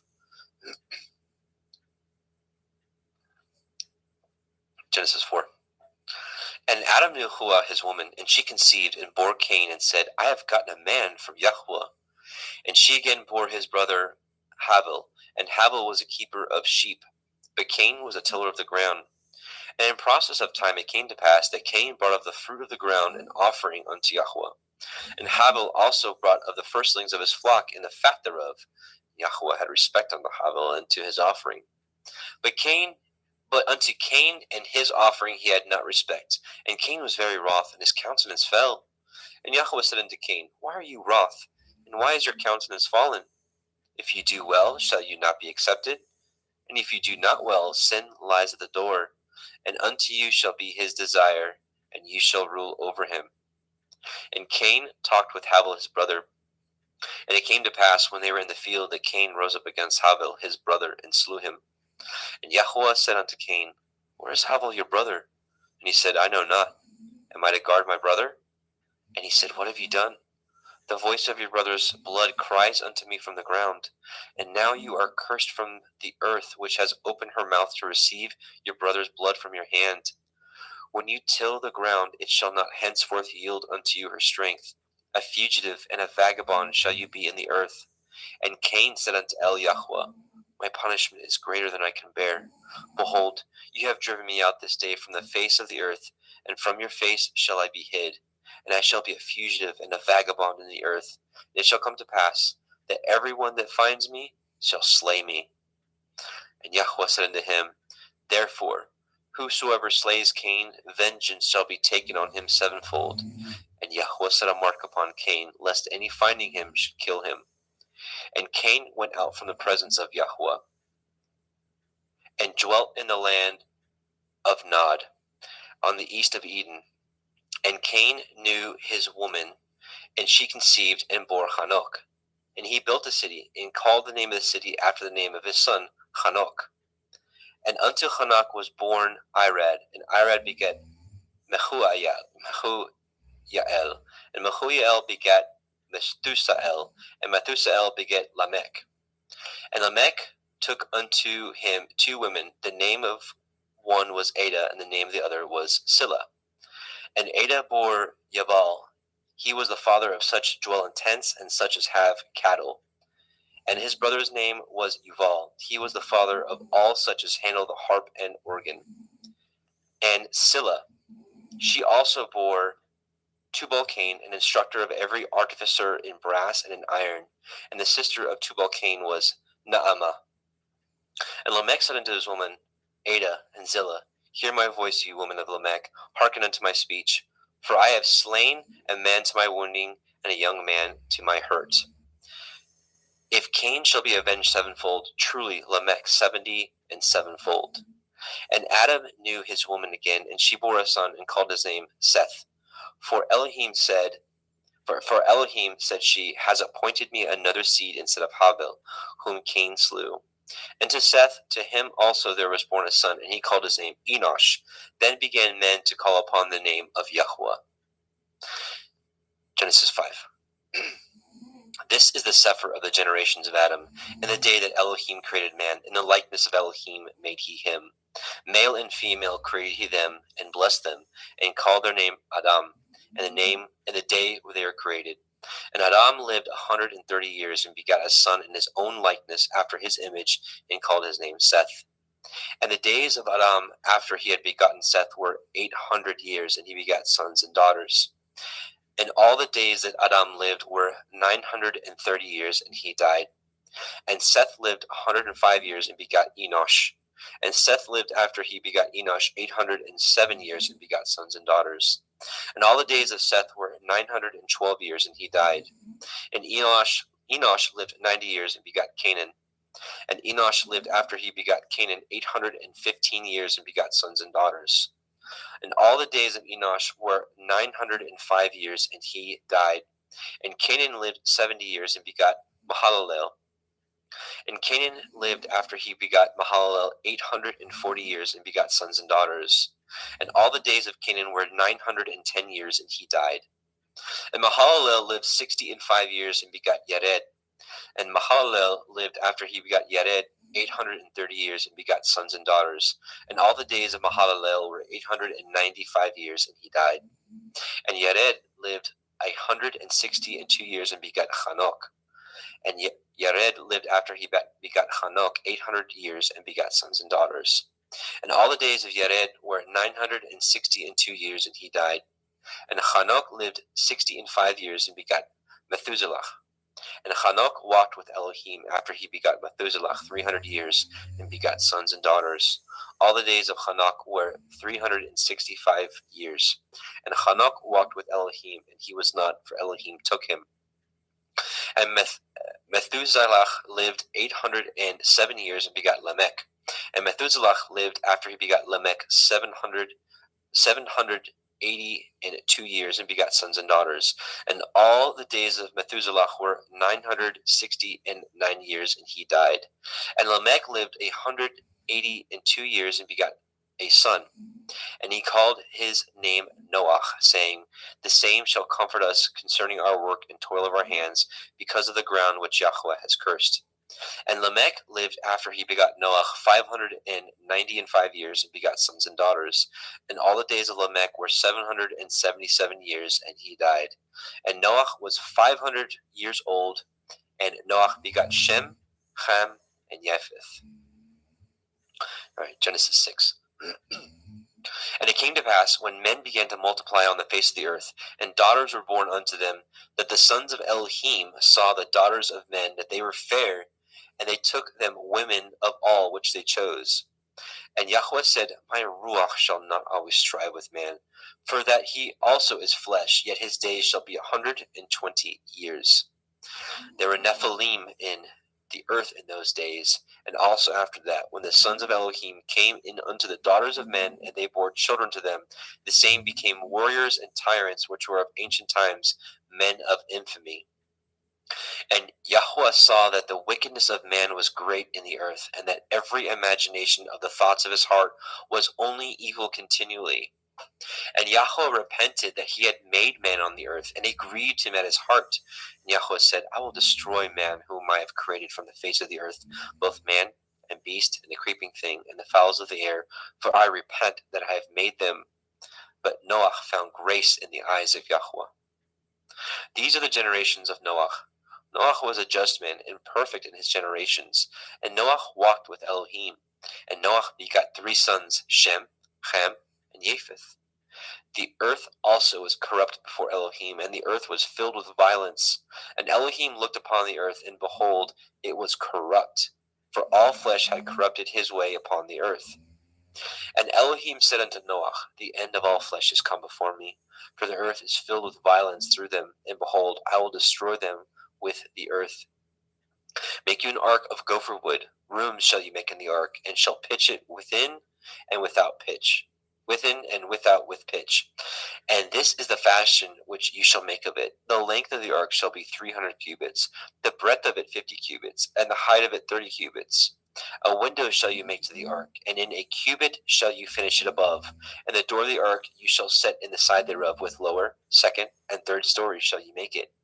And behold, I, even I, do bring a flood of waters upon the earth, to destroy all flesh, wherein is the breath of life, from under heaven, and everything that is in the earth shall die.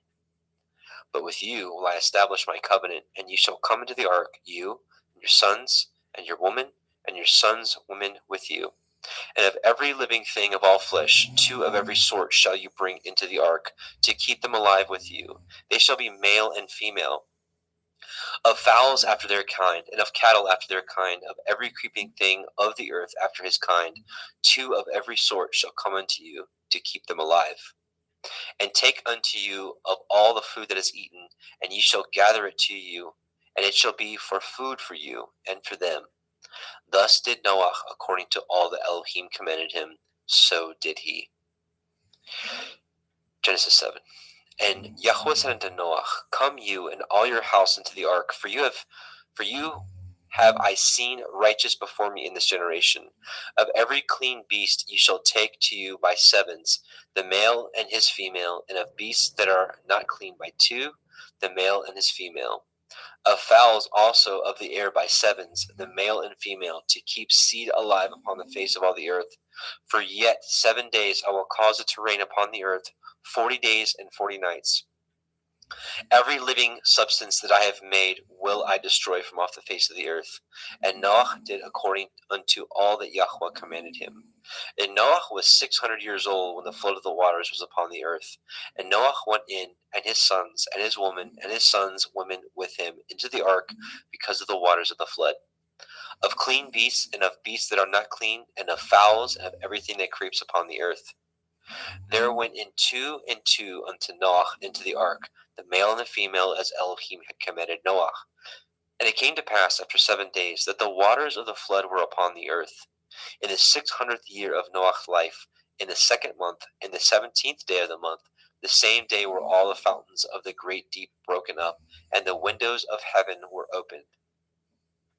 And there rain was upon the earth 40 days and 40 nights, and the selfsame day entered Noah, and Shem, and Ham, and Japheth, the sons of Noah, Noah's woman, and the 3 women of his sons with them into the ark. They and every beast after his kind, and all cattle after their kind, and every creeping thing that creeps upon the earth after his kind, and every fowl after his kind, every bird of every sort. And they went in unto Noah into the ark, 2 and 2 of all flesh, wherein is the breath of life. And they that went in male and female of all flesh, as Elohim had commanded him, and Yahweh shut him in.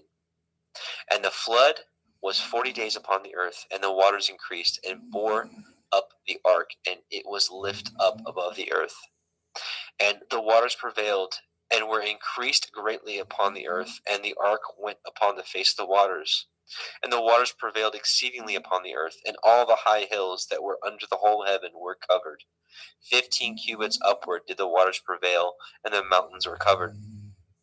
And all flesh died that moved upon the earth, both of fowl and of cattle, and of beasts, and of every creeping thing that creeps upon the earth, and every man.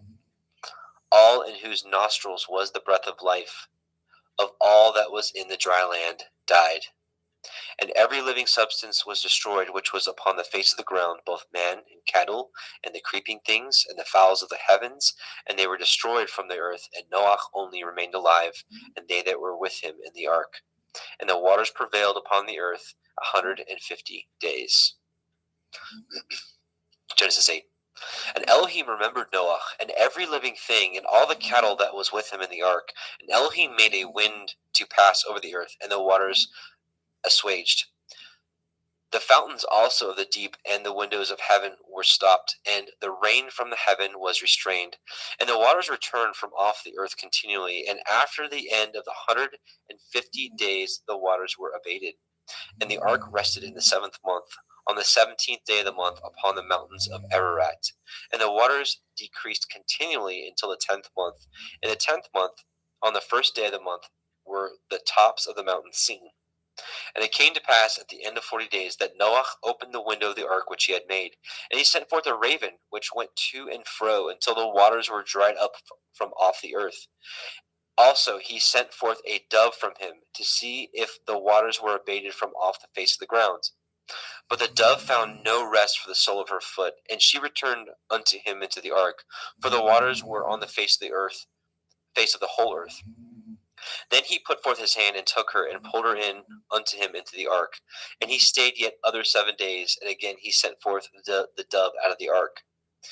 And the dove came in to him in the evening, and lo, in her mouth was an olive leaf plucked off. So Noah knew that the waters were abated from off the earth. And he stayed yet other 7 days, and sent forth the dove, which returned not again unto him any more. And it came to pass in the 601st year, in the 1st month, the 1st day of the month, the waters were dried up from off the earth. And Noah removed the covering of the ark, and looked, and behold, the face of the ground was dry.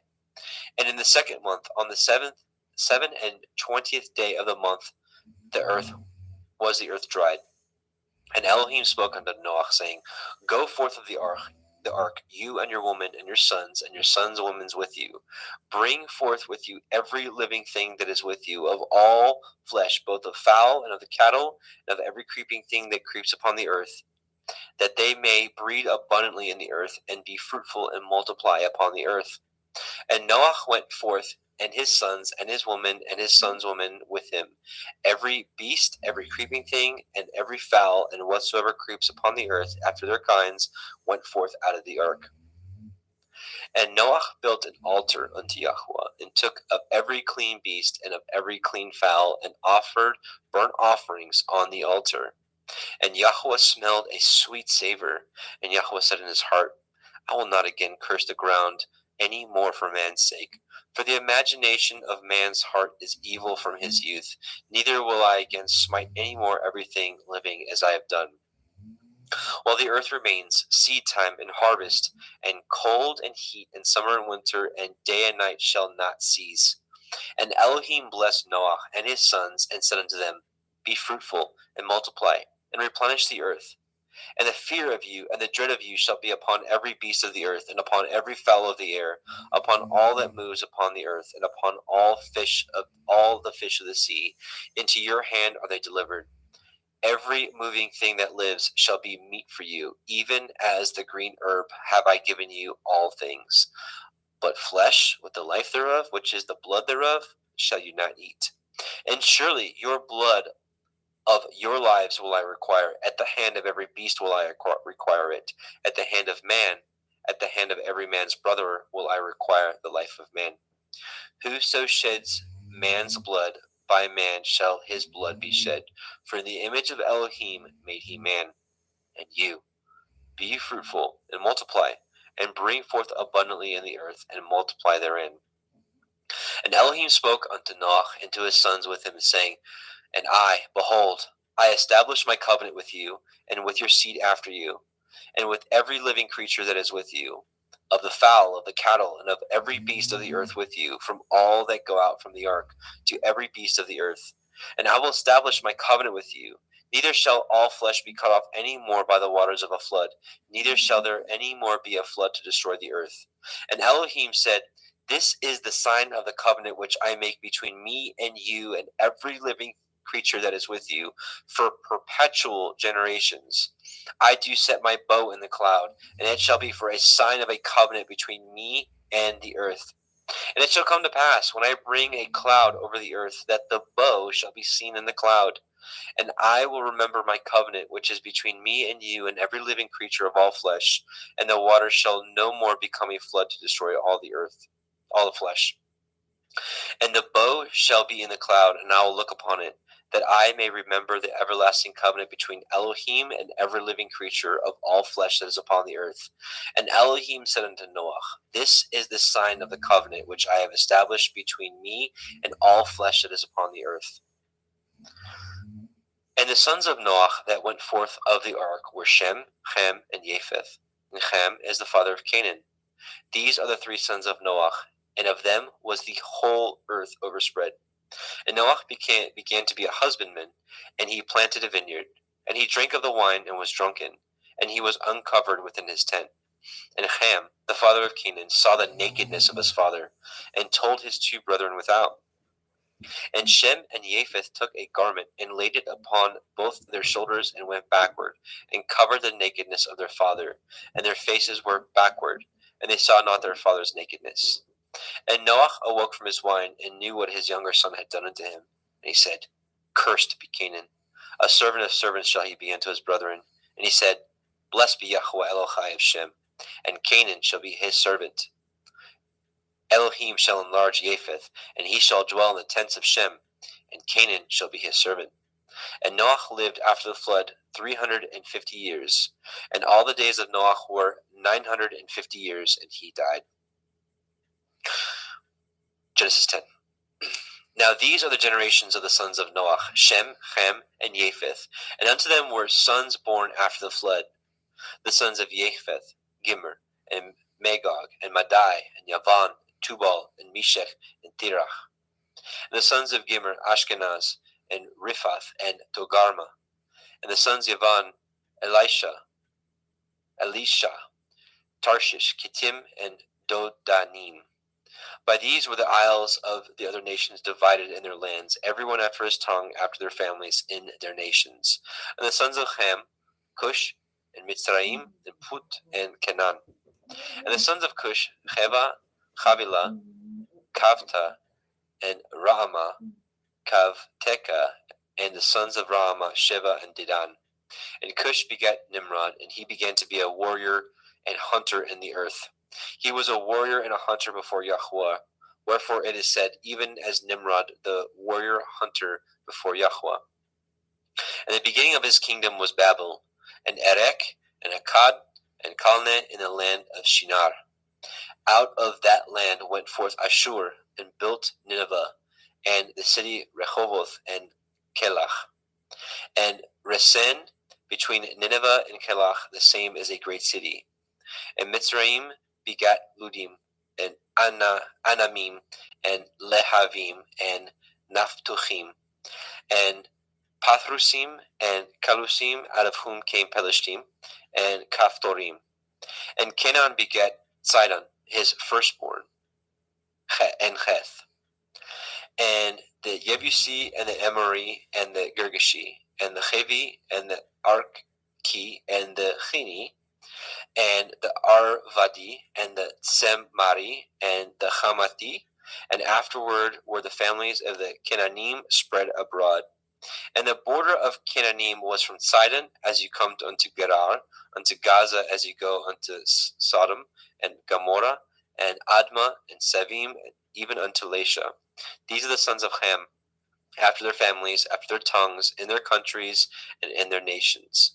And unto Shem also, the father of all the children of Eber, the brother of Japheth, the elder, even to him were children born.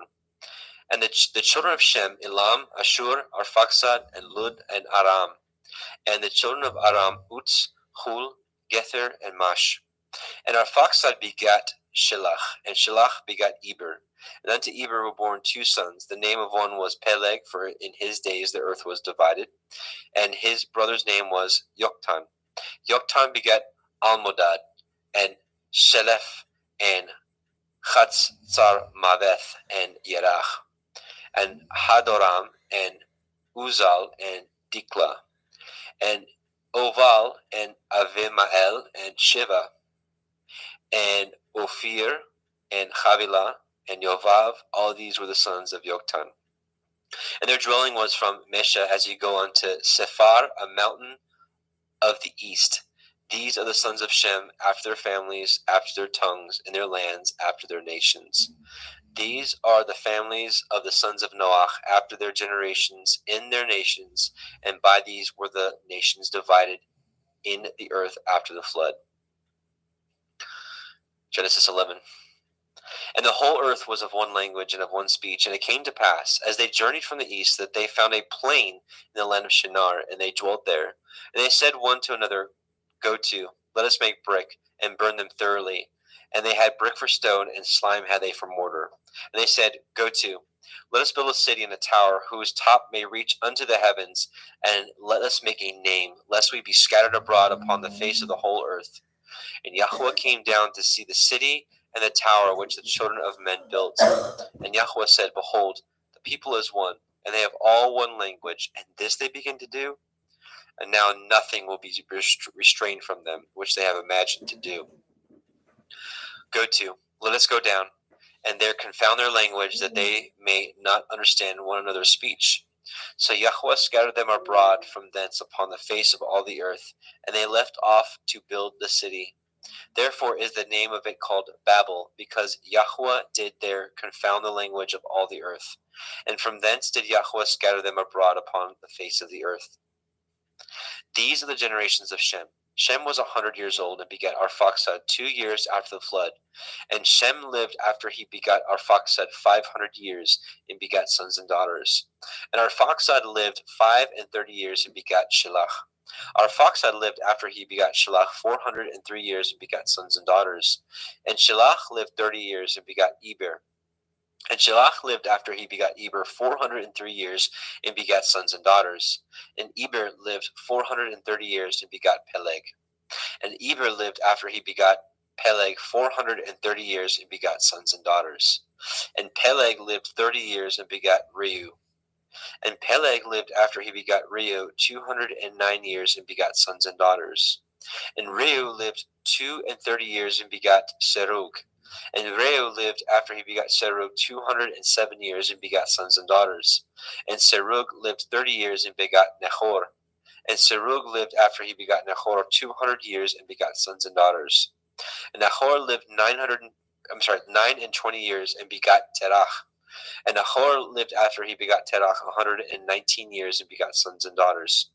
And Terach lived 70 years and begat Avram, Nahor, and Haran.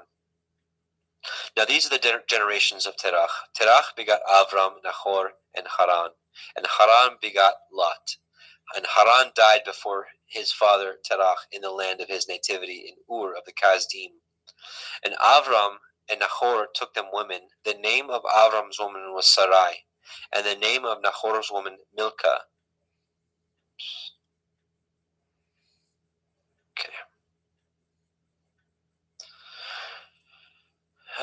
Okay. Sorry. And the name of Nahor's woman Milcah, the daughter of Haran, the father of Milcah and the father of Yechan. But Sarai was barren, she had no child. And Terah took Avram's son, and Lot, the son of Haran, his son's son, and Sarai, his daughter-in-law, his son Avram's woman, and they went forth with them from Ur of the Kasdim, to go into the land of Canaan, and they came unto Haran, and dwelt there. And the days of Terah were 205 years, and Terah died in Haran.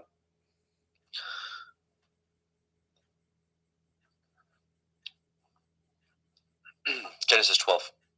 Now Yahweh had said unto Avram, Get you out of your country, and from your kindred, and from your father's house, unto a land that I will show you. And I will make of you a great nation, and I will bless you, and make your name great, and you shall be a blessing. And I will bless them that bless you, and curse him that curses you. And in you shall all families of the earth be blessed. So Avram departed as Yahweh had spoken unto him, and Lot went with him. And Avram was 75 years old when he departed out of Haran. And Avram took Sarai his woman, and Lot his brother's son, and all their substance that they had gathered, and the souls that they had gotten in Haran. They went forth to go into the land of Canaan, and into the land of Canaan they came. And Avram passed through the land unto the place of Shechem, unto the plain of Moreh, and the Canaanite was then in the land. And Yahweh appeared unto Avram, and said, Unto your seed will I give this land. And there built he an altar unto Yahweh, who had appeared unto him. And he removed from thence unto a mountain on the east of Bethel, and pitched his tent, having Bethel on the west, and Ai on the east. And there he built an altar unto Yahweh, and called upon the name of Yahweh. And Avram journeyed, going on still towards the Negev. And there was a famine in the land, and Avram went down into Mitzrayim to sojourn there, and for the famine was grievous in the land. And it came to pass, when he was come near to enter into Mitzrayim, that he said unto Sarai his woman, Behold now, I know that you are a fair woman to look upon. Therefore it shall come to pass, when the Mitzrayim shall see you, that they shall say, This is his woman, and they will kill me, but they will save you alive. Say, I pray you, you are my sister, that it may be well with me for your sake, and my soul shall live because of you. And it came to pass, that when Avram was come into Mitzrayim, the Mitzrayim beheld the woman, that she was very fair. The princes also of Pharaoh saw her, and commended her before Pharaoh, and the woman was taken to Pharaoh's house. And he entreated Avram well for her sake, and he had sheep and oxen, and he asses, and men servants, and maidservants, and she asses, and camels.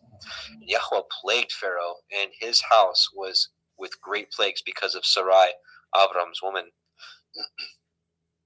And Pharaoh called Avram and said, What is this that you have done unto me? Why did you not tell me that she was your woman? Why said you, She is my sister, so I might have taken to her to be my woman? Now therefore, behold, your woman, take her and go your way. And Pharaoh commanded his men concerning him, and they sent him away, and his woman, and all that he had.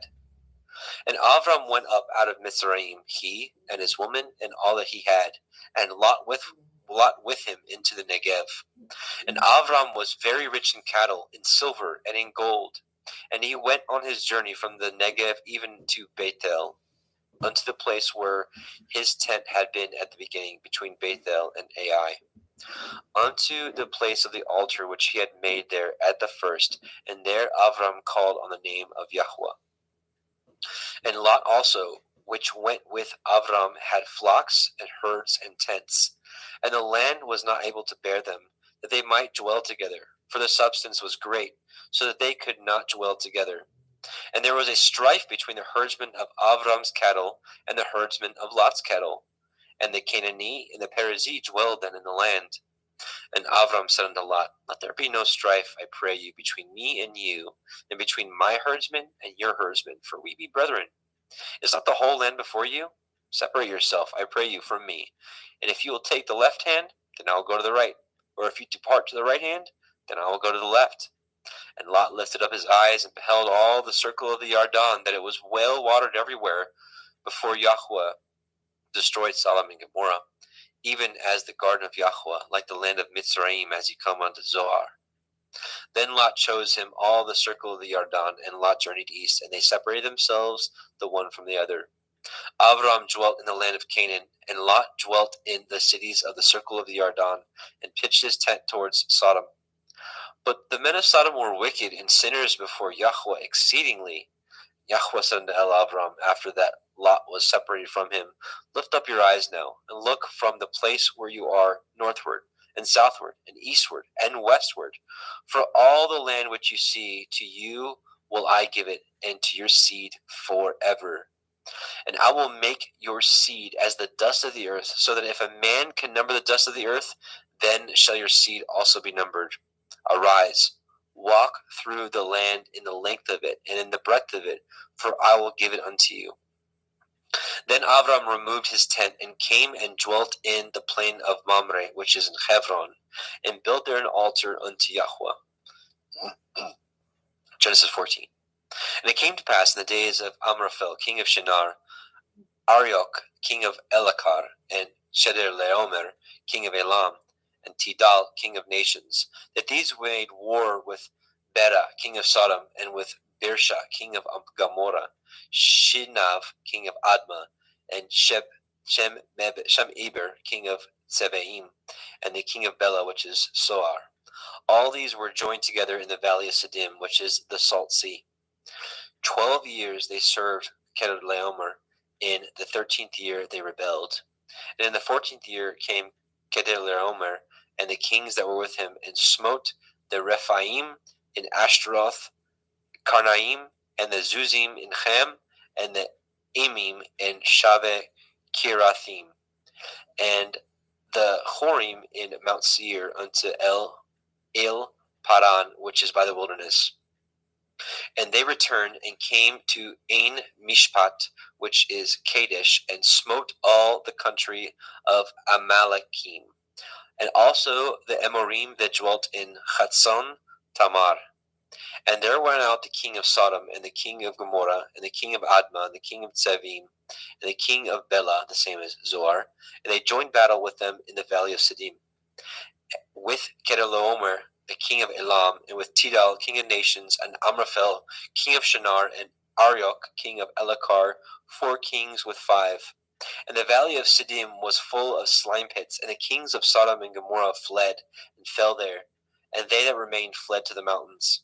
And they took all the goods of Sodom and Gomorrah, and all their victuals, and went their way. And they took Lot, Avram's brother's son, who dwelt in Sodom, and his goods, and departed. And there came one that had escaped, and told Avram the Ivri, for he dwelt in the plain of Mamre the Emori, brother of Eshcol, and brother of Aner, and these were confederate with Avram. And when Avram heard that his brother was taken captive, he armed his trained servants, born in his own house, 318, and pursued them unto Dan. And he divided himself against them, and he and his servants by night, and smote them, and pursued them unto Hova, which is on the left hand of Damascus. And he brought back all the goods, and also brought again his brother Lot and his goods, and all, and the women also, and the people. And the king of Sodom went out to meet him after his return from the slaughter of Chedorlaomer, and of the kings that were with him at the valley of Shaveh, which is the king's valley. And Melchizedek, king of Shalem, brought forth bread and wine, and he was the priest of El Elyon. And he blessed him and said, Blessed be Avram of El Elyon, possessor of heaven and earth, and blessed be El Elyon, which has delivered your enemies into your hand. And he gave him tithes of all. And the king of Sodom said unto El Avram, Give me the persons, and take the goods to yourselves. And Avram said to the king of Sodom, I have lifted up my hand unto El Yahweh, El Elyon, the possessor of heaven and earth, that I will not take from a thread, even to a shoe latchet, and that I will not take anything that is yours, lest you should say, I have made Avram rich, save only that which the young men have eaten, and the portion of the men which went with me, Aner, Eshcol, and Mamre, let them take their portion. Genesis 15. After these things, the word of Yahweh came unto El Avram in a vision, saying, Fear not, Avram, I am your shield and your exceeding great reward. And Avram said, Adonai Yahweh, what will you give me, seeing I go childless? And the steward of my house is this Eliezer of Damascus. And Avram said, Behold, to me you have given no seed, and lo, one born in my house is my heir. And behold, the word of Yahweh came unto him, saying, This shall not be your heir, but he that shall come forth out of your own generation shall be your heir. And he brought him forth abroad and said, Look now toward the heavens, and count the stars, if you be able to number them. And he said unto him, So shall your seed be. And he believed in Yahweh, and he counted it to him for righteousness. And he said unto him, I am Yahweh, that brought you out of Ur of the Kasdim, to give you this land to inherit it. And he said, Adonai Yahweh, whereby shall I know that I shall inherit it? And he said unto him, Take me a heifer of 3 years old, and a she-goat of 3 years old, and a ram of 3 years old, and a turtle dove, and a young pigeon.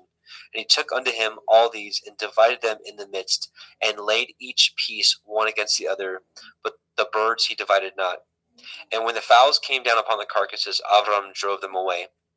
And when the sun was going down, a deep sleep fell upon Avram, and lo, a horror of great darkness fell upon him. And he said unto Avram, Know of a surety that your seed shall be a stranger in a land that is not theirs, and shall serve them, and they shall afflict them 400 years. And also that nation whom they shall serve will I judge, and afterward they shall come out with great substance. And ye shall go to your fathers in peace, ye shall be buried in a good old age. But in the 4th generation they shall come hither again, for the iniquity of the Amorim is not yet full. And it came to pass that when the sun went down, and it was dark, behold, a smoking furnace, and a burning lamp that passed between those pieces. In the same day Yahweh cut a covenant with Avram, saying, Unto your seed have I given this land, from the river of Mitzrayim unto the great river, the river Perath. The Canaanim, and the Kenizim, and the Kadmonim, and the Hittim, and the Perizim, and the Rephaim, and the Amorim, and the Canaanim, and the Girgashim, and the Yebusim. And here we will stop and change over. And I see Justin Best is with us. So Justin McRoberts, Justin is going to take the next portion because he's got a limited time. Welcome, brother Justin. Muted, I think, maybe. I can't hear you. I'm sorry about that. Shalom. There you are. Welcome, brother. Thank you. So we just left off at the end of 15. So do you want to pick it up?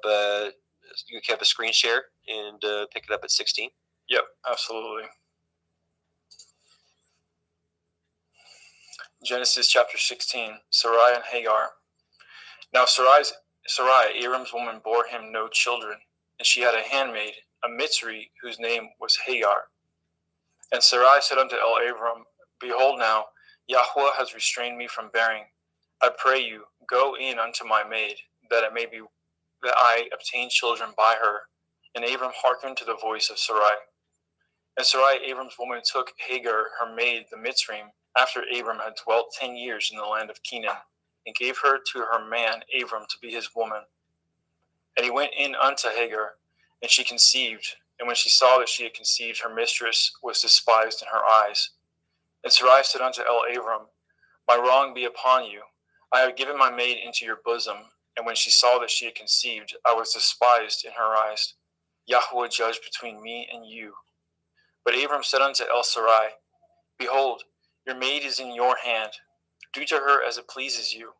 And when Sarai dealt hardly with her, she fled from her face. And the angel of Yahweh found her by a fountain of water in the wilderness, by a fountain in the way of Shur. And he said, Hagar, Sarai's maid, whence came you, and whither will you go? And she said, I flee from the face of my mistress Sarai. And the angel of Yahweh said unto her, Return to your mistress, and submit yourself under her hands. And the angel of Yahweh said unto her, I will multiply your seed exceedingly, that it shall not be numbered for multitude. And the angel of Yahweh said unto her, Behold, you are with child, and shall bear a son, and shall call his name Yishmael, because Yahweh has heard your affliction. And he will be a wild man. His hand will be against every man, and every man's hand against him, and he shall dwell in the presence of all his brethren. And she called the name of Yahweh that spoke unto her, You see me, for she said, Have I also here looked after him that sees me? Wherefore the well was called Ber Lachoroi. Behold, it is between Kadesh and Bered. And Hagar bore Abram a son, and Abram called his son's name, which Hagar bore, Ishmael. And Abram was 86 old when Hagar bore Ishmael to Abram. Genesis 17. And when Abram was 90 years old and 9, Yahweh appeared unto Abram, and said unto him, I am El Shaddai. Walk before me and be perfect, and I will make my covenant between me and you, and will multiply you exceedingly. And Abram fell on his face, and Elohim talked with him, saying, As for me, behold, my covenant is with you, and you shall be a father of many nations. Neither shall your name any more be called Abram, but your name shall be called Abraham, for a father of many nations have I made you. And I will make you exceeding fruitful, and I will make nations of you, and kings shall come out of you. And I will establish my covenant between me and you and your seed after you in their generations for an everlasting covenant, to be Elohim unto you and to your seed after you. And I will give unto you and to your seed after you the land wherein you are a stranger, all the land of Canaan, for everlasting possession, and I will be their Elohim. And Elohim said unto Abraham, You shall guard my covenant, therefore, you and your seed after you in their generations. This is my covenant, which ye shall guard, between me and you and your seed after you. Every male child among you shall be circumcised, and ye shall circumcise the flesh of your foreskin, and it shall be a sign of the covenant betwixt me and you. And he that is 8 days old shall be circumcised among you, every male child in your generations. He that is born in the house or bought with money of any stranger, which is not of your seed. He that is born in your house, and he that is bought with your money, must need to be circumcised. And my covenant shall be in your flesh for an everlasting covenant.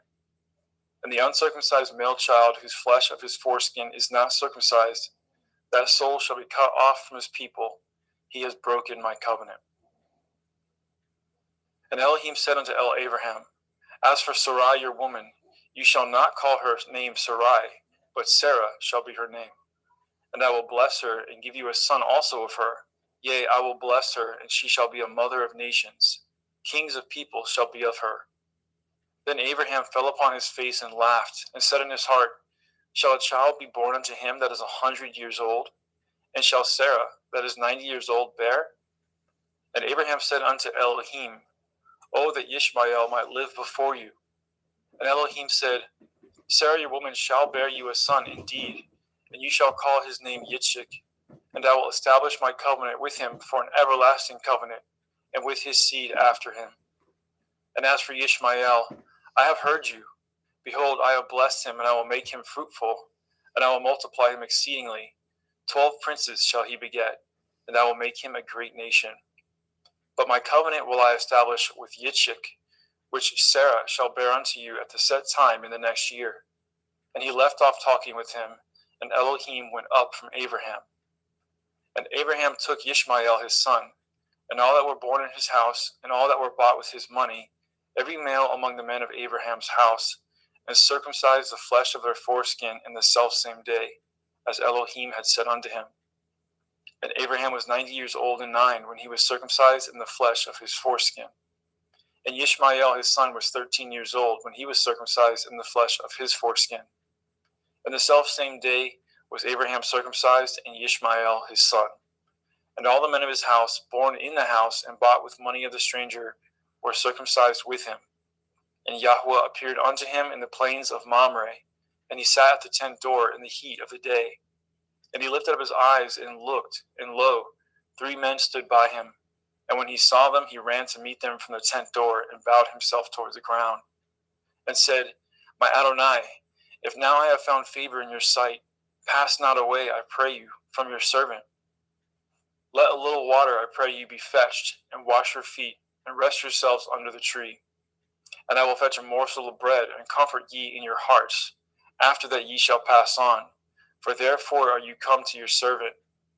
And he said, So do as you have said. And Abraham hastened it to the tent of El-Sarah, and said, Make ready quickly 3 measures of fine meal, kneaded, and made cakes upon the hearth. And Abraham ran to the herd and fetched a calf tender and good, and gave it unto a young man, and he hastened to dress it. And he took butter and milk, and the calf which he had dressed, and set it before them. And he stood by them under the tree, and they did eat. And they said unto him, Where is Sarah your woman? And he said, Behold, in the tent. And he said, I will certainly return unto you according to the time of life. And lo, Sarah your woman shall have a son. And Sarah heard it in the tent door which was behind him. Now Abraham and Sarah were old and well stricken in age, and ceased to be with Sarah after the manner of women. Therefore Sarah laughed within herself, saying, After I am waxed old, shall I have pleasure, my Lord being old also? And Yahweh said unto Abraham, Wherefore did Sarah laugh, saying, Shall I of a surety bear a child, which am old? Is anything too hard for Yahweh? At the time appointed I will return unto you, according to the time of life, and Sarah shall have a son. Then Sarah denied, saying, I laughed not, for she was afraid. And he said, Nay, but you did laugh. And the men rose up from thence and looked towards Sedom, and Abraham went with them to bring them on the way. And Yahweh said, Shall I hide from Abraham that thing which I do? Seeing that Abraham shall surely become a great and mighty nation, and all the nations of the earth shall be blessed in him. For I know him, that he will command his children, his household after him, and they shall guard the way of Yahweh, to do justice and judgment, that Yahweh may bring upon Abraham that which he has spoken of him. And Yahweh said, Because the cry of Sodom and Gomorrah is great, and because their sin is very grievous, I will go down now, and see whether they have done altogether according to the cry of it, which is come unto me, and if not, I will know. And the men turned their faces from thence and went towards Sodom. But Abraham stood yet before Yahweh. And Abraham drew near and said, Will you also destroy the righteous with the wicked? Perchance there be 50 righteous within the city. Will you also destroy and not spare the place for the 50 righteous that are therein? That be far from you to do after this manner, to slay the righteous with the wicked, and that the righteous should be as the wicked. That be far from you. Shall not judge of all the earth do right? And Yahweh said, If I find in Sodom 50 righteous within the city, then I will spare all the place for their sakes. And Abraham answered and said, Behold now, I have taken upon me to speak unto Adonai, which am but dust and ashes. Perchance there shall lack 5 of the 50 righteous. Will you destroy all the city for a lack of 5? And he said, If I find there 40 and 5, I will not destroy it. And he spoke unto him yet again and said, Perchance there shall be 40 found there. And he said, I will not do it for 40's sake. And he said unto him, O let not Adonai be angry, and I will speak. Perchance there shall be 30 found there. And he said, I will not do it if I find 30 there. And he said, Behold now, I have taken upon me to speak unto Adonai. Perchance there shall be found 20 there. And he said, I will not destroy it for 20's sake. And he said, O let not Adonai be angry, and I will speak yet but this once. Perchance 10 shall be found there. And he said, I will not destroy it for 10's sake. And Yahweh went his way as soon as he had left communing with Abraham, and Abraham returned unto his place. Genesis 19. And there came 2 angels to Sodom at evening, and Lot sat in the gate of Sodom. And Lot, seeing them, rose up to meet them, and he bowed himself with his face towards the ground. And he said, Behold now, my lords, turn in, I pray you, into your servant's house, and tarry all night, and wash your feet, and ye shall rise up early and go on your ways. And they said, Nay, but we will abide in the street all night. And he pressed upon them greatly, and they turned in unto him, and entered into his house. And he made them a feast, and did bake matzah, unleavened bread, and they did eat. But before they lay down, the men of the city, even the men of Sodom, compassed the house round, both old and young, all the people from every quarter. And they called unto Lot, and said unto him, Where are the men which came in to you this night? Bring them out unto us, that we may know them. And Lot went out the door unto them, and shut the door after him, and said, I pray you, brethren, do not so wickedly. Behold now, I have 2 daughters which have not known man. Let me, I pray you, bring them out unto you, and do ye to them as good in your eyes. Only unto these men do nothing, for therefore came they under the shadow of my roof. And they said, Stand back. And they said again, This one fellow came in to sojourn, and he will need to be a judge. Now will we deal worse with you than with them. And they pressed sore upon the man, even Lot, and came near to break the door. But the men put forth their hand and pulled Lot into the house to them, and shut the door. And they smote the men that were at the door of the house with blindness, both small and great, so that they wearied themselves to find the door. And the men said unto Lot, Have you here any besides, son-in-law, and your sons, and your daughters, and whatsoever you have in the city? Bring them out of this place, for we will destroy this place, because the cry of them is waxing great before the face of Yahweh, and Yahweh has sent us to destroy it. And Lot went out and spoke unto his sons-in-law, which married his daughters, and said, Up, get you out of this place, for Yahweh will destroy this city. But he seemed as one that mocked unto his sons-in-law. And when the morning arose, then the angels hastened Lot, saying, Arise, take your woman and your 2 daughters, which are here, lest you be consumed in the iniquity of the city. And while he lingered, the men laid hold upon his hand, and upon the hand of his woman, and upon the hand of his 2 daughters, Yahweh being merciful unto him, and they brought him forth and set him without the city. And it came to pass, when they had brought them forth abroad, that he said, Escape for your life, look not behind you, neither stay in all the circle of the Yarden, escape to the mountain, lest you be consumed. And Lot said unto them, Oh, not so, my Adonai. Behold now, your servant has found grace in your sight, and you have magnified your mercy, which you have showed unto me in saving my life, and I cannot escape to the mountain, lest some evil take me and I die. Behold now, this city is near to flee unto, and it is a little one. Oh, let me escape thither. Is it not a little one? And my soul shall live. And he said unto him, See, I have accepted you concerning this thing also, that I will not overthrow this city for which you have spoken. Make haste, escape thither, for I cannot do anything until you are come thither. Therefore the name of the city was called Soar. The sun was risen upon the earth when Lot entered into Soar. Then Yahweh rained upon Sodom and upon Amorah brimstone and fire from Yahweh out of the heavens. And he overthrew those cities and all the circle of the Yarden, and all the inhabitants of the cities, and that which grew upon the ground. But his woman looked back from behind him, and she became a pillar of salt. And Abraham got up early in the morning to the place where he stood before Yahweh. And he looked toward Sodom and Amorah, and toward all the land of the circle of the Yarden, and behold, and lo, the smoke of the country went up as the smoke of a furnace. And it came to pass, when Elohim destroyed the cities of the circle of the Yarden, that Elohim remembered Abraham, and sent Lot out of the midst of the overthrow, when he overthrew the cities in which Lot dwelt. And Lot went up out of Soar, and dwelt in the mountain, and his 2 daughters with him, for he feared to dwell in Soar, and he dwelt in a cave, he and his 2 daughters. And the firstborn said unto the younger, Our father is old, and there is not a man in the earth to come in unto us after the manner of all the earth. Come, let us make our father drink wine, and we will lie with him, that we may preserve seed of our father.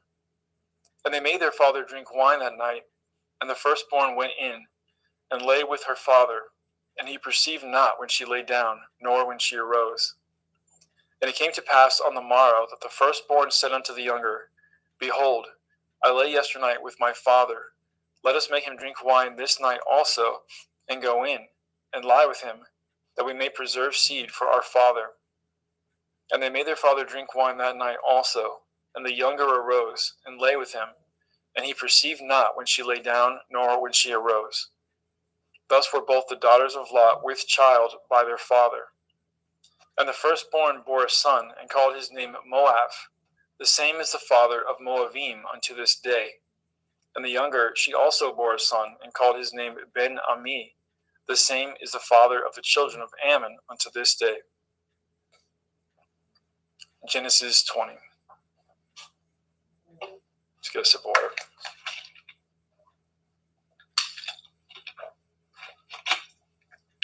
And Abraham journeyed from thence toward the country of the Negev, and dwelt between Kadesh and Shur, and sojourned in Gerar. And Abraham said of El-Sarah, his woman, She is my sister.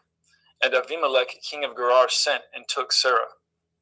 But Elohim came to Avimelech in a dream by night, and said to him, Behold, you are but a dead man, for the woman which you have taken, for she is a man's woman. But Avimelech had not come near her, and he said, Adonai, will you slay also a righteous nation? Said he not unto me, She is my sister? And she, even she herself, said, He is my brother. In the integrity of my heart and innocence of my hands have I done this. And Elohim said unto him in a dream, Yea, I know that you did this in the integrity of your heart, for I also withheld you from sinning against me. Therefore suffered I you not to touch her. Now therefore restore the man his woman, for he is a prophet, and he shall pray for you, and you shall live. And if you restore her not, know that you shall surely die, you and all that are yours. Therefore Avimelech rose early in the morning, and called all his servants, and told all things in their ears, and the men were sore afraid. Then Avimelech called Abraham, and said unto him, What have you done unto us? And what have I offended you, that you have brought on me and on my kingdom a great sin? You have done deeds unto me that ought not to be done. And Abimelech said unto Abraham, What saw you that you have done this thing?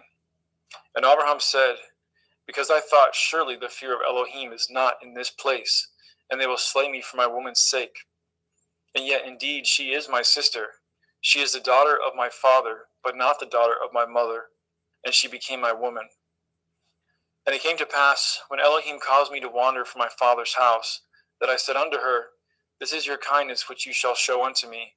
At every place whither we shall come, say of me, He is my brother. And Abimelech took sheep and oxen and men servants and women servants, and gave them unto Abraham, and restored him Sarah his woman. And Abimelech said, Behold, my land is before you, dwell where it pleases you. And unto Sarah he said, Behold, I have given your brother 1,000 pieces of silver. Behold, he is to you a covering of the eyes, unto all that are with you, and with all other. Thus she was reproved. So Abraham prayed unto Elohim, and Elohim healed Abimelech and his woman and his maidservants, and they bore children. For Yahweh had fast closed up the wombs of the house of Abimelech because of Sarah, Abraham's woman. Genesis 21. And Yahweh visited Sarah as he had said, and Yahweh did unto Sarah as he had spoken. For Sarah conceived and bore Abraham a son in his old age, at the set time of which Elohim had spoken to him. And Abraham called the name of his son that was born unto him, whom Sarah bore to him, Yitzchak. And Abraham circumcised his son Yitzchak, being 8 days old, as Elohim had commanded him.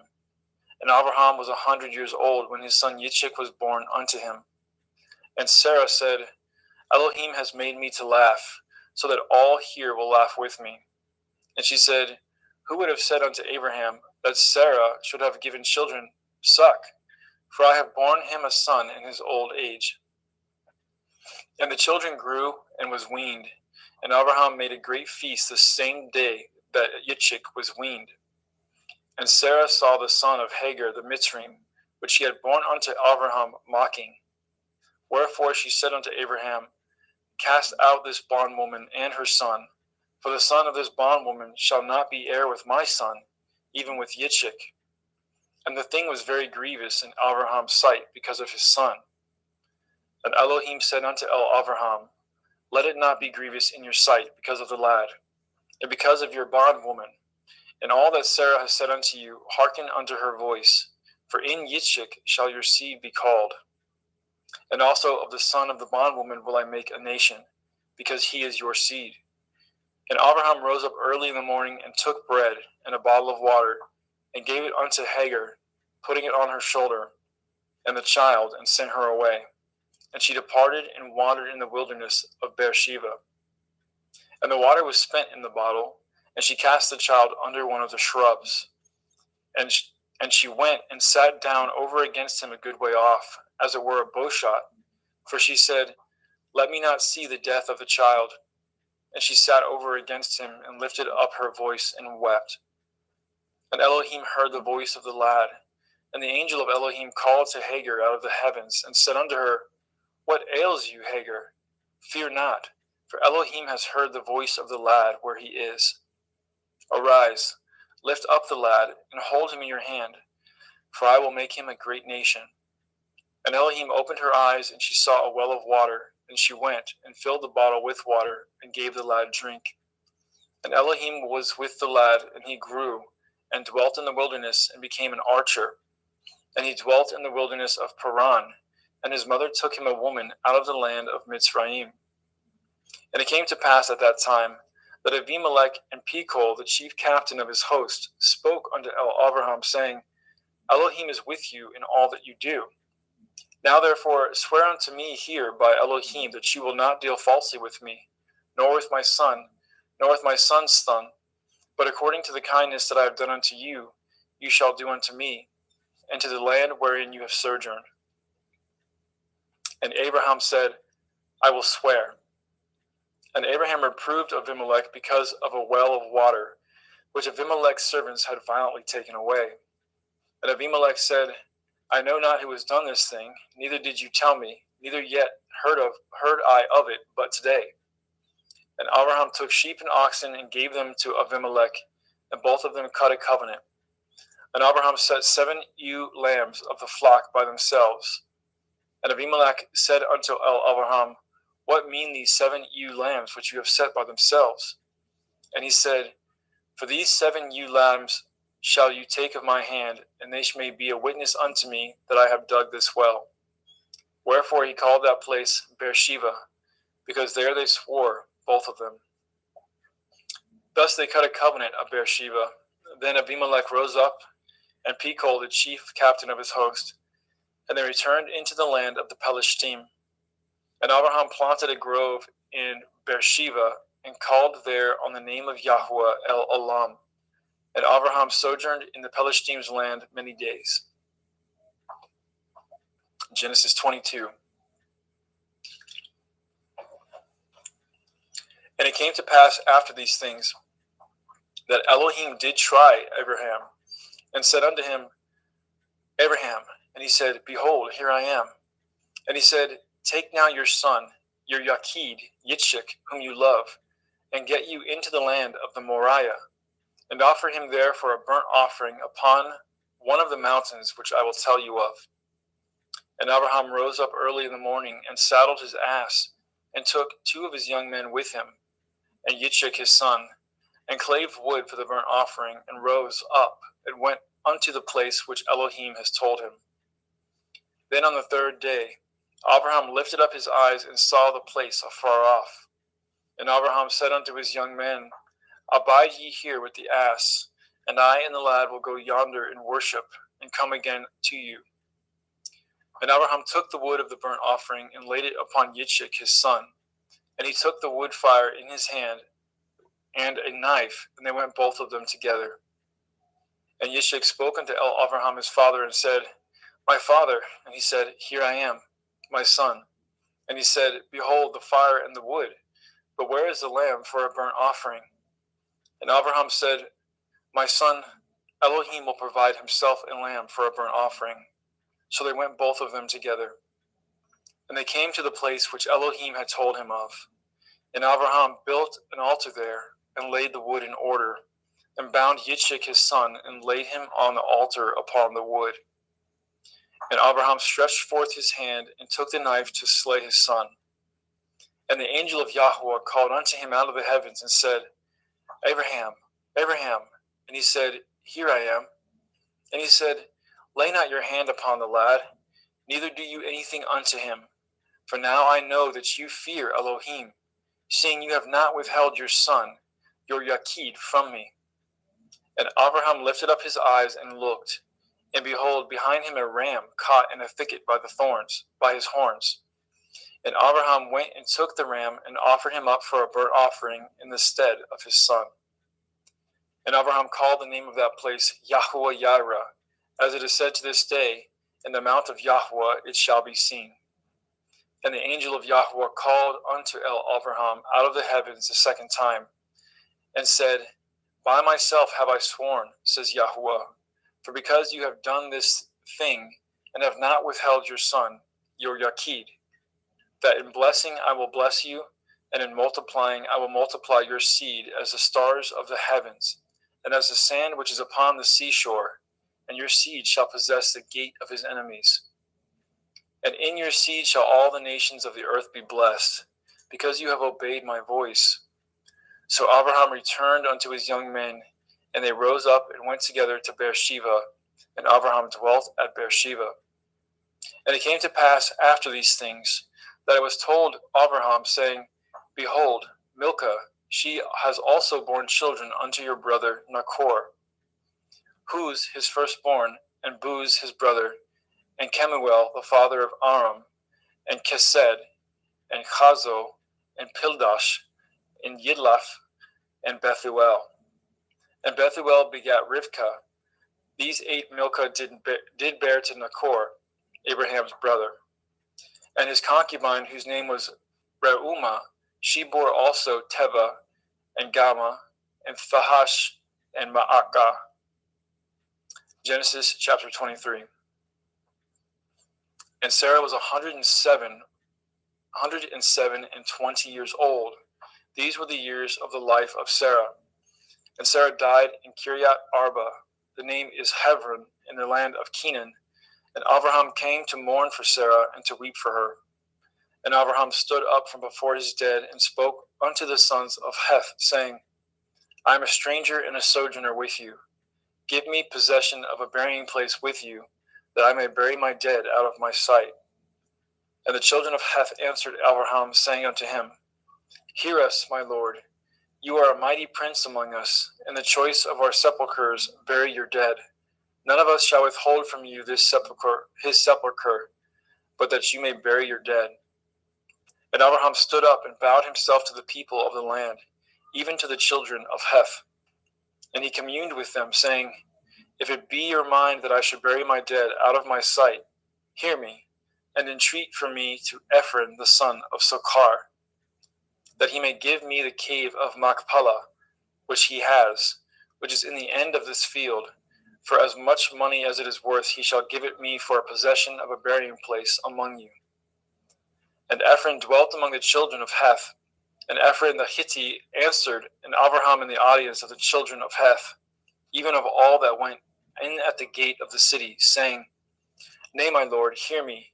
The field I give you, and the cave that is therein, I give it to you. In the presence of the sons of my people, I give it to you. Bury your dead. And Abraham bowed down himself before the people of the land. And he spoke unto Ephron in the audience of the people and of the land, saying, But if you will give it, I pray you hear me. I will give you money for the field. Take it of me, and I will bury my dead there. And Ephron answered Abraham, saying unto him, My lord, hearken unto me. The land is worth 400 shekels of silver. What is that betwixt me and you? Bury therefore your dead. And Abraham hearkened unto Ephron, and Abraham weighed to Ephron the silver, which he had named in the audience of the sons of Heth, 400 shekels of silver, current money with the merchant. And the field of Ephron, which was in Machpelah, which was before Mamre, the field, and the cave which was therein, and all the trees that were in the field, that were in the borders round about, were made sure unto Abraham for a possession in the presence of the children of Heth, before all that went in at the gate of the city. And after this, Abraham buried Sarah his woman in the cave of the field of Machpelah before Mamre. The same is Hebron in the land of Canaan. And the field and the cave that is therein were made sure unto Abraham for a possession of a burying place by the sons of Heth. Genesis 24. And Abraham was old and well stricken in age, and Yahweh had blessed Abraham in all things. And Abraham said unto his eldest servant of his house, that ruled over all that he had, Put, I pray you, your hand under my thigh, and I will make you swear by Yahweh, the Elohai of heaven and the Elohai of the earth, that you shall not take a woman unto my son of the daughters of Canaanim, among whom I dwell. But you shall go unto my country and unto my kindred, and take a woman unto my son Yitzchak. And the servant said unto him, Perchance the woman will not be willing to follow me unto this land. Must I needs bring your son again unto the land from whence you came? And Abraham said unto him, Beware that you bring not my son thither again. Yahweh Elohai of heaven, which took me from my father's house and from the land of my kindred, and which spoke unto me, and that swore unto me, saying, Unto your seed will I give this land. He shall send his angel before you, and you shall take a woman unto my son from thence. And if the woman will not be willing to follow you, then you shall be clear from this my oath. Only bring not my son thither again. And the servant put his hand under the thigh of Abraham his master, and swore to him concerning that matter. And the servant took 10 camels of the camels of his master, and departed, for all the goods of his master were in his hand. And he arose, and went to Aram Naharaim, unto the city of Nachor. And he made his camels to kneel down without the city by a well of water at the time of the evening, even the time that women go out to draw water. And he said, O Yahweh Elohai of my master, Abraham, I pray you, send me good speed this day, and show kindness unto my master, Abraham. Behold, I stand here by the well of water, and the daughters of the men of the city come out to draw water. And let it come to pass that the damsel to whom I shall say, Let down your pitcher, I pray you that I may drink. And she shall say, Drink, and I will give your camels drink also. Let this same be she that you have appointed for your servant Yitzchak, and thereby shall I know that you have showed kindness unto my master. And it came to pass before he had done speaking, that behold, Rivkah came out, who was born to Bethuel, son of Milcah, the woman of Nachor, Abraham's brother, with her pitcher upon her shoulder. And the damsel was very fair to look upon, a virgin, neither had any man known her. And she went down to the well, and filled her pitcher, and came up. And the servant ran to meet her, and said, Let me, I pray you, drink a little water of your pitcher. And she said, Drink, my lord. And she hasted, and let down her pitcher upon her hand, and gave him drink. And when she had done giving him drink, she said, I will draw water for your camels also, until they have done drinking. And she hasted, and emptied her pitcher into the trough, and ran again unto the well to draw water, and drew for all his camels. And the man wondering at her held his peace, to wit whether Yahweh had made his journey prosperous or not. And it came to pass, as the camels had done drinking, that the man took a golden earring of half a shekel weight, and 2 bracelets for her hands of 10 shekel weights of gold. And he said, Whose daughter are you?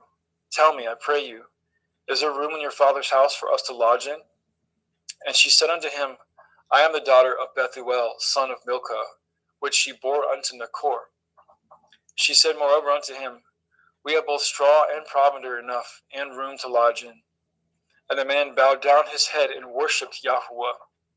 And he said, Blessed be Yahweh Elohai of my master Abraham, who has not left destitute my master of his mercy and his truth. I being in the way, Yahweh led me to the house of my master's brethren. And the damsel ran, and told them of her mother's house these things. And Rivkah had a brother, and his name was Lavan. And Lavan ran out unto the man unto the well. And it came to pass, when he saw the earring and the bracelets upon his sister's hands, and when he heard the words of Rivkah his sister, saying, Thus spoke the man unto me, that he came unto the man, and behold, he stood by the camels at the well. And he said, Come in, you blessed of Yahweh, wherefore stand you without? For I have prepared the house and room for the camels. And the man came into the house, and he ungirded his camels, and gave straw and provender for the camels, and water to wash his feet, and the men's feet that were with him. And there was set meat before him to eat. But he said, I will not eat until I have told my errand. And he said, Speak on. And he said, I am Abraham's servant, and Yahweh has blessed my master greatly, and he has become great. And he has given him flocks and herds and silver and gold, and men servants and maid servants and camels and asses. And Sarah, my master's woman, bore a son to my master when she was old, and unto him he has given all that he has. And my master made me swear, saying, You shall not take a woman to my son of the daughters of the Canaanim, in whose land I dwell. But you shall go to my father's house, and to my kindred, and take a woman unto my son. And I said unto my master, Perchance the woman will not follow me. And he said unto me, Yahweh, before whom I walk, will send his angel with you, and prosper your way. And you shall take a woman for my son of the kindred and of my father's house. Then shall you be clear from this my oath, when you come to my kindred. And if they give not you one, you shall be clear from my oath. And I came this day unto the well, and said, O Yahweh Elohai of my master Avraham, if now you do prosper my way which I go. Behold, I stand by the well of water, and it shall come to pass that when the virgin comes forth to draw water, and I say to her, Give me, I pray you, a little water of your pitcher to drink. And she say to me, Both drink you, and also I will draw for your camels. Let the same be the woman whom Yahweh has appointed out for my master's son. And before I had done speaking in my heart, behold, Rivkah came forth with her pitcher on her shoulder, and she went down unto the well and drew water. And I said unto her, Let me drink, I pray you. And she made haste and let down her pitcher from her shoulder, and said, Drink, and I will give your camels drink also. So I drank, and she made the camels to drink also. And I asked her and said, Whose daughter are you? And she said, The daughter of Bethuel, Nachor's son, whom Milcah bore unto him. And I put the earring upon her face and the bracelets upon her hands. And I bowed down my head and worshipped Yahweh, and blessed Yahweh Elohai of my master Avraham, which had led me in the right way to take my master's brother's daughter unto his son. And now, if ye will deal kindly and truly with my master, tell me, and if not, tell me, that I may turn to the right hand or to the left. Then Lavan and Bethuel answered and said, The thing proceeds from Yahweh. We cannot speak unto you bad or good. Behold, Rivkah is before you. Take her and go, and let her be your master's son's woman, as Yahweh has spoken. And it came to pass that when Abraham's servant heard their words, he worshipped Yahweh, bowing himself to the earth. And the servant brought forth jewels of silver and jewels of gold, and raiment, and gave them to Rivkah. And he also gave to her brother and to her mother precious things. And they did eat and drink, he and the men that were with him, and tarried all night. And they rose up in the morning, and he said, Send me away unto my master. And her brother and her mother said, Let the damsel abide with us a few days, at the least 10. After that she shall go. And he said unto them, Hinder me not, seeing Yahweh has prospered my way. Send me away that I may go to my master. And they said, We will call the damsel and inquire at her mouth. And they called Rivkah and said unto her, Will you go with this man? And she said, I will go. And they sent away Rivkah their sister, and her nurse, and Abraham's servant, and his men. And they blessed Rivkah and said unto her, You are our sister. Be the mother of thousands of millions, and let your seed possess the gate of those which hate them. And Rivkah arose, and her damsels, and they rode upon the camels and followed the man. And the servant took Rivkah and went his way.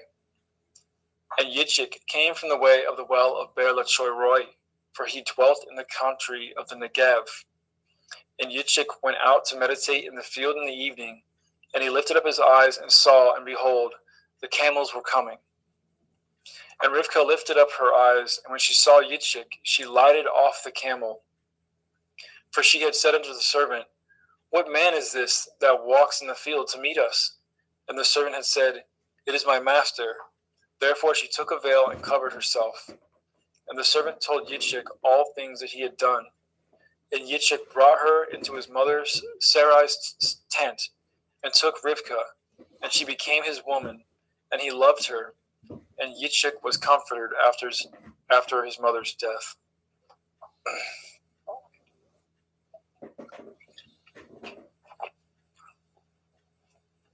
In Genesis chapter 25.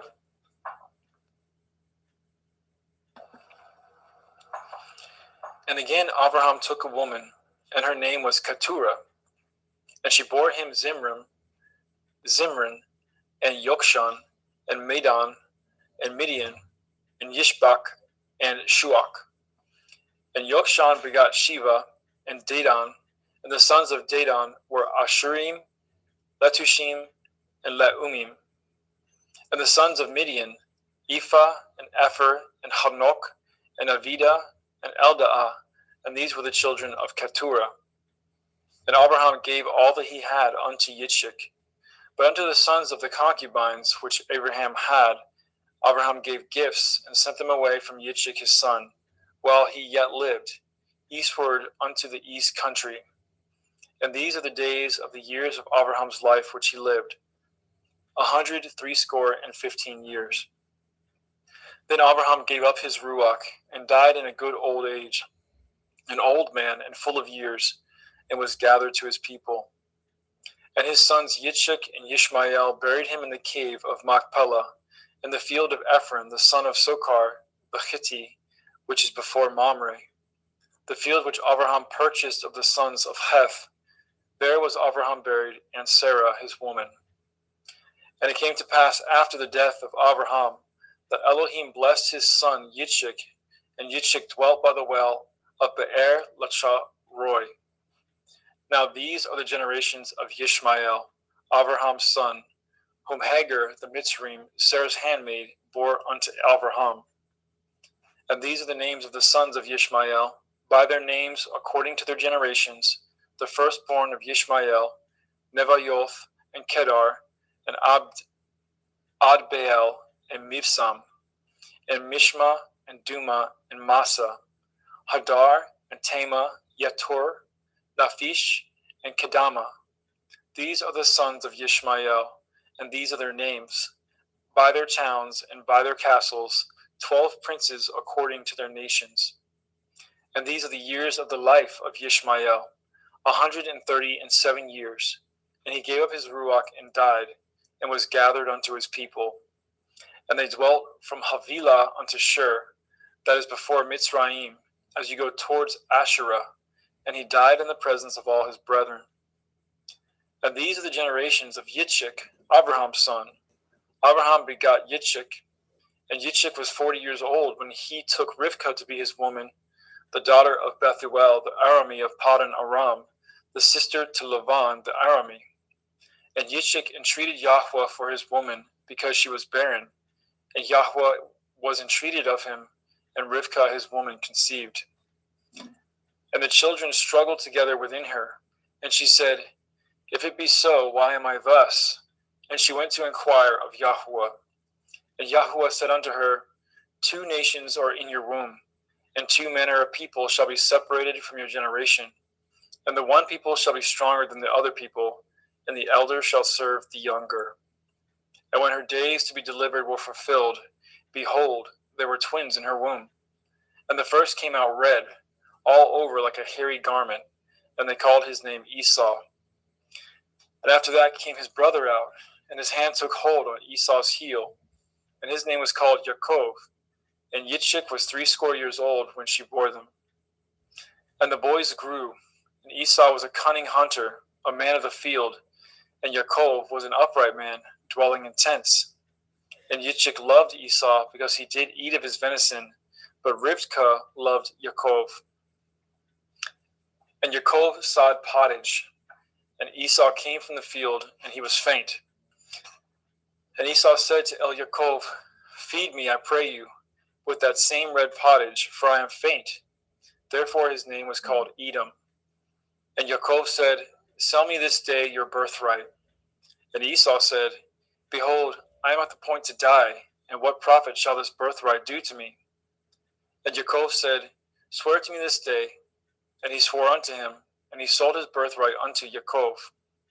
Then Yaakov gave Esau bread and pottage of lentils, and he did eat and drink, and rose up and went his way. Thus Esau despised his birthright.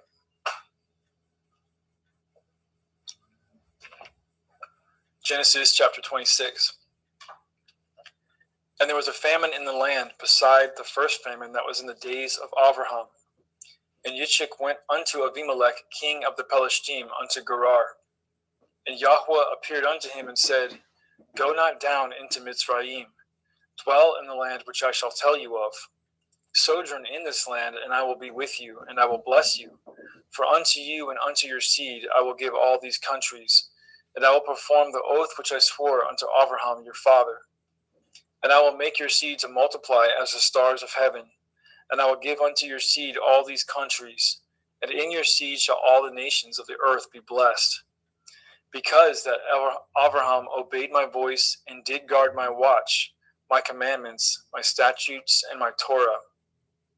And Yitzchak dwelt in Gerar. And the men of the place asked him of his woman, and he said, She is my sister. For he feared to say, She is my woman, lest, said he, the men of the place should kill me for Rivkah, because she was fair to look upon. And it came to pass, when he had been there a long time, that Avimelech, king of the Palestine, looked out a window and saw, and behold, Yitzchak was sporting with Rivkah his woman. And Avimelech called Yitzchak and said, Behold, of a surety she is your woman, and how said you, She is my sister? And Yitzchak said unto him, Because I said, Lest I die for her. And Avimelech said, What is this you have done unto us? One of the people might lightly have lain with your woman, and you should have brought guiltiness upon us. And Avimelech charged all his people, saying, He that touches this man or his woman shall surely be put to death. Then Yitzchak sowed in that land, and received in the same year 100-fold, and Yahweh blessed him. And the man waxed great, and went forward, and grew until he became very great.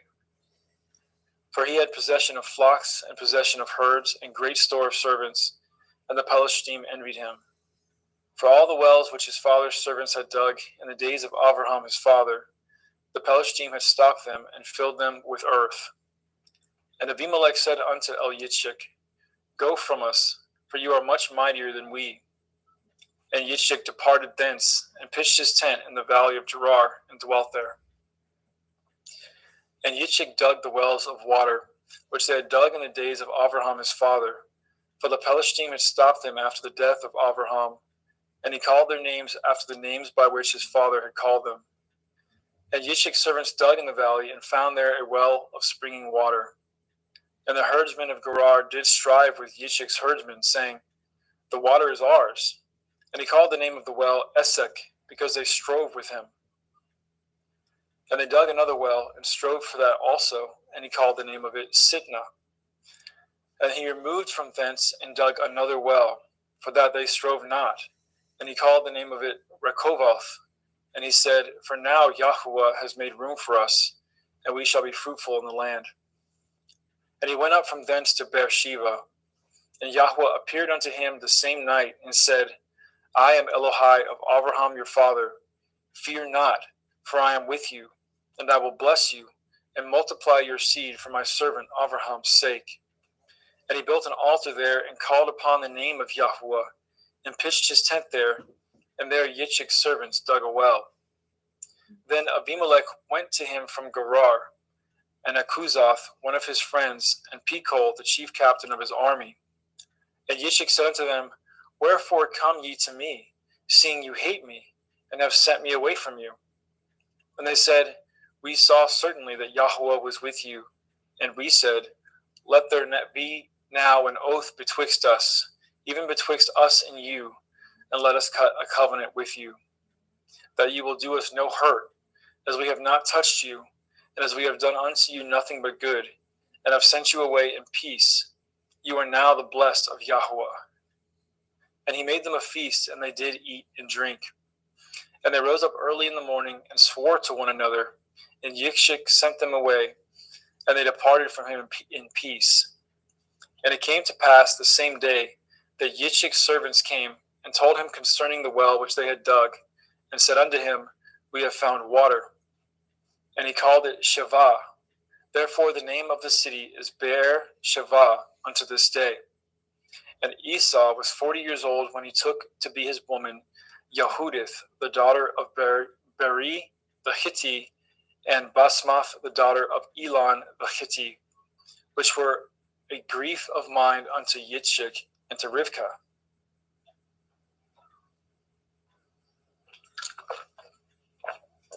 Genesis 27. And it came to pass that when Yitzchak was old, and his eyes were dim, so that he could not see, he called Esau his eldest son, and said unto him, My son. And he said unto him, Behold, here I am. And he said, Behold now, I am old, I know not the day of my death. Now therefore take, I pray you, your weapons, your quiver, and your bow, and go out to the field, and take me some venison, and make me savory meat, such as I love, and bring it to me, that I may eat it, that my soul may bless you before I die. And Rivkah heard when Yitzchak spoke to Esau his son. And Esau went to the field to hunt for venison and to bring it. And Rivkah spoke unto Yaakov her son, saying, Behold, I heard your father speak unto Esau your brother, saying, Bring me some venison, and make me savory meat, that I may eat and bless you before Yahweh, before my death. Now therefore, my son, obey my voice according to that which I command you. Go now to the flock, and fetch me from thence 2 good kids of the goats, and I will make them savory meat for your father, such as he loves. And you shall bring it to your father, that he may eat, and that he may bless you before his death. And Yaakov said to Rivkah his mother, Behold, Esau my brother is a hairy man, and I am a smooth man. My father perchance will feel me, and I shall seem to him as a deceiver, and I shall bring a curse upon me, and not a blessing. And his mother said unto him, Upon me be your curse, my son. Only obey my voice, and go fetch me them. And he went, and he fetched, and brought them to his mother. And his mother made savory meat, such as his father loved. And Rivkah took goodly raiment from her eldest son Esau, which were with her in the house, and put them upon Yaakov her younger son. And she put the skins of the kids of the goats upon his hands, and upon the smooth of his neck. And she gave the savory meat, the bread, which she had prepared, into the hand of her son Yaakov. And he came unto his father, and said, My father. And he said, Here I am. Who are you, my son? And Yaakov said unto his father, I am Esau, your firstborn. I have done according as you bade me. Arise, I pray you, sit and eat of my venison, that your soul may bless me. And Yitzchak said unto his son, How is it that you have found it so quickly, my son? And he said, Because Yahweh Elohika brought it to me. And Yitzchak said unto Yaakov, Come near, I pray you, that I may feel you, my son, whether you be my very son Esau or not. And Yaakov went near unto Yitzchak his father, and he felt him, and said, The voice is Yaakov's voice, but the hands are the hands of Esau. And he discerned him not, because his hands were hairy, as his brother Esau's hands. So he blessed him. And he said, Are you my very son Esau? And he said, I am. And he said, Bring it near to me, and I will eat of my son's venison, that my soul may bless you. And he brought it near to him, and he did eat. And he brought him wine, and he drank. And his father Yitzchak said unto him, Come near now, and kiss me, my son. And he came near and kissed him. And he smelled the smell of his raiment, and he blessed him, and said, See, the smell of my son is as the smell of a field which Yahweh has blessed. Therefore Elohim give you the dew of heaven, and the fatness of the earth, and plenty of grain and wine. Let people serve you, and nations bow down to you. Be Lord over your brethren, and let your mother's sons bow down to you. Cursed be everyone that curses you, and blessed be he that blesses you. And it came to pass, as soon as Yitzchak had made an end of blessing Yaakov, and Yaakov was yet scarce gone out from the presence of Yitzchak his father, that Esau his brother came in from his hunting. And he also made a savory meat, and brought it unto his father, and said unto his father, Let my father arise, and eat of his son's venison, that your soul may bless me. And Yitzchak his father said unto him, Who are you? And he said, I am your son, your firstborn Esau. And Yitzchak trembled very exceedingly, and said, Who? Where is he that has taken venison and brought it to me? And I have eaten of all before you came, and have blessed him. Yea, and he shall be blessed. And when Esau heard the words of his father, he cried with a great and exceeding bitter cry. and said unto his father, Bless me, even me also, O my father. And he said, Your brother came with subtlety and has taken away your blessing.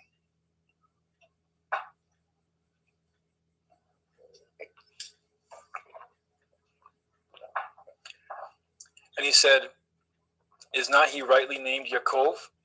For he has supplanted me these 2 times. He took away my birthright, and behold, now he has taken away my blessing. And he said, Have you not reserved a blessing for me? And Yitzchak answered and said unto Esau, Behold, I have made him your lord, and all his brethren have I given to him for servants, and with grain and wine have I sustained him. And what shall I do now unto you, my son? And Esau said unto his father, Have you but one blessing, my father? Bless me, even me also, O my father. And Esau lifted up his voice and wept. And Yitzchak his father answered and said unto him, Behold, your dwelling shall be the fatness of the earth, and of the dew of heaven from above. And by your sword shall you live, and you shall serve your brother. And it shall come to pass, when you shall have the dominion, that you shall break his yoke from off your neck. And Esau hated Yaakov because of the blessing wherewith his father blessed him. And Esau said in his heart, The days of mourning for my father are at hand. Then will I slay my brother Yaakov. And these words of Esau, her elder son, were told to Rivkah. And she sent and called Yaakov, her younger son, and said unto him, Behold, your brother Esau, as touching you, comforts himself, purposing to kill you. Now therefore, my son, obey my voice and arise. Flee to Lavan, my brother, to Haran, and tarry with him a few days until your brother's fury turns away, until your brother's anger turn away from you, and he forget that which you have done to him. Then I will send and fetch you from thence. Why should I be deprived also of you both in one day? And Rivkah said to Yitzchak, I am weary of my life because of the daughters of Heth. If Yaakov take a woman of the daughters of Heth, such as these which are of the daughters of the land, what good shall my life do to me? Genesis 28. And Yitzchak called Yaakov and blessed him, and charged him, and said unto him, You shall not take a woman of the daughters of Canaan. Arise, go to Padan Aram, to the house of Bethuel your mother's father, and take you a woman from thence of the daughters of Lavan your mother's brother. And El Shaddai bless you, and make you fruitful, and multiply you, that you may be a multitude of people, and give you the blessing of Abraham to you, and to your seed with you, that you may inherit the land wherein you are a stranger, which Elohim gave unto Abraham.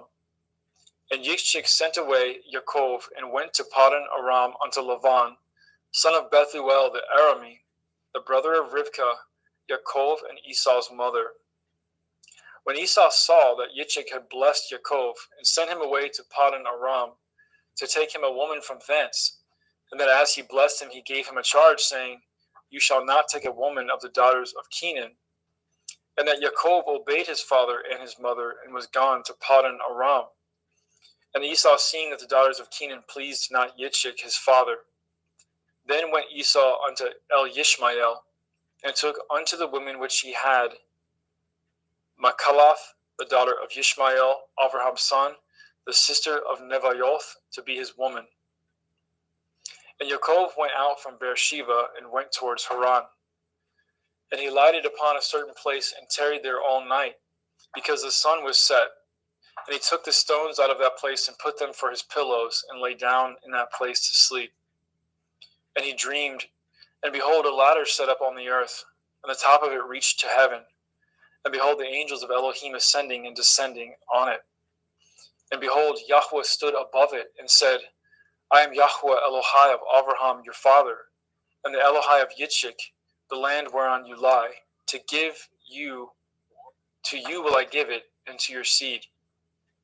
And your seed shall be as the dust of the earth, and you shall spread abroad to the west, and to the east, and to the north, and to the south. And in you and in your seed shall all the families of the earth be blessed. And behold, I am with you, and will guard you in all places whither you go. and will bring you again into this land, for I will not leave you until I have done that which I have spoken to you of. And Yaakov awoke out of his sleep, and he said, Surely Yahweh is in this place, and I knew it not. And he was afraid and said, How dreadful is this place! This is none other but the house of Elohim, and this is the gate of heaven. And Yaakov rose up early in the morning, and took the stone that he had put for his pillows, and set it up for a pillar, and poured oil upon the top of it. And he called the name of that place Beit El, but the name of that city was called Luz at the first. And Yaakov vowed a vow, saying, If Elohim will be with me, and will guard me in this way that I go, and will give me bread to eat and raiment to put on, so that I come again to my father's house in peace, then shall Yahweh be my Elohim. And this stone, which I have set for a pillar, shall be Elohim's house. And of all that you shall give me, I will surely give the 10th unto you. Genesis 29.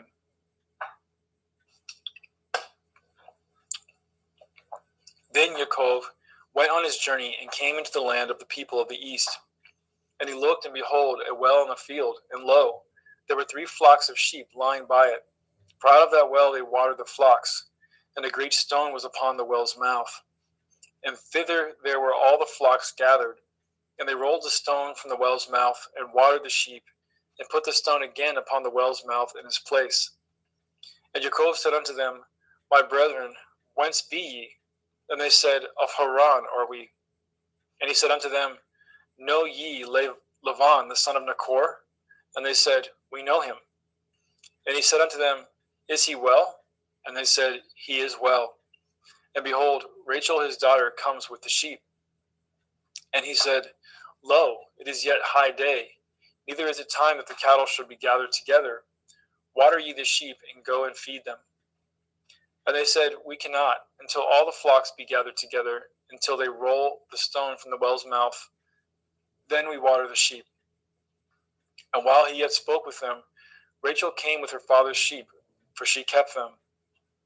And it came to pass, when Yaakov saw Rachel, the daughter of Lavan his mother's brother, and the sheep of Lavan his mother's brother, that Yaakov went near, and rolled the stone from the well's mouth, and watered the flock of Lavan his mother's brother. And Yaakov kissed Rachel, and lifted up his voice, and wept. And Yaakov told Rachel that he was her father's brother, and that he was Rivka's son. And she ran and told her father. And it came to pass, when Lavan heard the tidings of Yaakov his sister's son, that he ran to meet him, and embraced him, and kissed him, and brought him to his house. And he told Lavan all these things.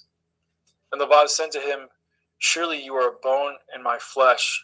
And he abode with him in the space of a month. And Laban said to Yaakov, Because you are my brother, should you therefore serve me for naught? Tell me, what shall your wages be? And Laban had 2 daughters. The name of the elder was Leah, and the name of the younger was Rachel. Leah was tender-eyed, but Rachel was beautiful and well-favored. And Yaakov loved Rachel, and said, I will serve you 7 years for Rachel, your younger daughter. And Laban said, It is better that I give her to you than that I should give her to another man. Abide with me. And Yaakov served 7 years for Rachel, and they seemed unto him but a few days, for the love that he had to her. And Yaakov said unto Laban, Give me my woman, for my days are fulfilled, that I may go in unto her. And Laban gathered together all the men of the place, and made a feast. And it came to pass in the evening that he took Leah his daughter, and brought her to him, and he went in unto her. And Laban gave unto his daughter Leah Zilpah his maid for a handmaid. And it came to pass that in the morning, behold, it was Leah. And he said to Laban, What is this you have done unto me? Did I not serve you for Rachel? Wherefore then have you beguiled me? And Laban said, It must not be so done in our country, to give the younger before the firstborn. Fulfill her week, and we will give you this also for the service which you shall serve me yet 7 other years. And Yaakov did so, and fulfilled her week, and he gave him Rachel his daughter to be his woman also. And Laban gave Rachel his daughter Bilhah his handmaid to be her maid. And he went in also unto Rachel, and he loved also Rachel more than Leah, and served with him yet 7 other years. And when Yahweh saw that Leah was hated, he opened her womb, but Rachel was barren. And Leah conceived and bore a son, and she called his name Reuben. For she said, Surely Yahweh has looked upon my affliction. Now therefore my man will love me. And she conceived again and bore a son, and said, Because Yahweh has heard that I was hated, he has therefore given me this son also. And she called his name Shimon. And she conceived again and bore a son, and said, Now this time my man will be joined unto me, because I have borne him 3 sons. Therefore was his name called Levi. And she conceived again and bore a son. And she said, Now will I praise Yahweh. Therefore she called his name Yehudah, and left bearing. Genesis chapter 30.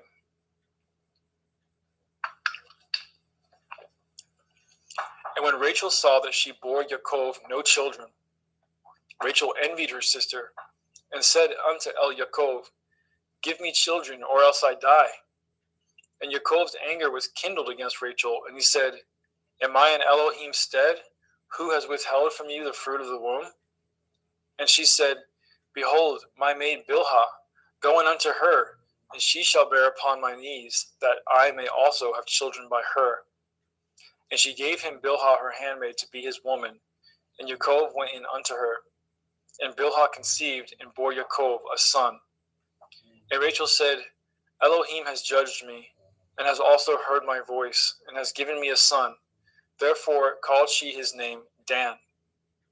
And Bilhah, Rachel's maid, conceived again, and bore Yaakov a second son.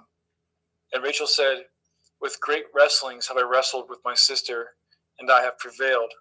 And she called his name Naphtali. And when Leah saw that she had left bearing, she took Zilpah, her maid, and gave her to Yaakov to be his woman. And Zilpah, Leah's maid, bore Yaakov a son. And Leah said, A troop comes, and she called his name Gad. And Zilpah, Leah's maid, bore Yaakov a second son. And Leah said, Happy am I, for the daughters will call me blessed.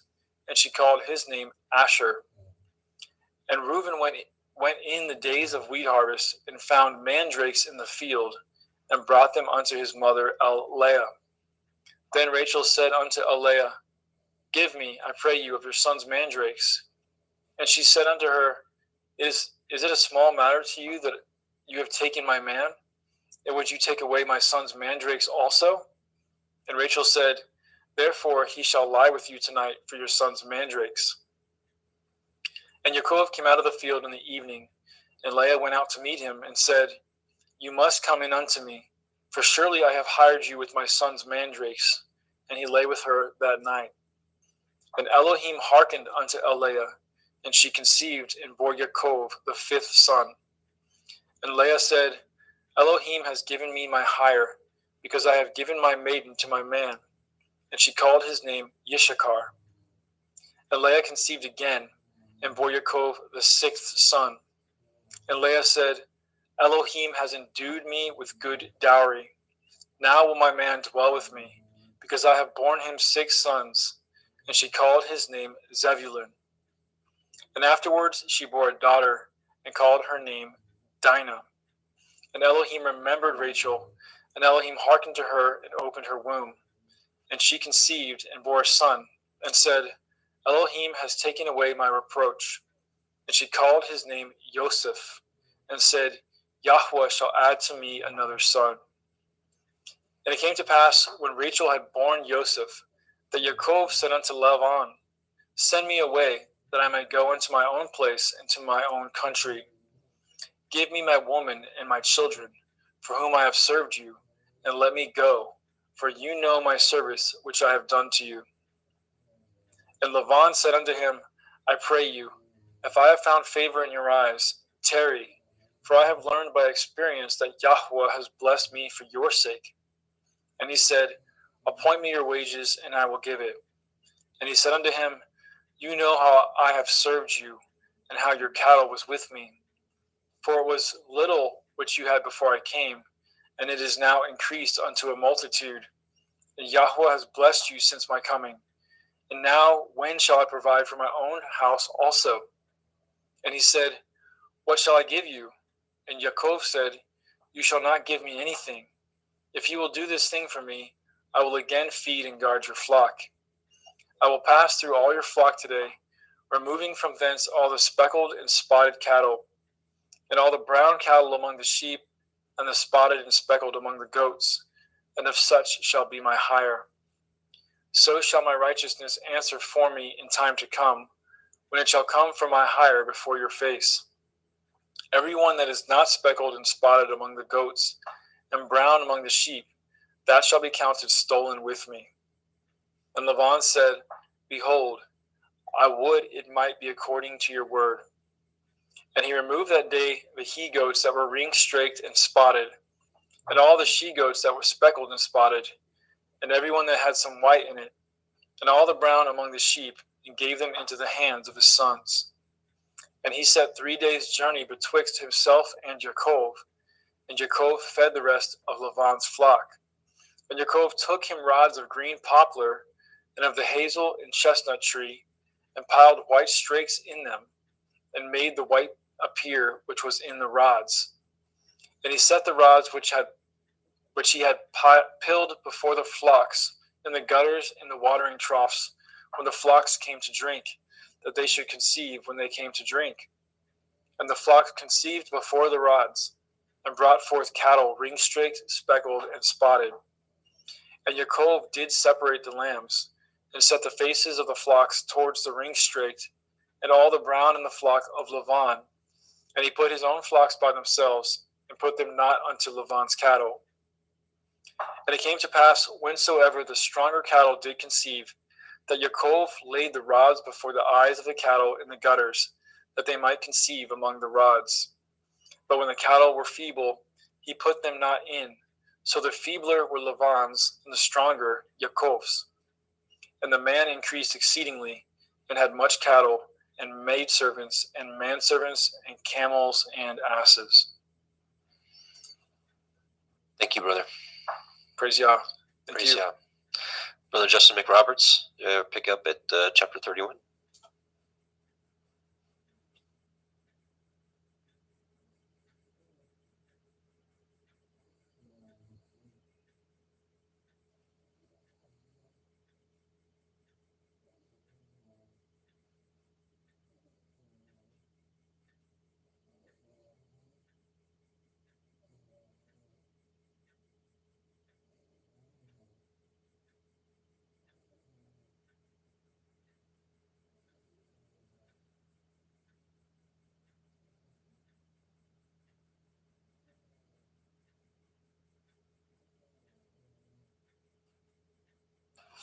I apologize for that. Genesis 31.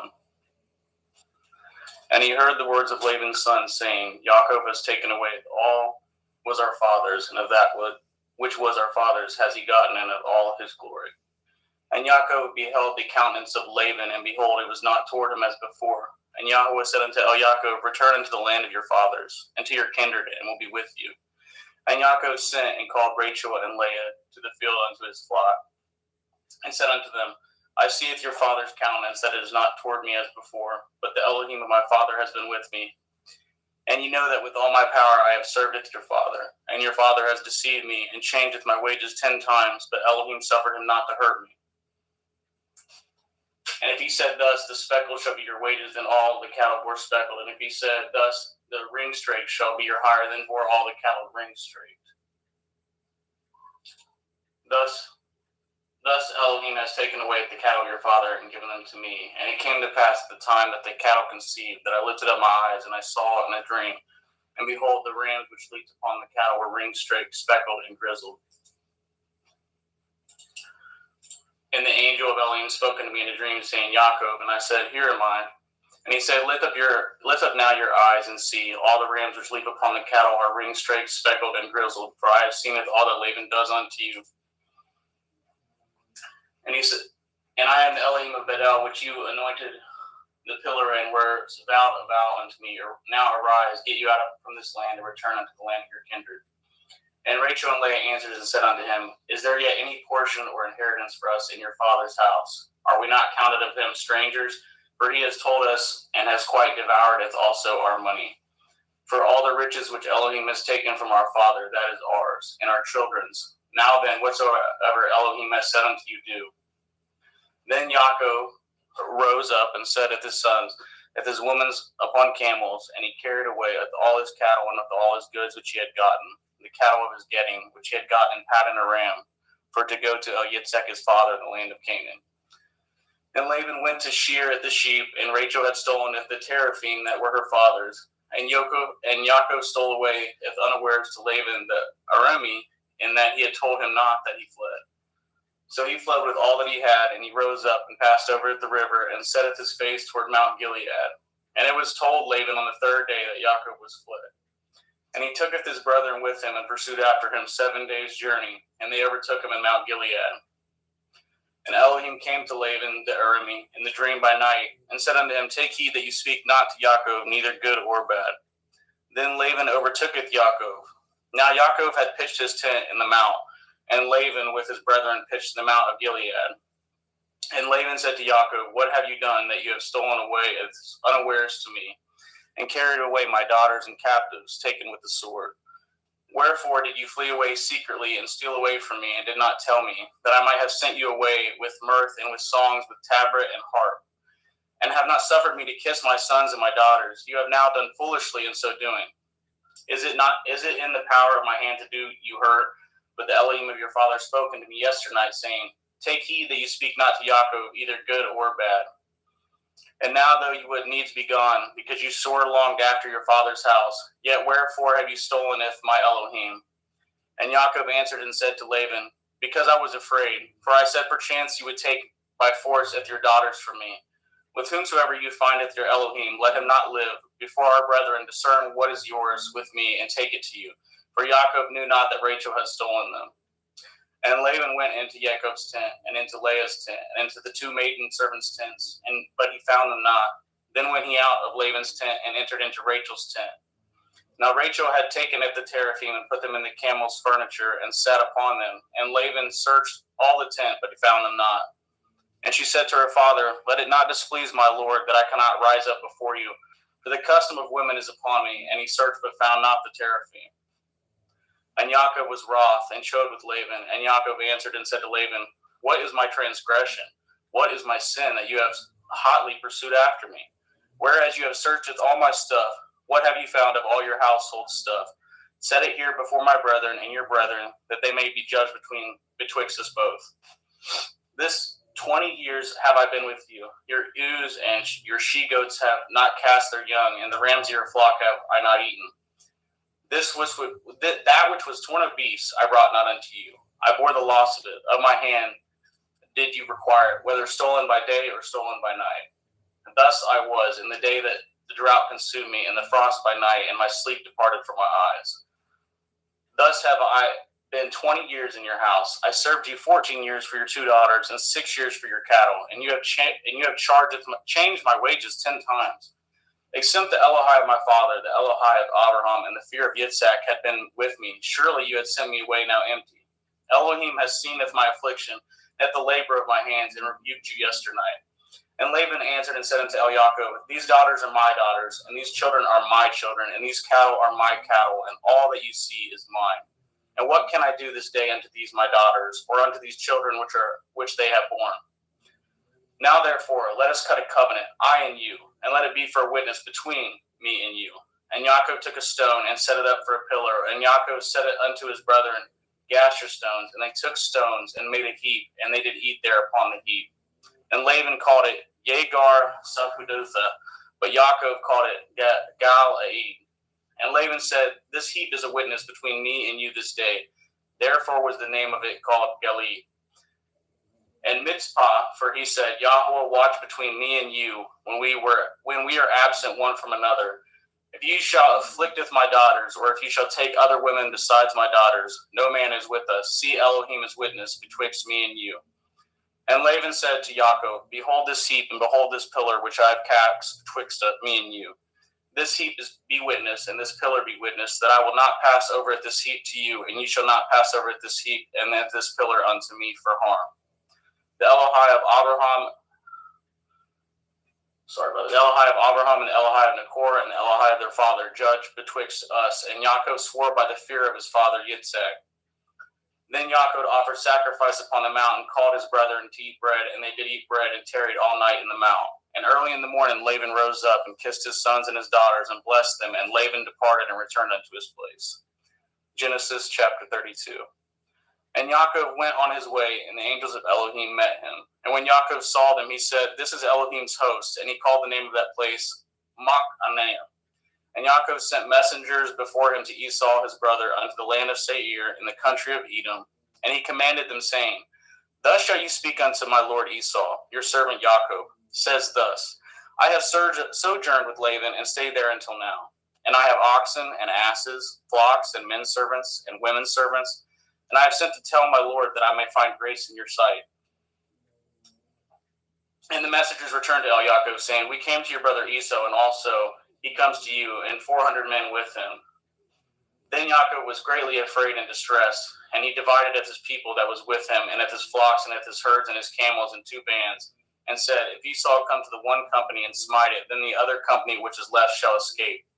And Yaakov said, O Elohai of my father Abraham, and Elohai of my father Yitzhak, Yahweh, which said unto me, Return unto your country and to your kindred, and I will deal with you. I am not worthy of the least of all the mercies and of all the truth which you have showed unto your servant. For with my staff I passed over this Yarden, and now I am become 2 bands. Deliver me, I pray you, from the hand of my brother, from the hand of Esau, for I fear him, lest he will come and smite me and the mother with the children. And you said, I will surely do you good and maketh your seed as the sand of the sea, which cannot be numbered for multitude. And he lodged there that same night, and took of that which came to his hand a present for Esau his brother, 200 she-goats and 20 he-goats, 200 ewes and 20 rams, 30 milch camels with their colts, 40 kine and 10 bulls, 20 she-asses and 10 foals. And he delivered them into the hand of his servants, every drove by themselves, and said unto his servants, Pass over before me, and put a space betwixt drove and drove. And he commanded it the foremost, saying, When Esau my brother meets you, and asks you, saying, Whose are you, and where go you, and whose are these before you? Then you shall say, They be your servant Yaakov's. It is a present sent unto my lord Esau, and behold, also he is behind us. And so command he at the second and the third, and of all that follow the drove, saying, On this manner shall you speak unto Esau when you find him. And say ye moreover, Behold, your servant Yaakov is behind us. For he said, I will appease him with the present that goes before me, and afterward I will see his face. Perchance he will accept of me. So went the present over before him, and himself lodged that night in the company. And he rose up that night, and tooketh his 2 women, and his 2 women servants, and his 11 sons, and passed over the ford Yabok. And he took them and sent them over at the brook, and sent over as he had, and Yaakov was left alone.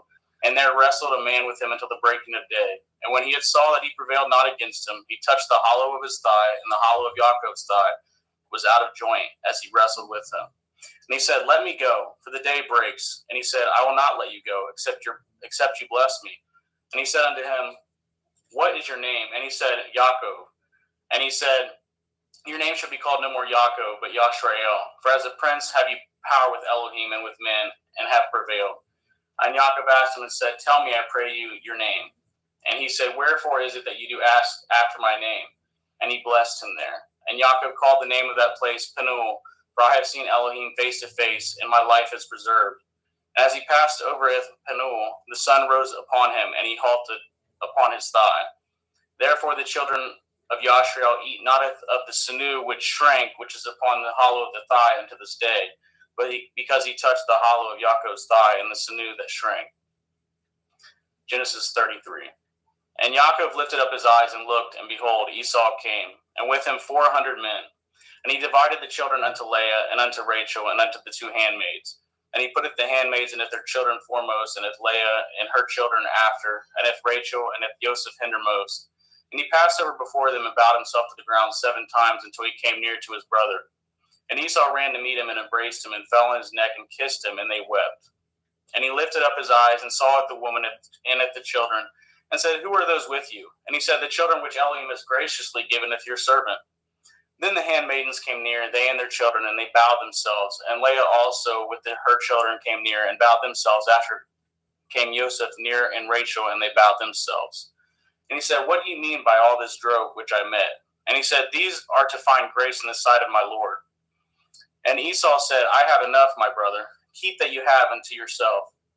And Yaakov said, Nay, I pray you, if now I have found grace in your sight, then receive my present at my hand. For therefore I have seen your face, as though I had seen the face of Elohim, and you are pleased with me. Take, I pray you, my blessing that is brought to you, because Elohim has dealt graciously with me, and because I have enough. And he urged him, and he took it. And let us take our journey, and let us go, and I will go before you.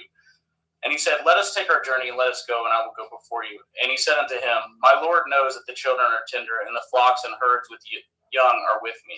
And if men should overdrive them one day, all the flock will die. Let my Lord, I pray you, pass over before his servant, and I will lead on softly, according as the cattle that goes before me, and the children be able to endure, until I come unto my Lord, unto Seir. And Esau said, Let me now leave with you some of the folk that are with me. And he said, What need it? Let me find grace in the sight of my Lord. So Esau returned that day on his way into Seir, and Yaakov journeyed to Succoth, and he built him a house and made Succoth for his cattle. Therefore the name of that place is called Succoth. And Yaakov came to Shalem, a city of Shechem, which is in the land of Canaan, when he came from Paddan Aram, and pitched his tent before the city. And he brought at the parcel of the field which he had spread his tent, and at the hand of the children of Shemor, Shechem's father, 400 for 100 pieces of money. And he erected there an altar and called it El Elohai Yashrael. And Dinah, the daughter of Leah, which she bore unto Yaakov, went out to see the daughters of the land. And when Shechem, the son of Shemor, the Shivi, prince of the country, saw her, he took her and lay with her and defiled her. And his soul clave unto Dinah, the daughter of Yaakov, and he loved at the damsel, and spoke kindly unto the damsel. And Shechem spoke unto his father Hamor, saying, Get me at this damsel to be my woman. And Yaakov heard that he had defiled Dinah, his daughter. Now his sons were with his cattle in the field, and Yaakov held his peace until they were come. And Hamor, the father of Shechem, went out unto Yaakov to commune with him. And the sons of Yaakov came out of the field when they had heard it, and the men were grieved, and they were very wroth, because they had wrought folly in Yashrael and lying with Yaakov's daughter, which thing ought not to be done. And Hamor communed with them, saying, The soul of my son Shechem longs for your daughter. I pray you give him to be his woman. And make ye marriages with us, and giveth your daughters unto us, and take our daughters unto you. And ye shall dwell with us, and the land shall be before you. Dwell and trade ye therein, and get your possessions therein. And Shechem said unto her father and unto her brethren, Let me find grace in your eyes, and what shall ye say unto me, I will give. Ask me never so much dowry and gift, and I will give according as ye shall say unto me, but give me at the damsel to be my woman. And the sons of Yaakov answered as Shechem and as Hamor his father deceitfully, and said, Because he has defiled Dinah their sister. And they said unto them, We cannot do this thing, to giveth our sister to one that is uncircumcised, for that were reproach unto us. But in this will we consent unto you, if you will be as we be, that every male of you be circumcised, then will we give our daughter unto you, and we will take your daughter to us, and we will dwell with you, and we will become one people. But if you will not hearken unto us to be circumcised, then will we taketh our daughter, and we will be gone. And the words pleased Hamor and Shechem, Hamor's son. And the young man deferred not to do this thing, because he had delight in Yaakov's daughter, and he was more honorable than all the house of his father. And Hamor and Shechem his son came into the gate of their city, and communed with the men of their city, saying, These men are peaceable with us, therefore let them dwell in the land and trade therein, for the land, behold, it is large enough for them. Let us take it their daughters to us for women, and let us give them our daughters. Only herein will the men consent unto us for to dwell with us, to be one people. If every male among us be circumcised as they are circumcised. Shall not their cattle and their substance and every beast of theirs be ours? Only let us consent unto them, and they will dwell with us. And unto Hamor and unto Shechem his son hearkened all that went out of the gate of the city, and every male was circumcised, all that went out of the gate of the city. And it came to pass on the third day, when they were sore, that two of the sons of Yaakov, Shimon and Levi, Dinah's brethren took each man his sword and came upon the city boldly and slew all the males. And they slew Hamor and Shechem his son with the edge of the sword, and took Dinah out of Shechem's house and went out. The sons of Yaakov came upon the slain and spoiled the city because they had defiled their sister. They took at their sheep and at their oxen and at their asses and at that which was in the city, at that which was in the field, and at all their wealth and at all their little ones and all their women took they captive and spoiled at even all that was in the house. And Yaakov said to Simon and Levi, Yet have troubled me to stink among the inhabitants of the land, among the Canaanim and the Perizim, and I being few in number, they shall gather themselves together against me and slay me, and I shall be destroyed, I and my house. And they said, Should he deal with our sister as with a harlot? Genesis 35. And Elohim said unto Yaakov, Arise, and go up to Bethel and dwell there, and make there an altar unto Elohim that appeared unto you when you fled from the face of Esau your brother. Then Yaakov said unto his household and to all that were with him, Put away the strange Elohai that are among you, and be clean, and change your garments. And let us arise, and go up to Bethel, and will make there an altar unto Elohim, who answered me in the day of my distress, and was with me in the way which I went. And they gave unto Yaakov all the strange Elohai which were in their hand, and all their earrings which were in their ears, and Yaakov hid them under the oak which was by Shechem. And they journeyed, and the terror of Elohim was upon the cities which were round about them, and they did not pursue after the sons of Yaakov. So Yaakov came to Luz, which is in the land of Canaan, that is Bethel, and all the people that were with him. And he built there an altar, and called the place El Bethel, because there Elohim appeared unto him when he had fled from the face of his brother. But Deborah, Rivkah's nurse, died, and she was buried beneath Bethel under an oak, and the name of it was called Alon Bakuth. And Elohim appeared unto Yaakov again when he came out of Paddan Aram, and blessed him. And Elohim said unto him, Your name is Yaakov. Your name shall not be called any more Yaakov, but Yashrael shall be your name. And he calleth his name Yashrael. And Elohim said unto him, I am El Shaddai. Be fruitful and multiply. A nation and a company of nations shall be of you, and kings shall come out of your loins. And that the land which I gave Abraham and Yitzhak, to you I will give it, and to your seed after you will I give it the land. And Elohim went up from him in the place where he talked with him. And Yaakov set up a pillar in the place where he talked with him, even a pillar of stone. And he poured a drink offering thereon, and he poured oil thereon. And Yaakov called it the name of the place where Elohim spoke with him, Bethel. And they journeyed from Bethel, and there was but a little way to come to Ephrath. And Rachel travailed, and she had hard labor. And it came to pass, when she was in hard labor, that the midwife said unto her, Fear not, you shall have this son also. And it came to pass, as her soul was in departing, for she died, that she called his name Benoni, but his father called him Benjamin. And Rachel died, and she was buried in the way of Ephrath, which is in Bethlehem. And Yaakov set a pillar upon her grave, and that is the pillar of Rachel's grave unto this day. And Yashrael journeyed and spread his tent beyond Migdal Eder. And it came to pass, when Yashrael dwelt in that land, that Reuben went and lay with Bilhah, his father's concubine, and Yashrael heard it. Now the sons of Yaakov were 12. The sons of Leah, Reuben, Yaakov's firstborn, and Shimon, and Levi, and Yehuda, and Issachar, and Zebulun. The sons of Rachel, Joseph, and Benjamin. And the sons of Bilhah, and Rachel's handmaid, Dan and Naphtali. And the sons of Zilpah, Leah's handmaid, Gad, and Asher. These are the sons of Yaakov, which were born to him in Paddan Aram. And Yaakov came unto Yitzhak his father, unto Mamre, unto Kiart Arba, which is Chevron, where Abraham and Yitzhak sojourned. And the days of Yitzhak were 180 years. And Yitzhak gave up his ruach and died, and was gathered unto his people, being old and full of days. And his sons Esau and Yaakov buried him. Genesis 36. Now these are the generations of Esau, who is Edom. Esau tooketh his woman of the daughters of Canaan, Eth Adah, the daughter of Elon the Hittite, and Eth Oholibamah, the daughter of Anah, the daughter of Tiz on the Hivi, and Eth Bethmoth, Ishmael's daughter, sister of Naboth. And Adah bore to Esau Eth Eliphaz, and Basmath bore Eth Reuel, and Oholibamah bore Eth Yeish, and Eth Ya'alam, and Eth Korach. These are the sons of Esau, which were born unto him in the land of Canaan.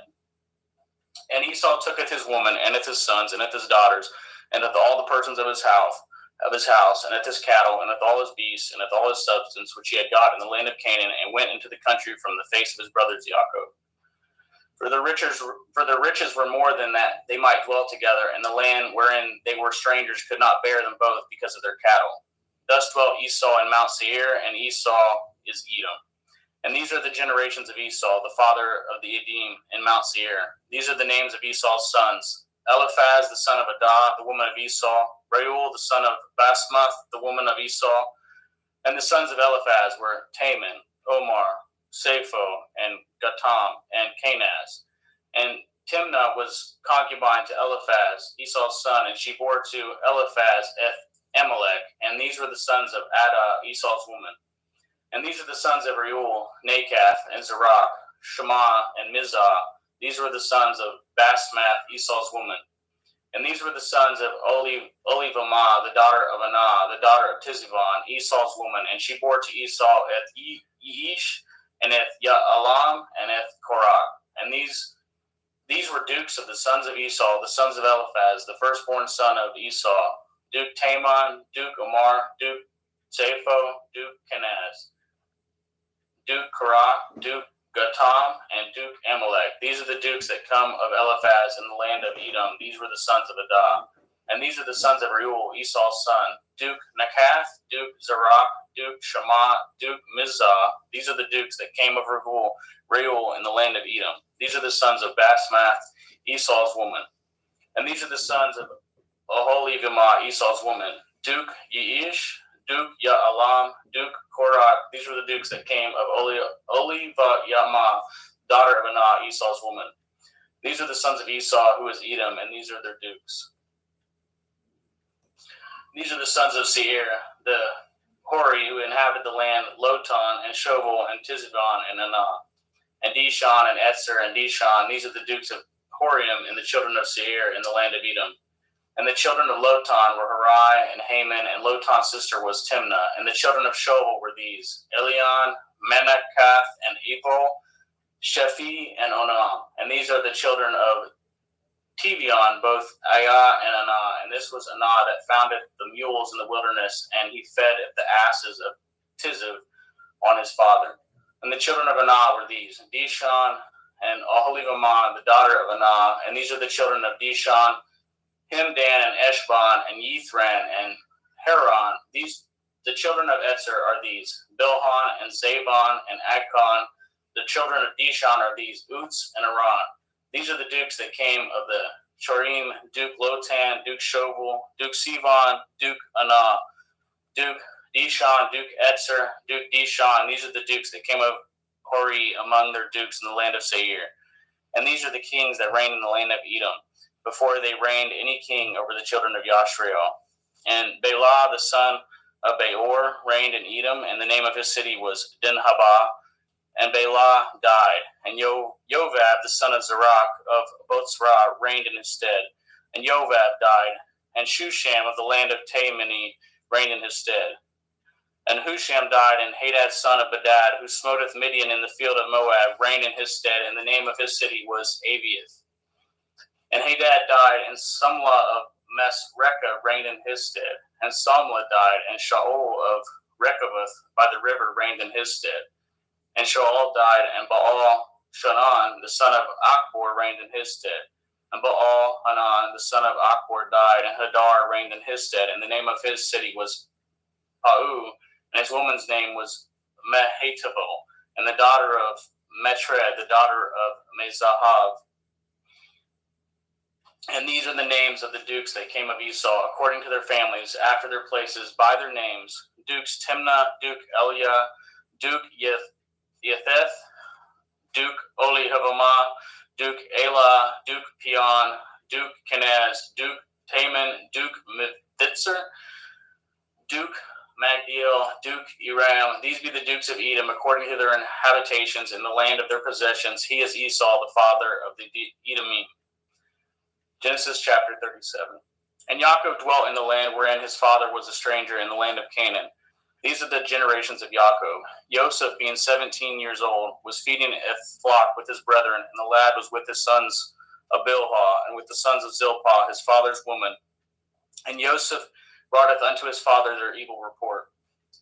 Now Yashrael loved Joseph more than all his children, because he was the son of his old age, and made him a coat of many colors. And when his brethren saw that their father loved him more than all his brethren, they hated him and could not speak peaceably unto him. And Joseph dreamed a dream, and he told it his brethren, and they hated him yet the more. And he said unto them, Hear, I pray you, this dream which I have dreamed. For behold, we were binding sheaves in the field, and lo, my sheaf arose, and also stood upright. And behold, your sheaf stood round about, and made obeisance to my sheaf. And his brethren said to him, Shall you indeed reign over us, or shall you indeed have dominion over us? And they hated him yet the more for his dreams and for his words. And they dreamed yet another dream, and told it his brethren, and said, Behold, I have dreamed a dream more, and behold, the sun and the moon and 11 stars made obeisance to me. And he told it to his father and to his brethren, and his father rebuked him, and said unto him, What is this dream that you have dreamed? Shall I and your mother and your brethren indeed come bow down ourselves to you, to the earth? And his brethren envied him, but his father observed this saying. And his brethren went to feed their father's flock in Shechem. And Yashrael said unto Joseph, Do not your brethren feed the flock in Shechem? Come, and I will send you unto them. And he said to him, Here am I. And he said unto him, Go, I pray you, seeth whether it will be well with your brethren, and if well with your flocks, and bring me word again. So he sent him out of the valley of Chevron, and he came to Shechem. And a certain man found him, and behold, he was wandering in the field. And the man asked him, saying, What do you seek? And he said, I seeketh my brethren. Tell me, I pray you, where they feed their flocks. And the man said, They departed hence, for I heard them say, Let us go to Dothan. And Joseph went after his brethren, and found them in Dothan. And when they saw him afar off, even before he came near unto them, they conspired against him to slay him. And they said one to another, Behold, this dreamer comes. Come now, therefore, and let us slay him, and cast him into some pit. And we will say, Some evil beast has devoured him, and we shall see what will become of his dreams. And Reuben heard it, and delivered him out of their hands, and said, Let us not kill him. And Reuben said unto them, Shed no blood, but cast him into this pit that is in the wilderness, and lay no hand upon him, that he might rid him out of their hands, to deliver him to his father again. And it came to pass, when Joseph was come unto his brethren, that they stripped Joseph out of his coat, and the coat of many colors that was on him. And they took him and cast him into a pit, and the pit was empty. There was no water in it. And they sat down to eat bread, and they lifted up their eyes and looked, and behold, a company of Ishmaelim came from Gilead with their camels, bearing spicery and balm and myrrh, going to carry it down to Mitzrayim. And Yehudah said unto his brethren, What profit is it if we slayeth our brother and concealeth his blood? Come and let us sell him to the Ishmaelim, and let not our hand be upon him, for he is our brother and our flesh. And his brethren were content. Then there passed by Midianim merchantmen, and they drew and lifted up Joseph out of the pit, and sold Joseph to the Ishmaelim for 20 pieces of silver, and they brought Joseph into Mitzrayim. And Reuben returned into the pit, and beheld Joseph was not in the pit, and he returned his clothes, and he returned unto his brethren, and said, The child is not, and I, whither shall I go? And they took Joseph's coat, and killed a kid of the goats, and dipped the coat in the blood. And they sent the coat of many colors, and they brought it to their father, and said, This have we found. Know now whether it be your son's coat or no. And he knew it, and said, It is my son's coat. An evil beast has devoured him. Joseph is without doubt rent in pieces. And Yaakov rent his clothes, and put sackcloth upon his loins, and mourned for his son many days. And all his sons and all his daughters rose up to comfort him, but he refused to be comforted. And he said, For I will go down into Sheol unto my son mourning. Thus his father wept for him. And the Midianim sold him into Mitzrayim unto Potiphar, an officer of Pharaoh's and captain of the guard. Genesis 38. And it came to pass at that time that Yehudah went down from his brethren, and turned into a certain Adulami, whose name was Hiriah. And Yehudah saw their daughter of a certain Canaanite, whose name was Shuach, and he tooketh her, and went in unto her, and she conceived and bore a son. And he called his name And she conceived again and bore a son, and she called his name Onan. And yet she again conceived and bore a son, and called his name Shelach. And he was at Kaziv, and when she bore him. And Yehudah took a woman from his firstborn, whose name was Tamar. And Yehudah's firstborn, was wicked in the sight of Yahweh, and Yahweh slew him. And Yehuda said unto Onan, Go in unto your brother's woman, and marry her, and raise up seed to your brother. And Onan knew that the seed should not be his. And it came to pass, when he went in unto his brother's woman, that he spilled it on the ground, lest that he should give seed to his brother. And the thing which he did displeased Yahweh, wherefore he slew him also. Then said Yehuda to Tamar, to his daughter-in-law, Remain a widow at your father's house, till Shelach my son be grown. For he said, Lest perchance he die also, as his brethren did. And Tamar went and dwelt in her father's house. And in the process of time, the daughter of Shuach, Yehuda's woman, died, and Yehuda was comforted, and went up into his sheep shears to Timnath, and he and his friend Hiriah the Adullamite. And it was told Tamar, saying, Behold, your father-in-law goes up to Timnah to shear his sheep. And she put her widow's garments off from her, and covered her with a veil, and wrapped herself, and sat in an open place, which is by the way to Timnah. For she saw that Shelach was grown, and she was not given unto him to be his woman. When Yehuda saw her, he thought her to be a harlot, because she had covered her face. And he turned unto her by the way, and said, Go to, I pray you, let me come in unto you, for he knew not that she was his daughter-in-law. And she said, What will you give me that you may come in unto me? And he said, I will send you a kid from the flock. And she said, Will you give me a pledge till you send it? And he said, What pledge shall I give you? And she said, Your signet and your bracelets, your staff that is in your hand. And he gave it to her, and came in unto her, and she conceived by him. And she arose and went away, and laid by her veil from her, and put on the garments of her widowhood. And Yehuda senteth the kid by the hand of his friend, the Adullamite, to receive his pledge from the woman's hand, but he found her not. Then he asked the men of the place, saying, Where is the harlot that was openly by the wayside? And they said, There was no harlot in this place. And he returned to Yehuda and said, I cannot find her. And also the men of the place said that there was no harlot in this place. And Yehuda said, Let her take it to her, lest we be shamed. Behold, I sent this kid, and you have not found her. And it came to pass about 3 months after that she was told Yehuda, saying, Tamar, your daughter-in-law, has played the harlot, and also, behold, she is with child by whoredom. And Yehuda said, Bring her forth, and let her be burnt. When she was brought forth, she sent to her father-in-law, saying, By the man whose these are, am I with child? And she said, Discern, I pray you, whose are these? The signet, and bracelets, and staff. And Yehuda acknowledged them, and said, She has been more righteous than I, because that I gave her not to Shelach my son, and he knew her again no more. And it came to pass in the time of her travail, that behold, twins were in her womb. And it came to pass when she travailed, that the one put out his hand, and the midwife took and bound upon his hand a scarlet thread, saying, This came out first. And it came to pass, as he drew back his hand, that behold, the brother came out, and she said, Have you broken forth? This breach be upon you. Therefore his name is called Peretz. And afterward came out his brother, that had a scarlet thread upon his hand, and his name was called Zerah. Genesis chapter 39.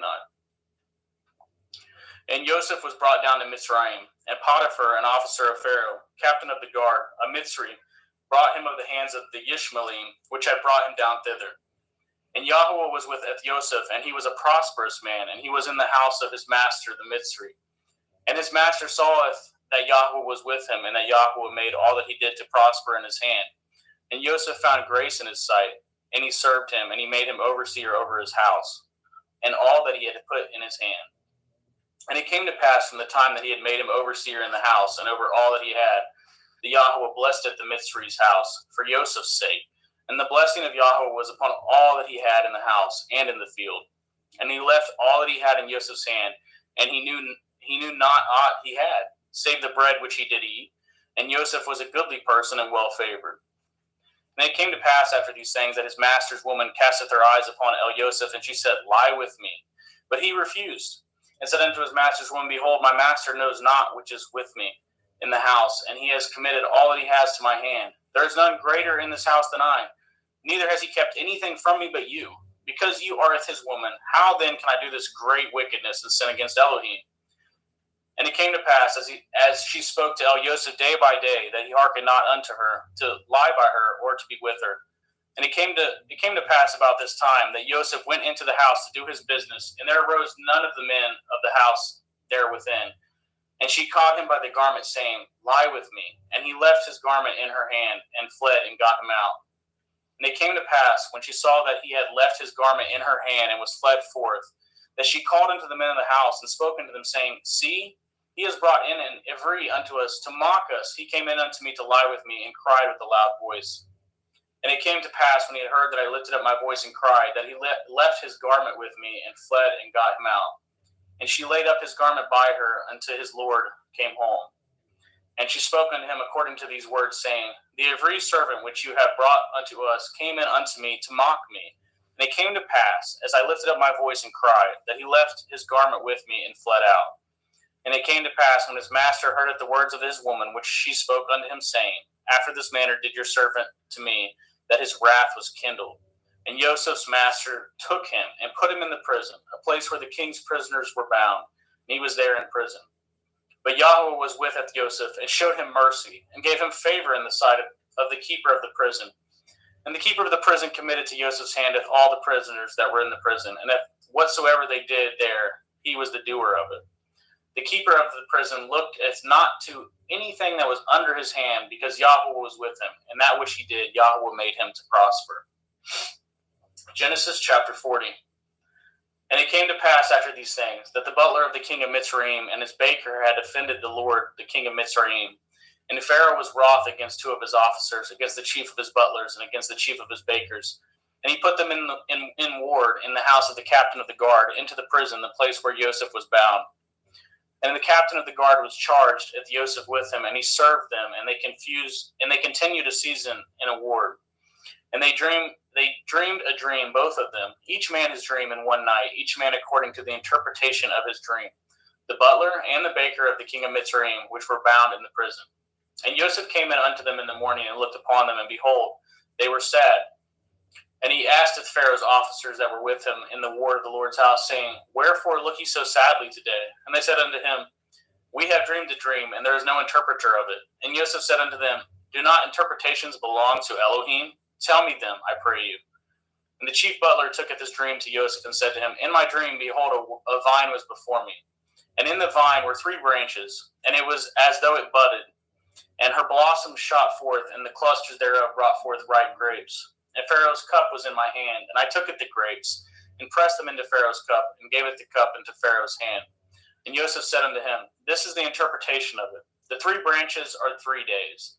Yet within 3 days shall Pharaoh lift up your head, and restore unto your place, and you shall deliver Pharaoh's cup into his hand, after the former manner when you were his butler. But think on me when it shall be well with you, and show kindness, I pray you, unto me, and make mention of me unto Pharaoh, and bring me out of this house. For indeed I was stolen away out of the land of the Ivrim, and here also I have done nothing, that they should put me in this dungeon. When the chief baker saw that the interpretation was good, he said unto Joseph, I also was in my dream, and behold, I had 3 white baskets on my head. And in the uppermost basket there was of all manner of baked meats for Pharaoh, and the birds did eat them out of the basket upon my head. And Joseph answered and said, This is the interpretation thereof. The 3 baskets are 3 days. Yet within 3 days shall Pharaoh lift up your head from off you, and shall hang you on a tree, and the birds shall eat your flesh from off you. And it came to pass the 3rd day, which was at Pharaoh's birthday, that he made a feast unto all his servants, and he lifted up his head off the chief butler and the chief baker among the servants. And he restored the chief butler unto his butlership again, and he gave the cup into Pharaoh's hand. But he hanged the chief baker, as Joseph had interpreted to them. Yet did not the chief butler remember Joseph, but forgot him. Genesis chapter 41. And it came to pass at the end of the 2 full years that Pharaoh dreamed, and beheld, he stood by the river. And behold, there came up out of the river 7 well-favored kine and fat-fleshed, and they fed in a meadow. And behold, 7 other kine come up after them out of the river, ill-favored and lean-fleshed, and stood by the other kine upon the bank of the river. And the ill-favored and the lean-fleshed kine did eat up at the 7 well-favored and fat kine. So Pharaoh awoke.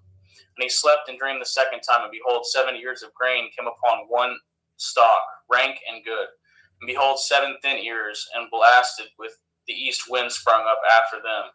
And 7 thin ears devoured at the 7 rank and full ears. And Pharaoh awoke, and behold, it was a dream.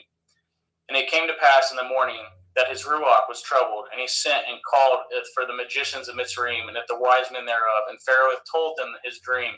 but there was none that could interpret them unto Pharaoh. Then spoke the chief butler and of Pharaoh, saying, I do remember my faults this day. Pharaoh was wroth with the servants and put me in ward in the captain of the guard's house, both me and the chief baker. And we dreamed a dream in one night, I and he. We dreamed each man according to the interpretation of his dream. And there was there with us a young man, and a servant to the captain of the guard. And we told him, and he interpreted to us with our dreams, to each man according to his dream he did interpret. And it came to pass, as he interpreted to us, so it was. Me he restored into my office, and him he hanged. Then Pharaoh sent and calleth Joseph, and they brought him hastily out of the dungeon, and shaved himself, and changed his raiment, and came in unto Pharaoh. And Pharaoh said unto Joseph, I have dreamed a dream, and there is none that can interpret it. I have heard say of you that you can understand a dream to interpret it. And Joseph answered the Pharaoh, saying, It is not in me. Elohim shall give Pharaoh an answer of peace. And Pharaoh said unto Joseph, In my dream, behold, I stood upon the bank of the river, and behold, there came up out of the river 7 kine fat-fleshed and well-favored, and they fed in a meadow. And behold, 7 other kine came up after them, poor and very ill-favored and lean-fleshed, such as I had never saw in the land of Mitzrayim for badness. And the lean and the ill-favored kine did eat up the first 7 fat kine. And when they had eaten them up, it could not be known that they had eaten them, but they were still ill-favored as at the beginning. So I awoke. And I saw in my dream, and behold, 7 ears came up in one stalk, full and good. And behold, 7 ears withered thin, and blasted with the east wind sprung up after them. And the thin ears devoured it, the 7 good ears. And I told this unto the magicians, but there was none that could declare it unto me. And Joseph said unto Pharaoh, The dream of Pharaoh it is one. Elohim has showed Pharaoh what he is about to do. The 7 kine are 7 years, and the 7 good ears are 7 years. The dream is one. And the 7 thin and ill-favored kine that come up after them are 7 years, and the 7 empty ears blasted with the east wind shall be 7 years of famine. This is the thing which I have spoken unto Pharaoh. Oh, what Elohim is about to do, he shows it unto Pharaoh. Behold, there come 7 years of great plenty throughout all the land of Mitzrayim, and there shall rise after them 7 years of famine, and all the plenty shall be forgotten in the land of Mitzrayim. And the famine shall consume the land. And the plenty shall not be known in the land by the reason of the famine following, for it shall be very grievous. And for that the dream was doubled unto Pharaoh twice. It is because the thing is established by Elohim, and Elohim will shortly bring it to pass. Now therefore let Pharaoh look out a man discreet and wise, and set him over the land of Mitzrayim. Let Pharaoh do this, and let him appoint officers over the land to take up a 5th part of the land of Mitzrayim in the 7 plenteous years. And let them gather all the food of those good years that come, and lay up grain under the hand of Pharaoh, and let them guard food in the cities, and that food shall be for store to the land against the 7 years of famine, which shall be in the land of Mitzrayim, that the land perish not through the famine. And the thing was good in the eyes of Pharaoh and in the eyes of his servants. And Pharaoh said unto his servants, Can we find such a one as this, a man in whom the Ruach Elohim is? And Pharaoh said unto Joseph, For as much as Elohim has showed you with all this, there is none so discreet and wise as you are. You shall be over my house, and according to your word shall all my people be ruled. Only in the throne will I be greater than you. And Pharaoh said unto Joseph, See, I have set over you all the land of Mitzrayim. And Pharaoh took off his ring from his hand, and put it upon Joseph's hand, and arrayed him in vestures of fine linen, and put a gold chain about his neck. And he made him to ride in the 2nd chariot which he had, and they cried before him, Bow the knee. And he made him ruler over all the land of Mitzrayim. And Pharaoh said unto Joseph, I am Pharaoh, and without you shall no man lift up this hand, at this foot in all the land of Mitzrayim. And Pharaoh called Joseph's name Sophath-Panach, and he gave him to be his woman, Asenath, the daughter of Potiphar's priest of On. And Joseph went out over all the land of Mitzrayim. And Joseph was 30 years old when he stood before Pharaoh, king of Mitzrayim. And Joseph went out from the presence of Pharaoh, and went throughout all the land of Mitzrayim. And in the 7 plenteous years the earth brought forth by handfuls. And he gathered up all the food of the 7 years which were in the land of Mitzrayim, and laid up the food in the cities, and the food of the field, which was round about every city, laid he up in the same. And Joseph gathered grain as the sand of the sea, very much, until he left numbering, for it was without number. And unto Joseph were born 2 sons before the years of famine came, which Asenath, the daughter of Potiphar, priest of On, bore unto him. And Joseph called it the name of the firstborn Manasseh, for Elohim said, He has made me forget my toil in all my father's house. And at the name of the second he called Ephraim, for Elohim has called me to be fruitful in the land of my affliction. And the 7 years of plenteous that was in the land of Mitzrayim were ended, and the 7 years of famine began to come, according as Joseph had said. And the famine was in all the lands, but in all the land of Mitzrayim there was bread. And when all the land of Mitzrayim was famished, the people cried to Pharaoh for bread. And Pharaoh said unto all the Mitzrayim, Go unto Joseph, what he says to you do. And the famine was over all the face of the earth, and Joseph opened all the storehouses and sold unto the Mitzrayim, and the famine was waxed sore in the land of Mitzrayim. And all the countries came into Mitzrayim to Joseph to buy grain, because that the famine was so sore in all the lands. Genesis 42. Now when Yaakov saw that there was grain in Mitzrayim, Yaakov said unto his sons, Why do you look one upon another? And he said, Behold, I have heard that there is grain in Mitzrayim. Get ye down thither, and buy for us from thence, that we may live and not die. And Joseph's 10 brethren went down to buy grain in Mitzrayim. But if Benjamin, Joseph's brother, Yaakov sent not with his brethren, for he said, Lest perchance mischief befall him. And the sons of Yashriel came to buy grain among those that came, for the famine was in the land of Canaan. And Joseph was the governor over the land, and he it was that sold all the people of the land. And Joseph's brethren came and bowed down themselves before him with their faces to the earth. And Joseph saweth his brethren, and he knew them, but made himself strange unto them, and spoke roughly unto them. And he said unto them, Whence come ye? And they said, From the land of Canaan to buy food. And Joseph knew his brethren, and they knew him not.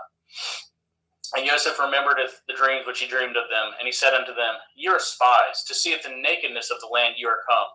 And they said unto him, Nay, my lord, but to buy food are your servants come. We are all one man's sons. We are true men. Your servants are no spies. And he said unto them, Nay, but to see the nakedness of the land ye are come.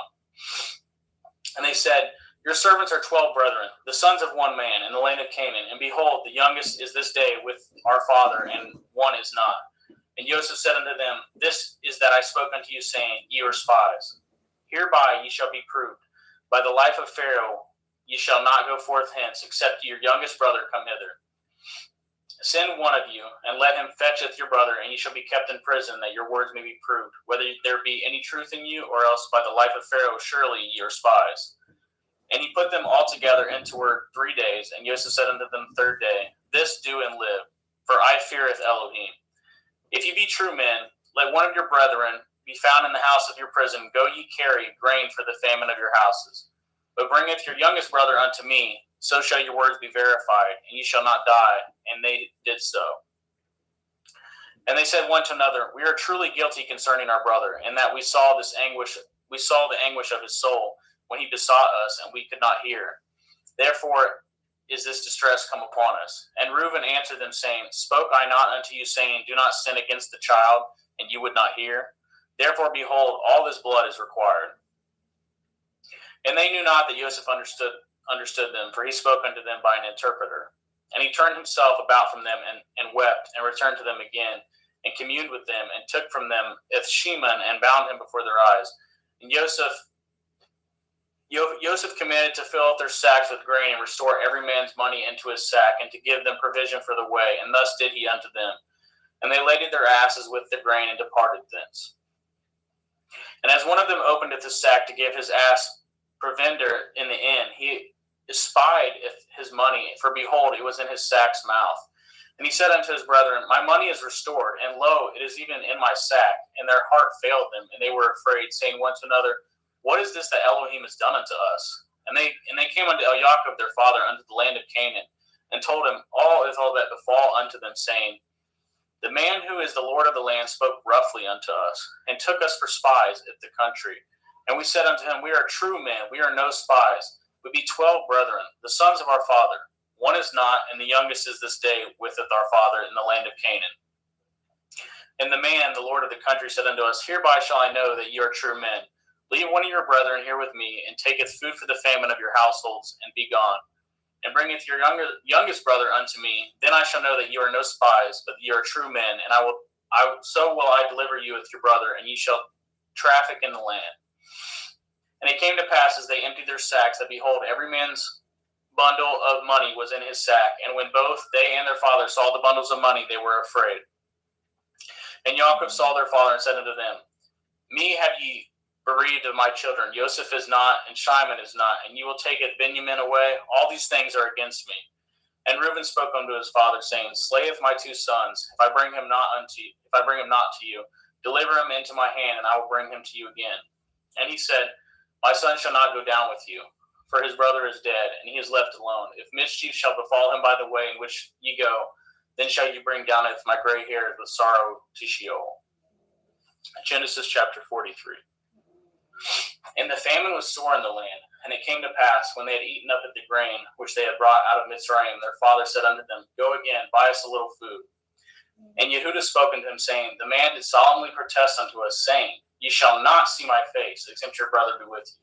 If you will sendeth our brother with us, we will go down and buy you food. But if you will not send him, we will not go down. For the man said unto us, Ye shall not see my face, except your brother be with you. And Yashrael said, Wherefore dealt ye so ill with me, as to tell the man whether ye had yet a brother? And they said, The man asked us strangely of our state and of our kindred, saying, Is your father yet alive? Have ye another brother? And we told him according to the tenor of these words. Do we certainly know that he would say, Bringeth your brother down? And Yehudah said unto Yashrael his father, Send the lad with me, and we will arise and go, that we may live and not die, both we and you, and also our little ones. I will be surety for him. Of my hand shall you require him. If I bring him not unto you, and set him before you, then let me bear the blame forever. For exempt we had lingered, surely now we had returned the second time. And their father Yashrael said unto them, If it must be so now, do this. Take of the best fruits in the land in your vessels, and carry down the man a present, a little balm, a little honey, spices and myrrh, nuts and almonds. And take a double money in your hand, and the money that was brought again in the mouth of your sacks. Carry it again in your hand, and perchance it was an oversight. Taketh your brother, and arise, go again unto the man. And El Shaddai give you mercy before the man, that he may send away to your other brother, and of Benjamin, if I be bereaved of my children, I am bereaved. And the men took that present, and they took double money in their hand, and Benjamin and rose up and went down to Mitzrayim and stood before Joseph. And when Joseph saw Benjamin with them, he said to the ruler of the house, Bring these men home and slay, and make ready, for these men shall dine with me at noon. And the men did as Joseph bade, and the man brought the men into Joseph's house. And the men were afraid, because they were brought into Joseph's house. And they said, Because of the money that was returned in our sacks at the first time are we brought in, that he may seek occasion against us, and fall upon us, and take us for bondmen and with our asses. And they came near to the steward of Joseph's house, and they communed with him at the door of the house, and said, O sir, we came indeed down at the first time to buy food. And it came to pass, when we came to the inn, that we opened our sacks, and behold, every man's money was in the mouth of his sack, and our money is full weight, and we have brought it again in our hand. And other money have we brought down in our hand to buy food. We cannot tell who put our money in our sacks. And he said, Peace be to you. Fear not. Your Elohim and the Elohim of your father has given you the treasure in your sacks. I had your money, and he brought it Shimon out unto them. And the man brought the men into Joseph's house, and gave them water, and they washed their feet, and he gave their asses provender. And they made ready at the present against Joseph, came at noon, for they had heard that they should eat bread there. And when Joseph came home, they brought of him the present which was in their hand into the house, and bowed themselves to him in the earth. And he asked them of their welfare, and said, Is your father well? The old man of whom you spoke, is he yet alive? And they answered, Your servant our father is in good health. He is yet alive. And they bowed down their heads and made obeisance. And he lifted up his eyes and saw his brother, Benjamin, and his mother, and said, Is this your younger brother of whom you spoke unto me? And he said, Elohim be gracious unto you, my son. And Joseph made haste, for his heart did yearn upon his brother, and he sought where to weep. And he entered into his chamber and wept there. And he washed his face and went out and refrained himself, and said, Set on bread. And they set on for him by himself, and for them by themselves, and for the Mitzrayim which did eat with him by themselves, because the Mitzrayim might not eat bread with the Ephraim, for that is an abomination unto the Mitzrayim. And they sat before him, the firstborn according to his birthright, and the youngest according to his youth. And the men marveled one at another. And he took and sent messes unto them from before him. But Benjamin's mess was 5 times so much as any of theirs. And they drank and were merry with him. Genesis 44. And he commanded at the steward of the house, saying, Fill up the men's sacks with food, and as much as they can carry, and put every man's money in his sack's mouth. And putteth my cup, the silver cup, in the sack's mouth of the youngest, and with his grain money, and he did according to the word that Joseph had spoken. As soon as the morning was light, the men were sent away, they and their asses. And when they were gone out of the city, and not yet afar off, Joseph said unto his stewards, Follow after the men, and when you do overtake them, say unto them, Wherefore have you rewarded evil for good? Is not this it which my Lord drinks, and whereby indeed he divines? Ye have done evil in so doing. And he overtook them, and he spoke unto them at these same words. And they said unto him, Wherefore says my Lord these words? Far be it that your servants should do according to this thing. Behold the money which we found in our sacks' mouths, we brought again unto you out of the land of Canaan. How then should we steal out of your Lord's house silver or gold? With whomsoever of your servants it be found, both let him die, and we also will be my Lord's bondmen. And he said, Now also let it be according to your words. He with whom it is found shall be my servant, and ye shall be blameless. Then they speedily took down every man at his sack to the ground, and opened every man his sack. And he searched and began at the eldest, and left at the youngest. And the cup was found in Benjamin's sack. Then they rent their clothes, and laded every man his asses, and returned to the city. And Yehudah and his brethren came to Joseph's house, for he was yet there, and they fell before him on the ground. And Joseph said unto them, What deed is this that ye have done? Know ye not that such a man as I can certainly divine? And Yehudah said, What shall we say unto my Lord? What shall we speak? Or how shall we clear ourselves? Elohim has found out the iniquity of your servants. Behold, we are my Lord's servants, both we and he also with whom the cup is found. And he said, Far be it that I should do so. But the man in whose hand the cup is found, he shall be my servant. And as for you, get up in peace unto your father. Then Yehudah came near unto him and said, O my Lord, let your servant, I pray you, speak a word of my Lord's ears, and let not your anger burn against your servant, for you are even as Pharaoh. My Lord asketh his servant, saying, Have ye a father or a brother? And we said unto my Lord, We have a father, and an old man, and a child of his old age, a little one, and his brother is dead, and he is alone, left of his mother, and his father loves him. And you said unto your servants, Bring down unto me, that I may set my eyes upon him. And we said unto my Lord, The lad cannot leave with his father, for if he should leave with his father would die. And you said unto your servants, Except your youngest brother come down with you, ye shall see my face no more. And it came to pass, when we came up unto your servant my father, we told him the words of my Lord. And our father said, Go again, and buy us a little food. And we said, We cannot go down. If our youngest brother be with us, then we will go down, for we may not see the man's face, except our youngest brother be with us. And your servant my father said unto us, Ye know that my woman bore me 2 sons, and the one went out from me, and I said, Surely he is torn in pieces, and I saw him not since. And if ye take this also from me, and mischief befall him, ye shall bring down with my gray hairs with sorrow to Sheol. Now therefore, when I come to your servant my father, and the lad be not with us, seeing that his life is bound up in the lad's life, it shall come to pass, when he sees that the lad is not with us, he will die. And your servant shall bring down at the gray hairs of your servant our father with sorrow to Sheol. For your servant became surety for the lad unto my father, saying, If I bring him not unto you, then I shall bear the blame to my father forever. Now therefore I pray you, let your servant abide instead of the lad in a bondman to my Lord, and let the lad go up with his brethren. For how shall I go up to my father, and the lad be not with me, lest perchance I see the evil that should come on my father? Genesis 45. Then Joseph could not refrain himself before all them that stood by him, and he cried, caused every man to go out from me. And there stood no man with him, while Joseph made himself known unto his brethren. And he wept at the loud, and the Mitzrayim and the house of Pharaoh heard. And Joseph said unto his brethren, I am Joseph. Does my father yet live? And his brethren could not answer him, for they were troubled at his presence. And Joseph said unto his brethren, Come near to me, I pray you. And they came near. And he said, I am Joseph your brother, whom you sold into Mitzrayim. Now therefore be not grieved nor angry with yourselves that you sold me hither. For Elohim did send me before you to preserve life. For these 2 years has the famine been in the land, and yet there are 5 years in the which that there shall neither be earing nor harvest. And Elohim sent me before you to preserve you a posterity in the earth, and to save your life by a great deliverance. So now it was not you that sent me hither, but Elohim, and he has made me a father to Pharaoh, and the Lord of all his house, and the ruler throughout all the land of Mitzrayim. Haste ye, and go up to my father, and say to him, Thus says your son Joseph, Elohim has made me the Lord of Mitzrayim. Come down unto me, tarry not.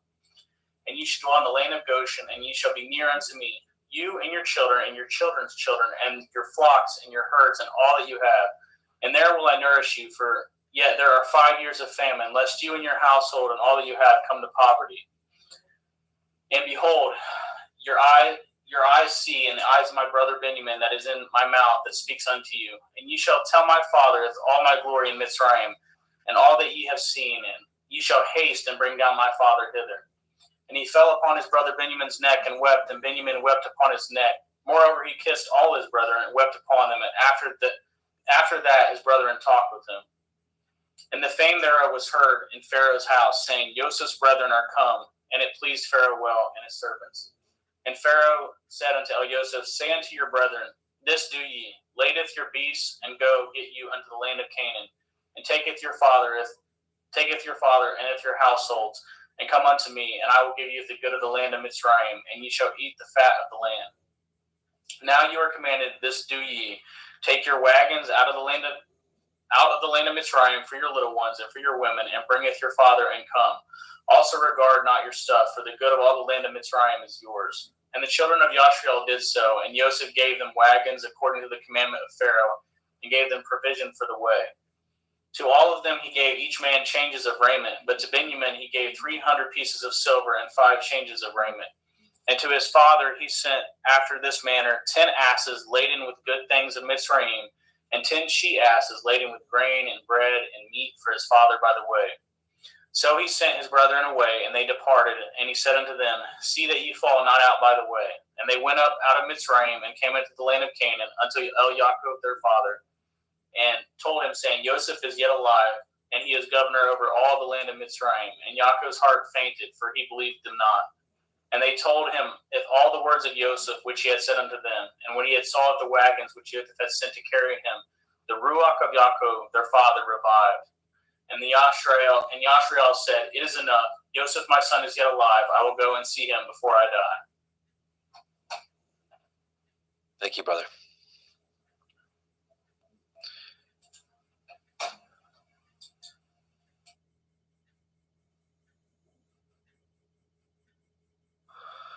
Genesis 46. And Yashrael took his journey with all he had, and came to Beersheba, and offered sacrifices unto the Elohim of his father Yitzchak. And Elohim spoke unto Yashrael in the visions of the night, and said, Yaakov, Yaakov. And he said, Here am I. And he said, I am El, the Elohai of your father. Fear not to go down into Mitzrayim, for I will there make of you a great nation. And I will go down with you into Mitzrayim, and I will also surely bring you up again, and Joseph shall put his hand upon your eyes. And Yaakov rose up from Beersheba, and the sons of Yashrael carried Yaakov their father, and their little ones, and their women, in the wagons which Pharaoh had sent to carry him.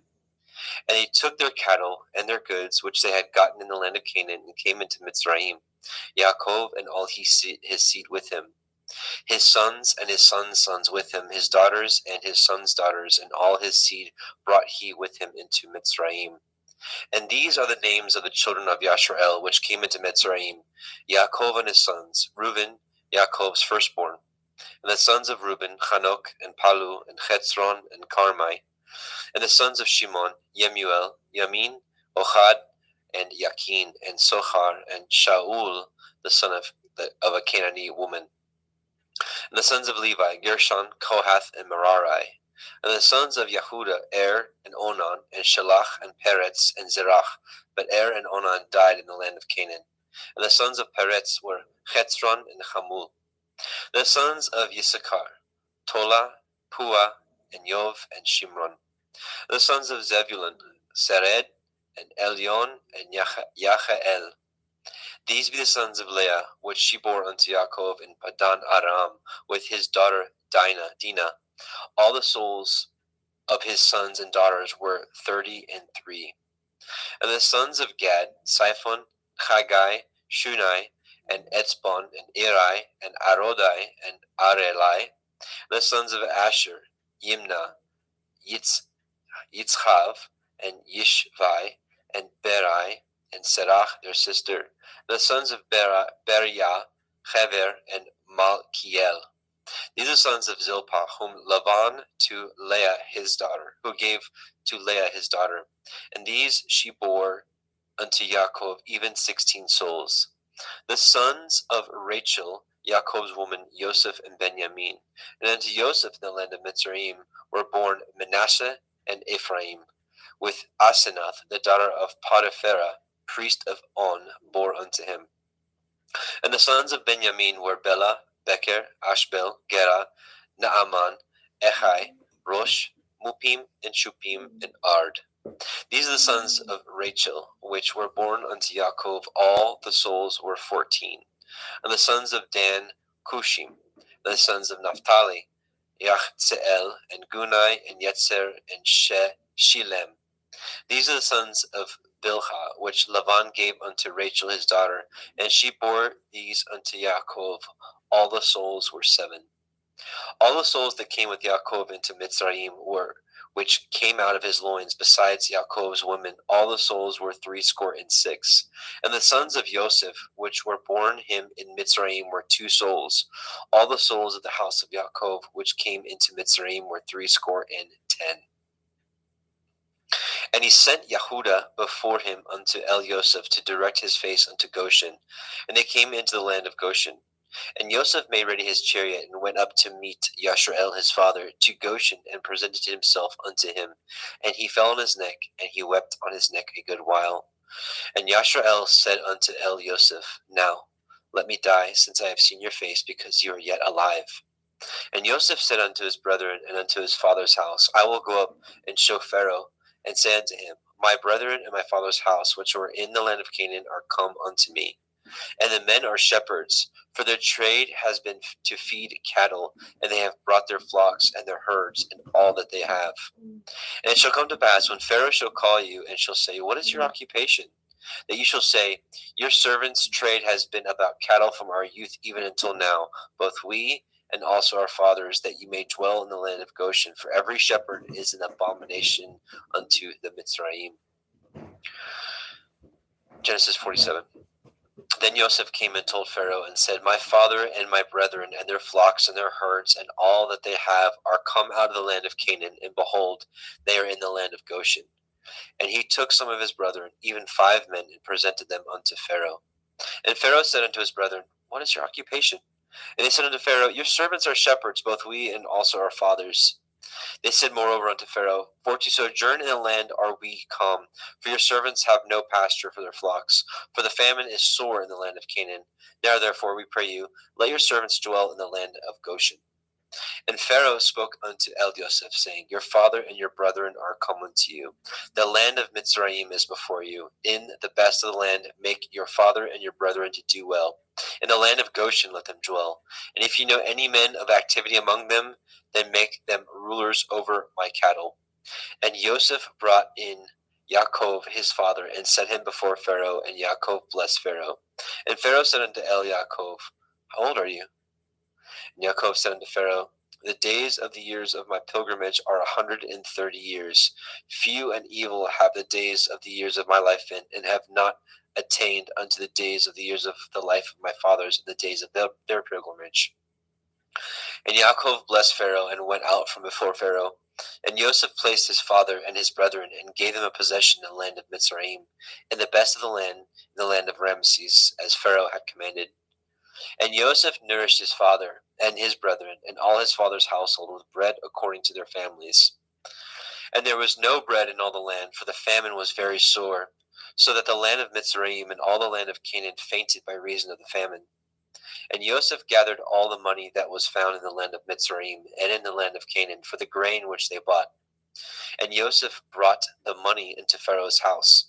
And when money failed in the land of Mitzrayim and in the land of Canaan, all the Mitzrayim came unto El Yosef and said, Give us bread, for why should we die in your presence? For the money fails.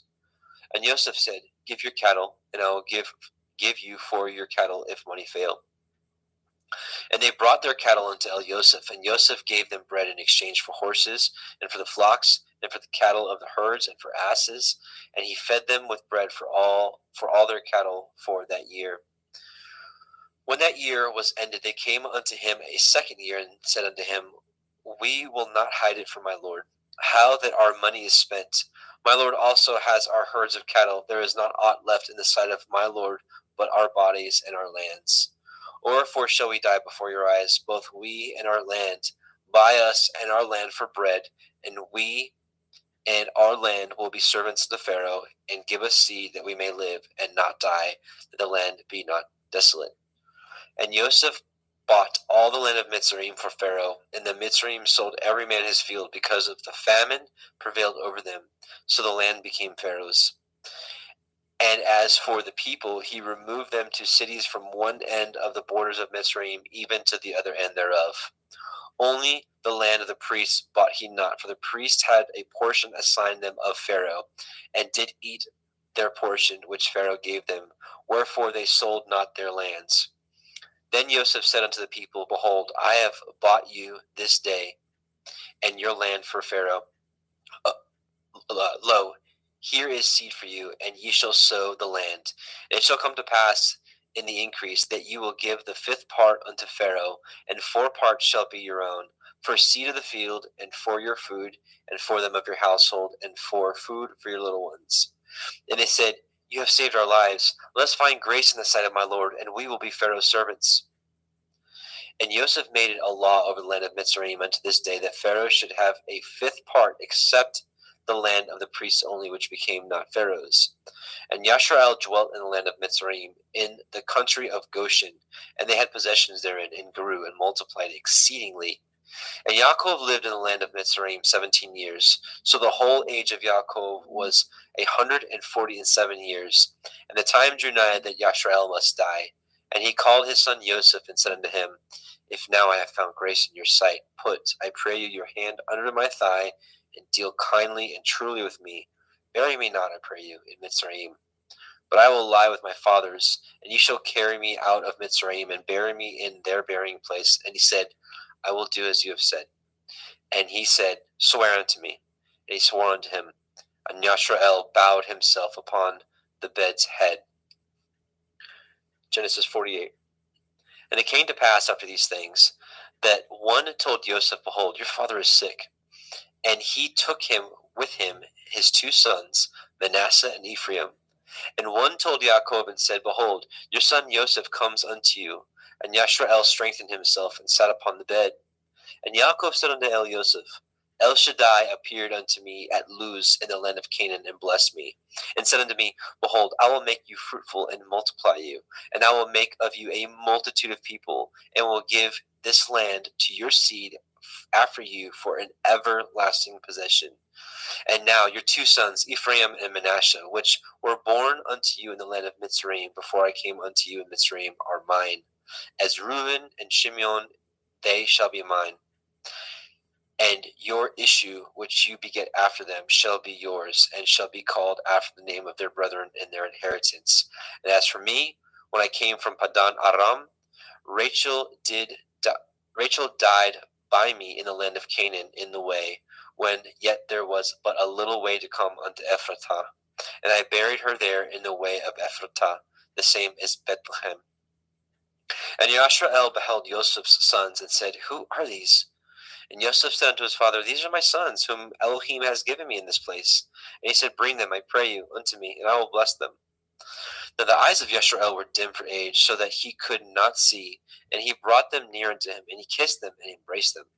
And Yashrael said unto El Yosef, I had not thought to see your face, and lo, Elohim has showed me also your seed.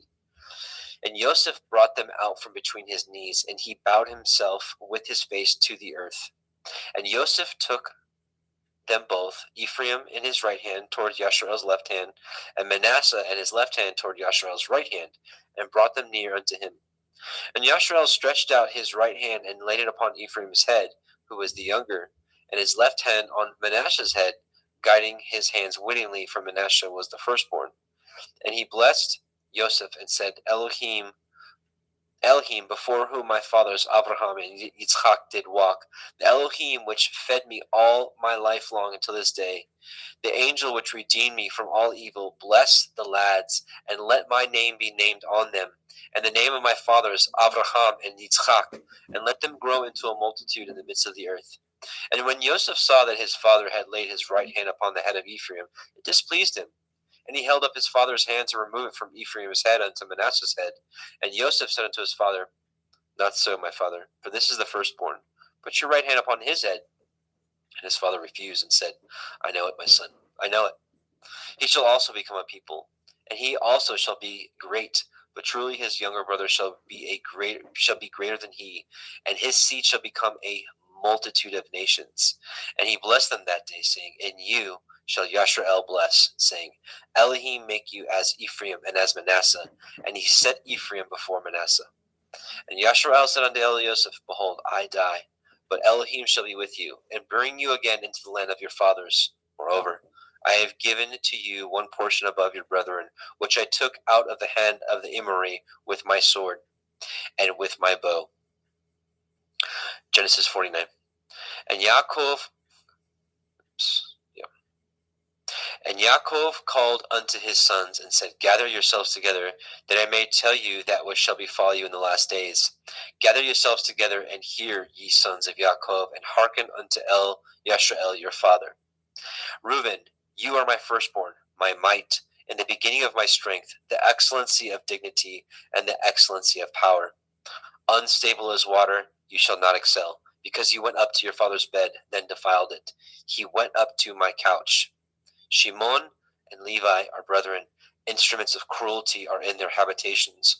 O my soul, come not into their secret, unto their assembly. My honor be not united. For in their anger they slew a man, and in their self-will they dug down a wall. Cursed be their anger, for it was fierce, and their wrath, for it was cruel. I will divide them in Yaakov, and scatter them in Yasharel. Yehuda, you are he whom your brethren shall praise. Your hand shall be in the necks of your enemies. Your father's children shall bow down before you. Yehuda is a lion's whelp. From the prey, my son, you are gone up. He stooped down. He couched as a lion, and as an old lion, who shall rouse him up? The scepter shall not depart from Yehuda, nor a Torah giver from between his feet, until Shiloh come, and unto him shall the gathering of the people be. Binding his foal unto the vine, and his ass's colt unto the choice vine, he washed his garments in wine, and his clothes in the blood of grapes. His eyes shall be red with wine, and his teeth white with milk. Zebulun shall dwell at the haven of the sea. He shall be a haven for ships, and his border shall be unto Sidon. Issachar is a strong ass couching down between two burdens. And he saw that rest was good, and the land that it was pleasant, and bowed his shoulder to bear, and became a servant unto tribute.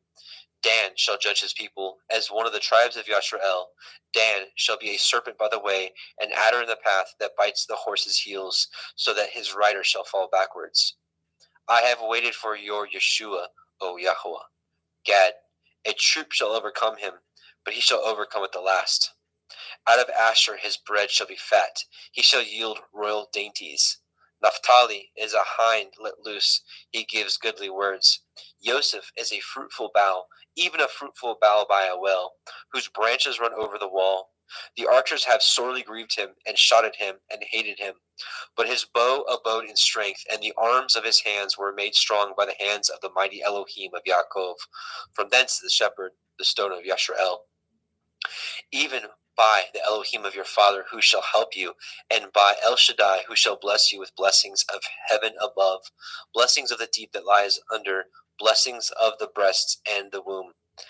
The blessings of your father have prevailed above the blessings of my progenitors unto the utmost bound of the everlasting hills. They shall be on the head of Joseph, and on the crown of the head of him that was separate from his brethren. Benjamin shall raven as a wolf. In the morning he shall devour the prey, and at night he shall divide the spoil. All these are the 12 tribes of Yashrael, and this is it that their father spoke unto them and blessed them, every one according to his blessing he blessed them. And he charged them and said unto them, I am to be gathered unto my people.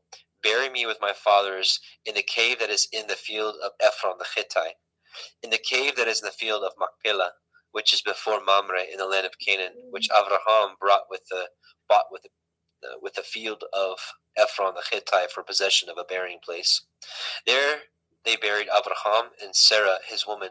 There they buried Yitzchak and Rivka his woman, and there I buried Leah. The purchase of the field and of the cave that is therein was from the children of Heth.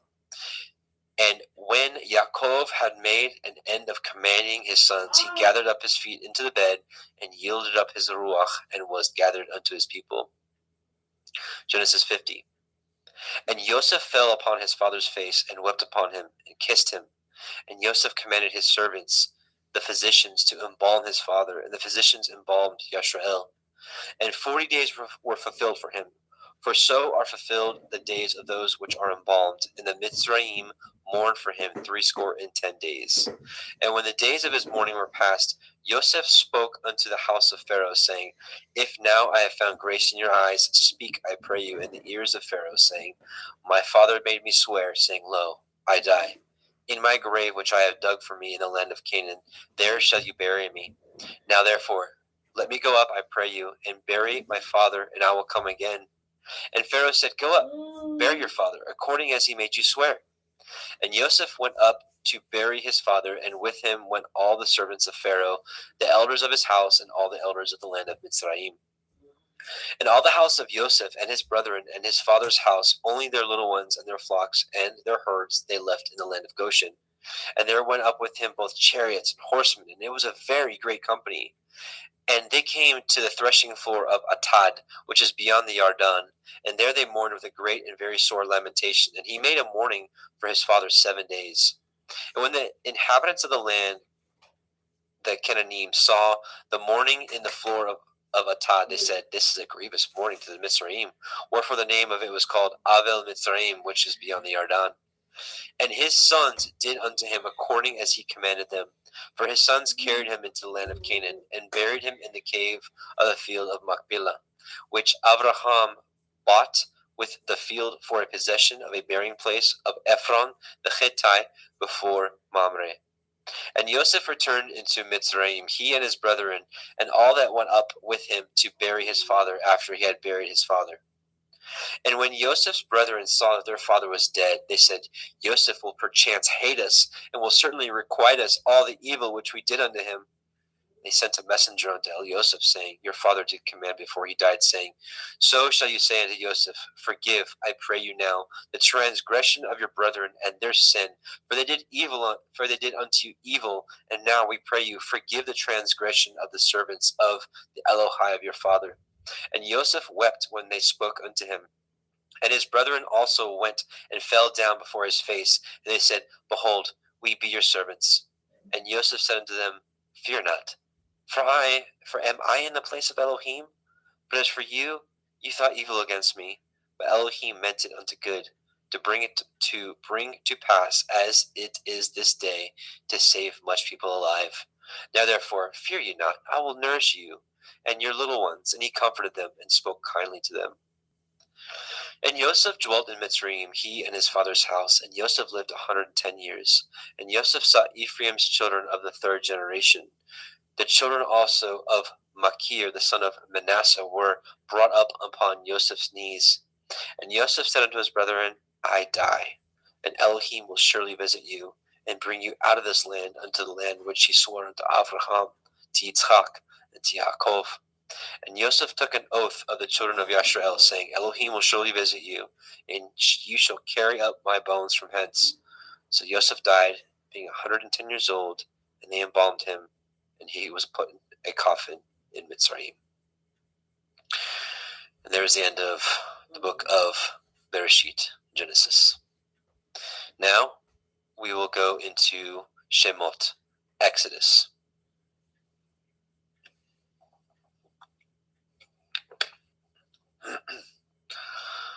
Exodus 1:1. Now these are the names of the children of Yashar'el, which came into Mitzrayim. Every man in his household came with Yaakov: Reuben, Shimon, Levi, Yehuda, Issachar, Zebulun, and Benjamin, Dan, Naphtali, Gad, and Asher. And all the souls that came out of the loins of Yaakov were 70 souls. For Joseph was in Mitzrayim already. And Joseph died, and all his brethren, and all that generation. And the children of Yashar'el were fruitful and increased abundantly, and multiplied, and waxed exceedingly mighty, and the land was filled with them. Now there arose up a new king over Mitzrayim, which knew not Joseph. And he said unto his people, Behold, the people of the children of Yashar'el are more and mightier than we. Come on, let us deal wisely with them, and lest they multiply. And it come to pass that, when there falls out any war, they join also unto our enemies, and fight against us, and so get them up out of the land. Therefore they did set over them taskmasters, to afflict them with their burdens. And they built for Pharaoh treasure cities, Pithom and Ramesses. But the more they afflicted them, the more they multiplied and grew, and they were grieved because of the children of Yashar'el. And the Mitzrayim made the children of Yashar'el to serve with rigor, and they made their lives bitter with hard bondage, in mortar and in brick, and in all manner of service in the field. All their service wherein they made them serve was with rigor. And the king of Mitzrayim spoke to the Ivri midwives, of which the name of the one was Shifra, and the name of the other was Pua. And he said, When you do the office of a midwife to the Ivrith women, and see them upon the stools, if it be a son, then you shall kill him. But if it be a daughter, then she shall live.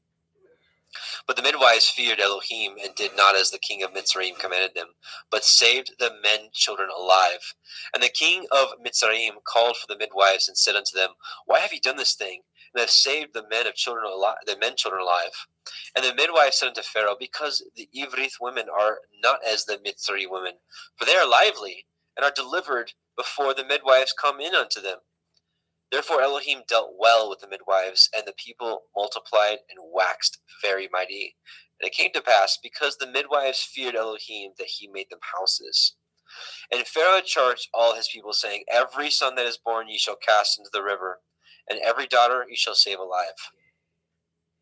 Exodus 2. There went a man of the house of Levi, and took to be his woman a daughter of Levi. And the woman conceived, and bore a son. And when she saw him that he was a goodly child, she hid him 3 months. And when she could no longer hide him, she took for him an ark of bulrushes, and daubed it with slime and with pitch, and put the child therein, and she laid it in the reeds by the river's brink. And his sister stood afar off, to wit what would be done to him. And the daughter of Pharaoh came down to wash herself at the river, and her maidens walked along the riverside. When she saw the ark among the reeds, she sent her maid to fetch it. And when she had opened it, she saw the child, and behold, the babe wept.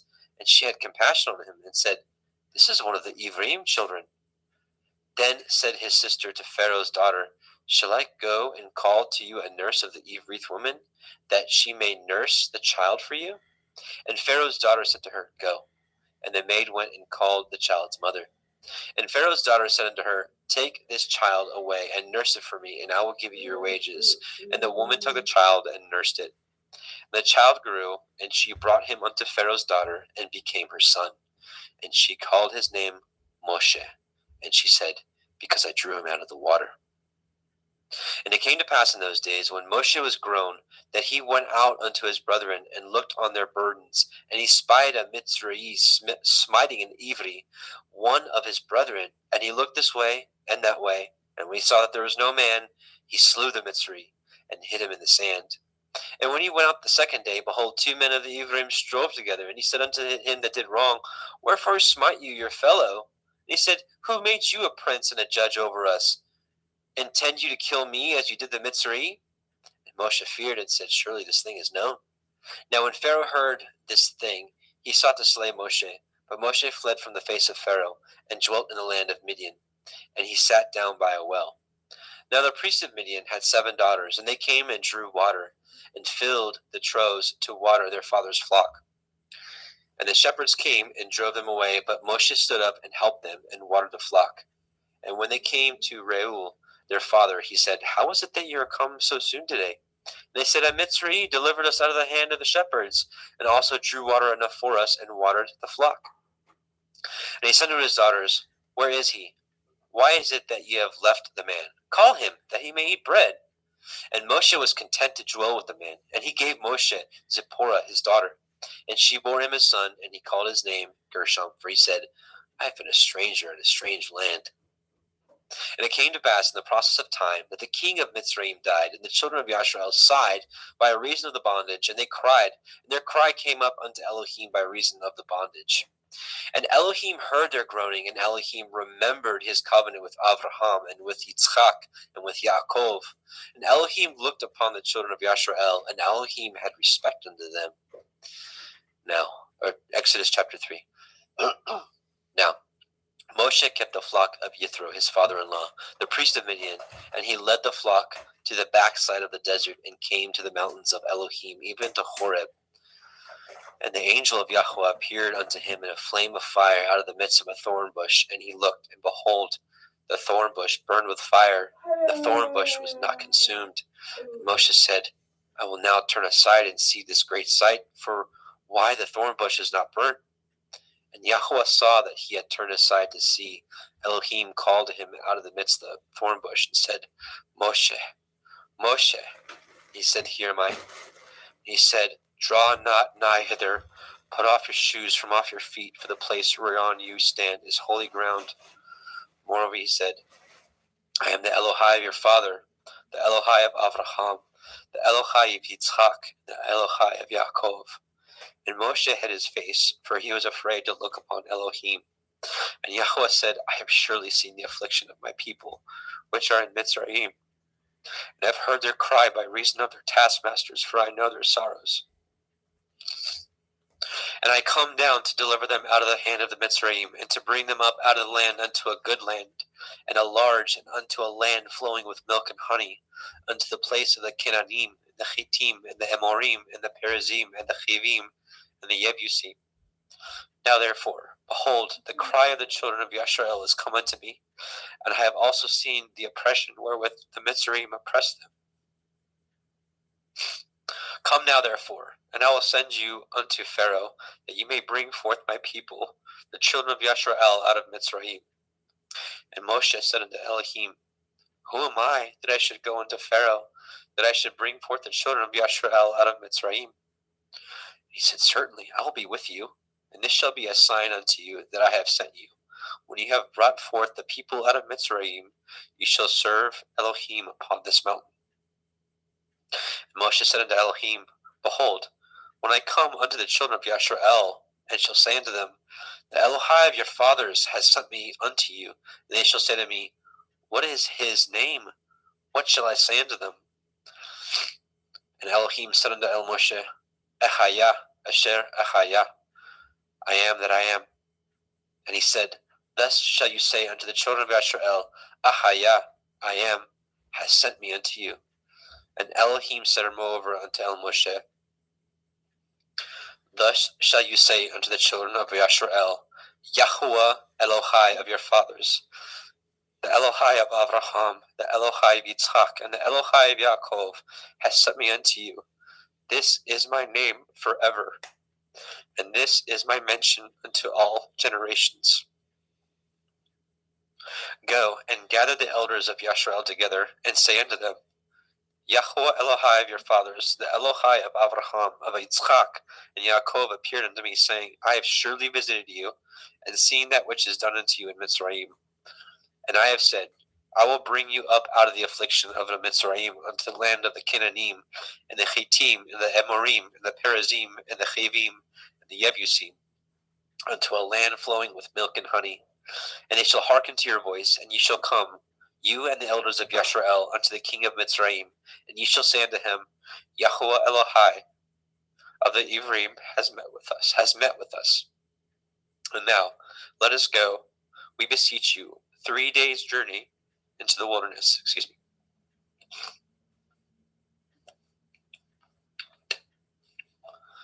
That we may sacrifice to Yahuwah Eloheinu. And I am sure that the king of Mitzrayim will not let you go. No, not by a mighty hand. And I will stretch out my hand and smite the Mitzrayim with all my wonders, which I will do in the midst thereof. And after that, he will let you go. And I will give this people favor in the sight of the Mitzrayim, and it shall come to pass that when you go, you shall not go empty. But every woman shall borrow of her neighbor, and of her that sojourns in her house, jewels of silver, and jewels of gold, and raiment, and ye shall put them upon your sons, and upon your daughters, and ye shall spoil the Mitzrayim. Exodus 4. And Moshe answered and said, But behold, they will not believe me, nor hearken unto my voice, for they will say, Yahweh has not appeared unto you. And Yahweh said unto him, What is that in your hand? And he said, A rod. And he said, Cast it on the ground. And he cast it on the ground, and it became a serpent. And Moshe fled from before it. And Yahweh said unto Moshe, Put forth your hand, and take it by the tail. And he put forth his hand, and caught it, and it became a rod in his hand, that they may believe that Yahweh Elohai of your fathers, the Elohai of Abraham, the Elohai of Yitzchak, and the Elohai of Yaakov has appeared unto you. And Yahweh said furthermore unto him, Put now your hand into your bosom. And he put his hand into his bosom. And when he took it out, behold, his hand was leprous as snow.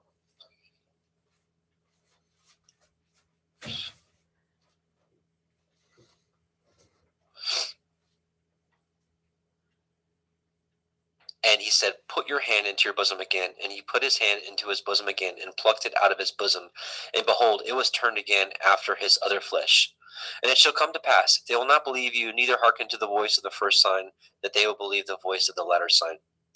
And it shall come to pass, if they will not believe also these two signs, neither hearken unto your voice, that you should take of the water of the river, and pour it upon the dry land, and the water which you take out of the river shall become blood upon the dry land. And Moshe said unto El Yahweh, O my Adonai, I am not eloquent, neither heretofore, nor since you have spoken unto your servant, but I am of slow speech, and of a slow tongue.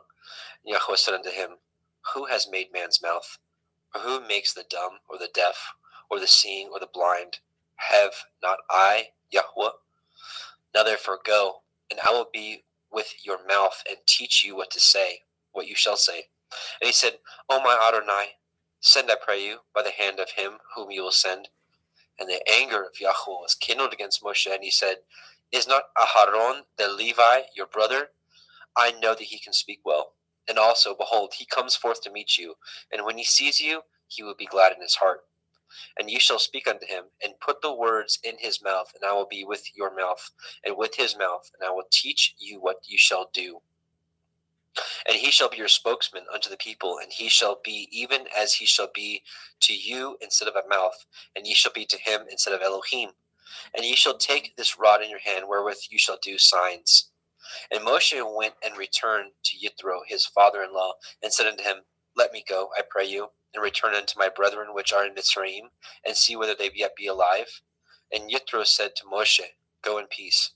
And Yahweh said unto Moshe in Midian, Go, return into Mitzrayim, for all the men are dead which sought your life. And Moshe took his woman and his sons, and set them upon an ass, and returned to the land of Mitzrayim. And Moshe took the rod of Elohim in his hand. And Yahweh said unto Moshe, When you go to return into Mitzrayim, say that you do all those wonders before Pharaoh which I have put in your hand, but I will harden his heart, that he shall not let the people go. And you shall say unto Pharaoh, Thus says Yahweh, Yashrael is my son, even my firstborn. And I say unto you, Let my son go, that he may serve me. And if you refuse to let him go, behold, I will slay your son, even your firstborn. And it came to pass by the way in the inn, that Yahweh met him and sought to kill him. Then Zipporah took a sharp stone, and cut off the foreskin of her son, and cast it at his feet, and said, Surely a bloody man you are to me. So he let him go. Then she said, A bloody man you are, because of the circumcision. And Yahweh said unto El Aharon, Go into the wilderness to meet Moshe. And he went, and he met him in the mount of Elohim, and kissed him.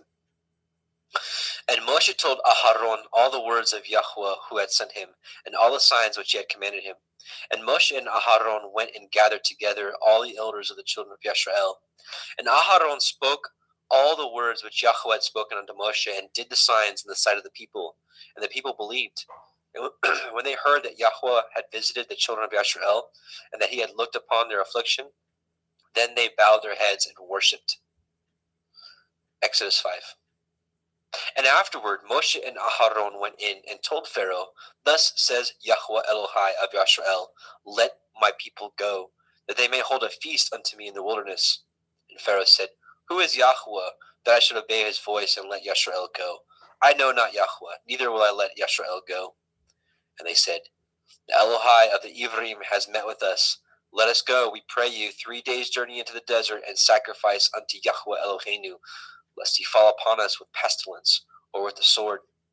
And the king of Mitzrayim said unto them, Wherefore do ye, Moshe and Aharon, let the people from their works get you unto your burdens? And Pharaoh said, Behold, the people of the land now are many, and ye make them rest from their burdens. And Pharaoh commanded this same day the taskmasters of the people and their officers, saying, Ye shall no more give the people straw to make brick, as heretofore. Let them go and gather straw for themselves. And the tale of the bricks which they did make heretofore ye shall lay upon them. Ye shall not diminish aught thereof, for they be idle. Therefore they cry, saying, Let us go and sacrifice to our Elohim. Let their more work be laid upon the men, that they may labor therein, and let them not regard vain words. And their taskmasters of the people went out, and their officers, and they spoke to the people, saying, Thus says Pharaoh, I will not give you straw. Go ye, get you straw where you can find it, yet not aught of your work shall be diminished. So the people were scattered abroad throughout all the land of Mitzrayim to gather stubble instead of straw. And the taskmasters hasted them, saying, Fulfill your works, your daily tasks, as when there was when there was straw. And the officers of the children of Yashrael, which Pharaoh's taskmasters had set over them, were beaten and demanded, Wherefore have ye not fulfilled your task in making brick both yesterday and today as heretofore? Then the officers of the children of Yashrael came and cried unto Pharaoh, saying, Wherefore deal you thus with your servants? There is no straw given unto your servants. And they say to us, Make brick, and behold, your servants are beaten, but the fault is in your own people. And he said, Ye are idle. Therefore ye say, Let us go and do sacrifice to Yahweh. Go therefore now and work, for there shall no straw be given you, yet ye shall deliver the tale of bricks. And the officers of the children of Yashrael did see that they were in evil case after it was said, Ye shall not diminish aught from your bricks of your daily tasks. And they met Moshe and Aharon, who stood in the way, as they came forth from Pharaoh. And they said unto him, Yahweh look upon you and judge, because you have made our savor to be abhorred in the eyes of Pharaoh and in the eyes of his servants, to put a sword in their hand to slay us. And Moshe returned unto El Yahweh and said, Adonai, wherefore have you so evil entreated this people? Why is it that you have sent me? For since I came to Pharaoh to speak in your name, he has done evil to this people, neither have you delivered your people at all. Exodus chapter 6. Then Yahweh said unto Moshe, Now you shall see what I will do to Pharaoh, for with a strong hand shall he let them go, and with a strong hand shall he drive them out of his land. And Elohim spoke unto Moshe and said to him, I am Yahweh. And I appeared unto El Avraham, unto El Yitzchak, and unto El Yaakov by El Shaddai. But by the name of Yahweh was I not known to them. And I have also established my covenant with them, to give them the land of Canaan, the land of their pilgrimage, wherein they were strangers. And I have also heard the groaning of the children of Yashrael, whom the Mitzrayim keep in bondage, and I have remembered my covenant. Wherefore say unto the children of Yashrael, I am Yahweh, and I will bring you out from under the burdens of the Mitzrayim, and I will rid you out of their bondage, and I will redeem you with a stretched out arm with great judgments. And I will take you to me for a people, and I will be to you Elohim, and ye shall know that I am Yahweh Elohaikim, which brings you out from under the burdens of the Mitzrayim. And I will bring you in unto the land concerning the which I did swear to give it to Avraham, to Yitzchak, and to Yaakov, and I will give it to you for a heritage. I am Yahweh. And Moshe spoke so unto the children of Yashrael, but they hearkened not unto Moshe for anguish of the Ruach, and for cruel bondage. And Yahweh spoke unto Moshe, saying, Go in, speak unto Pharaoh, king of Mitzrayim, that he let the children of Yashrael go out of his land. And Moshe spoke before Yahweh, saying, Behold, the children of Yashrael have not hearkened unto me. How then shall Pharaoh hear me, who am of uncircumcised lips? And Yahweh spoke unto El Moshe and El Aharon, and gave them a charge unto the children of Israel, and unto Pharaoh king of Mitzrayim, to bring the children of Yashra out of the land of Mitzrayim. These be the heads of their fathers' houses. The sons of Reuben, the firstborn of Yashrael, Chanok and Palu, Chetzron and Carmi. These be the families of Reuben. The sons of Shimon, Yemuel and Yamin, and Ochad and Yakin, and Sochar, and Shaul, and the son of a Canaanite woman. These are the families of Shimon. And these are the names of the sons of Levi: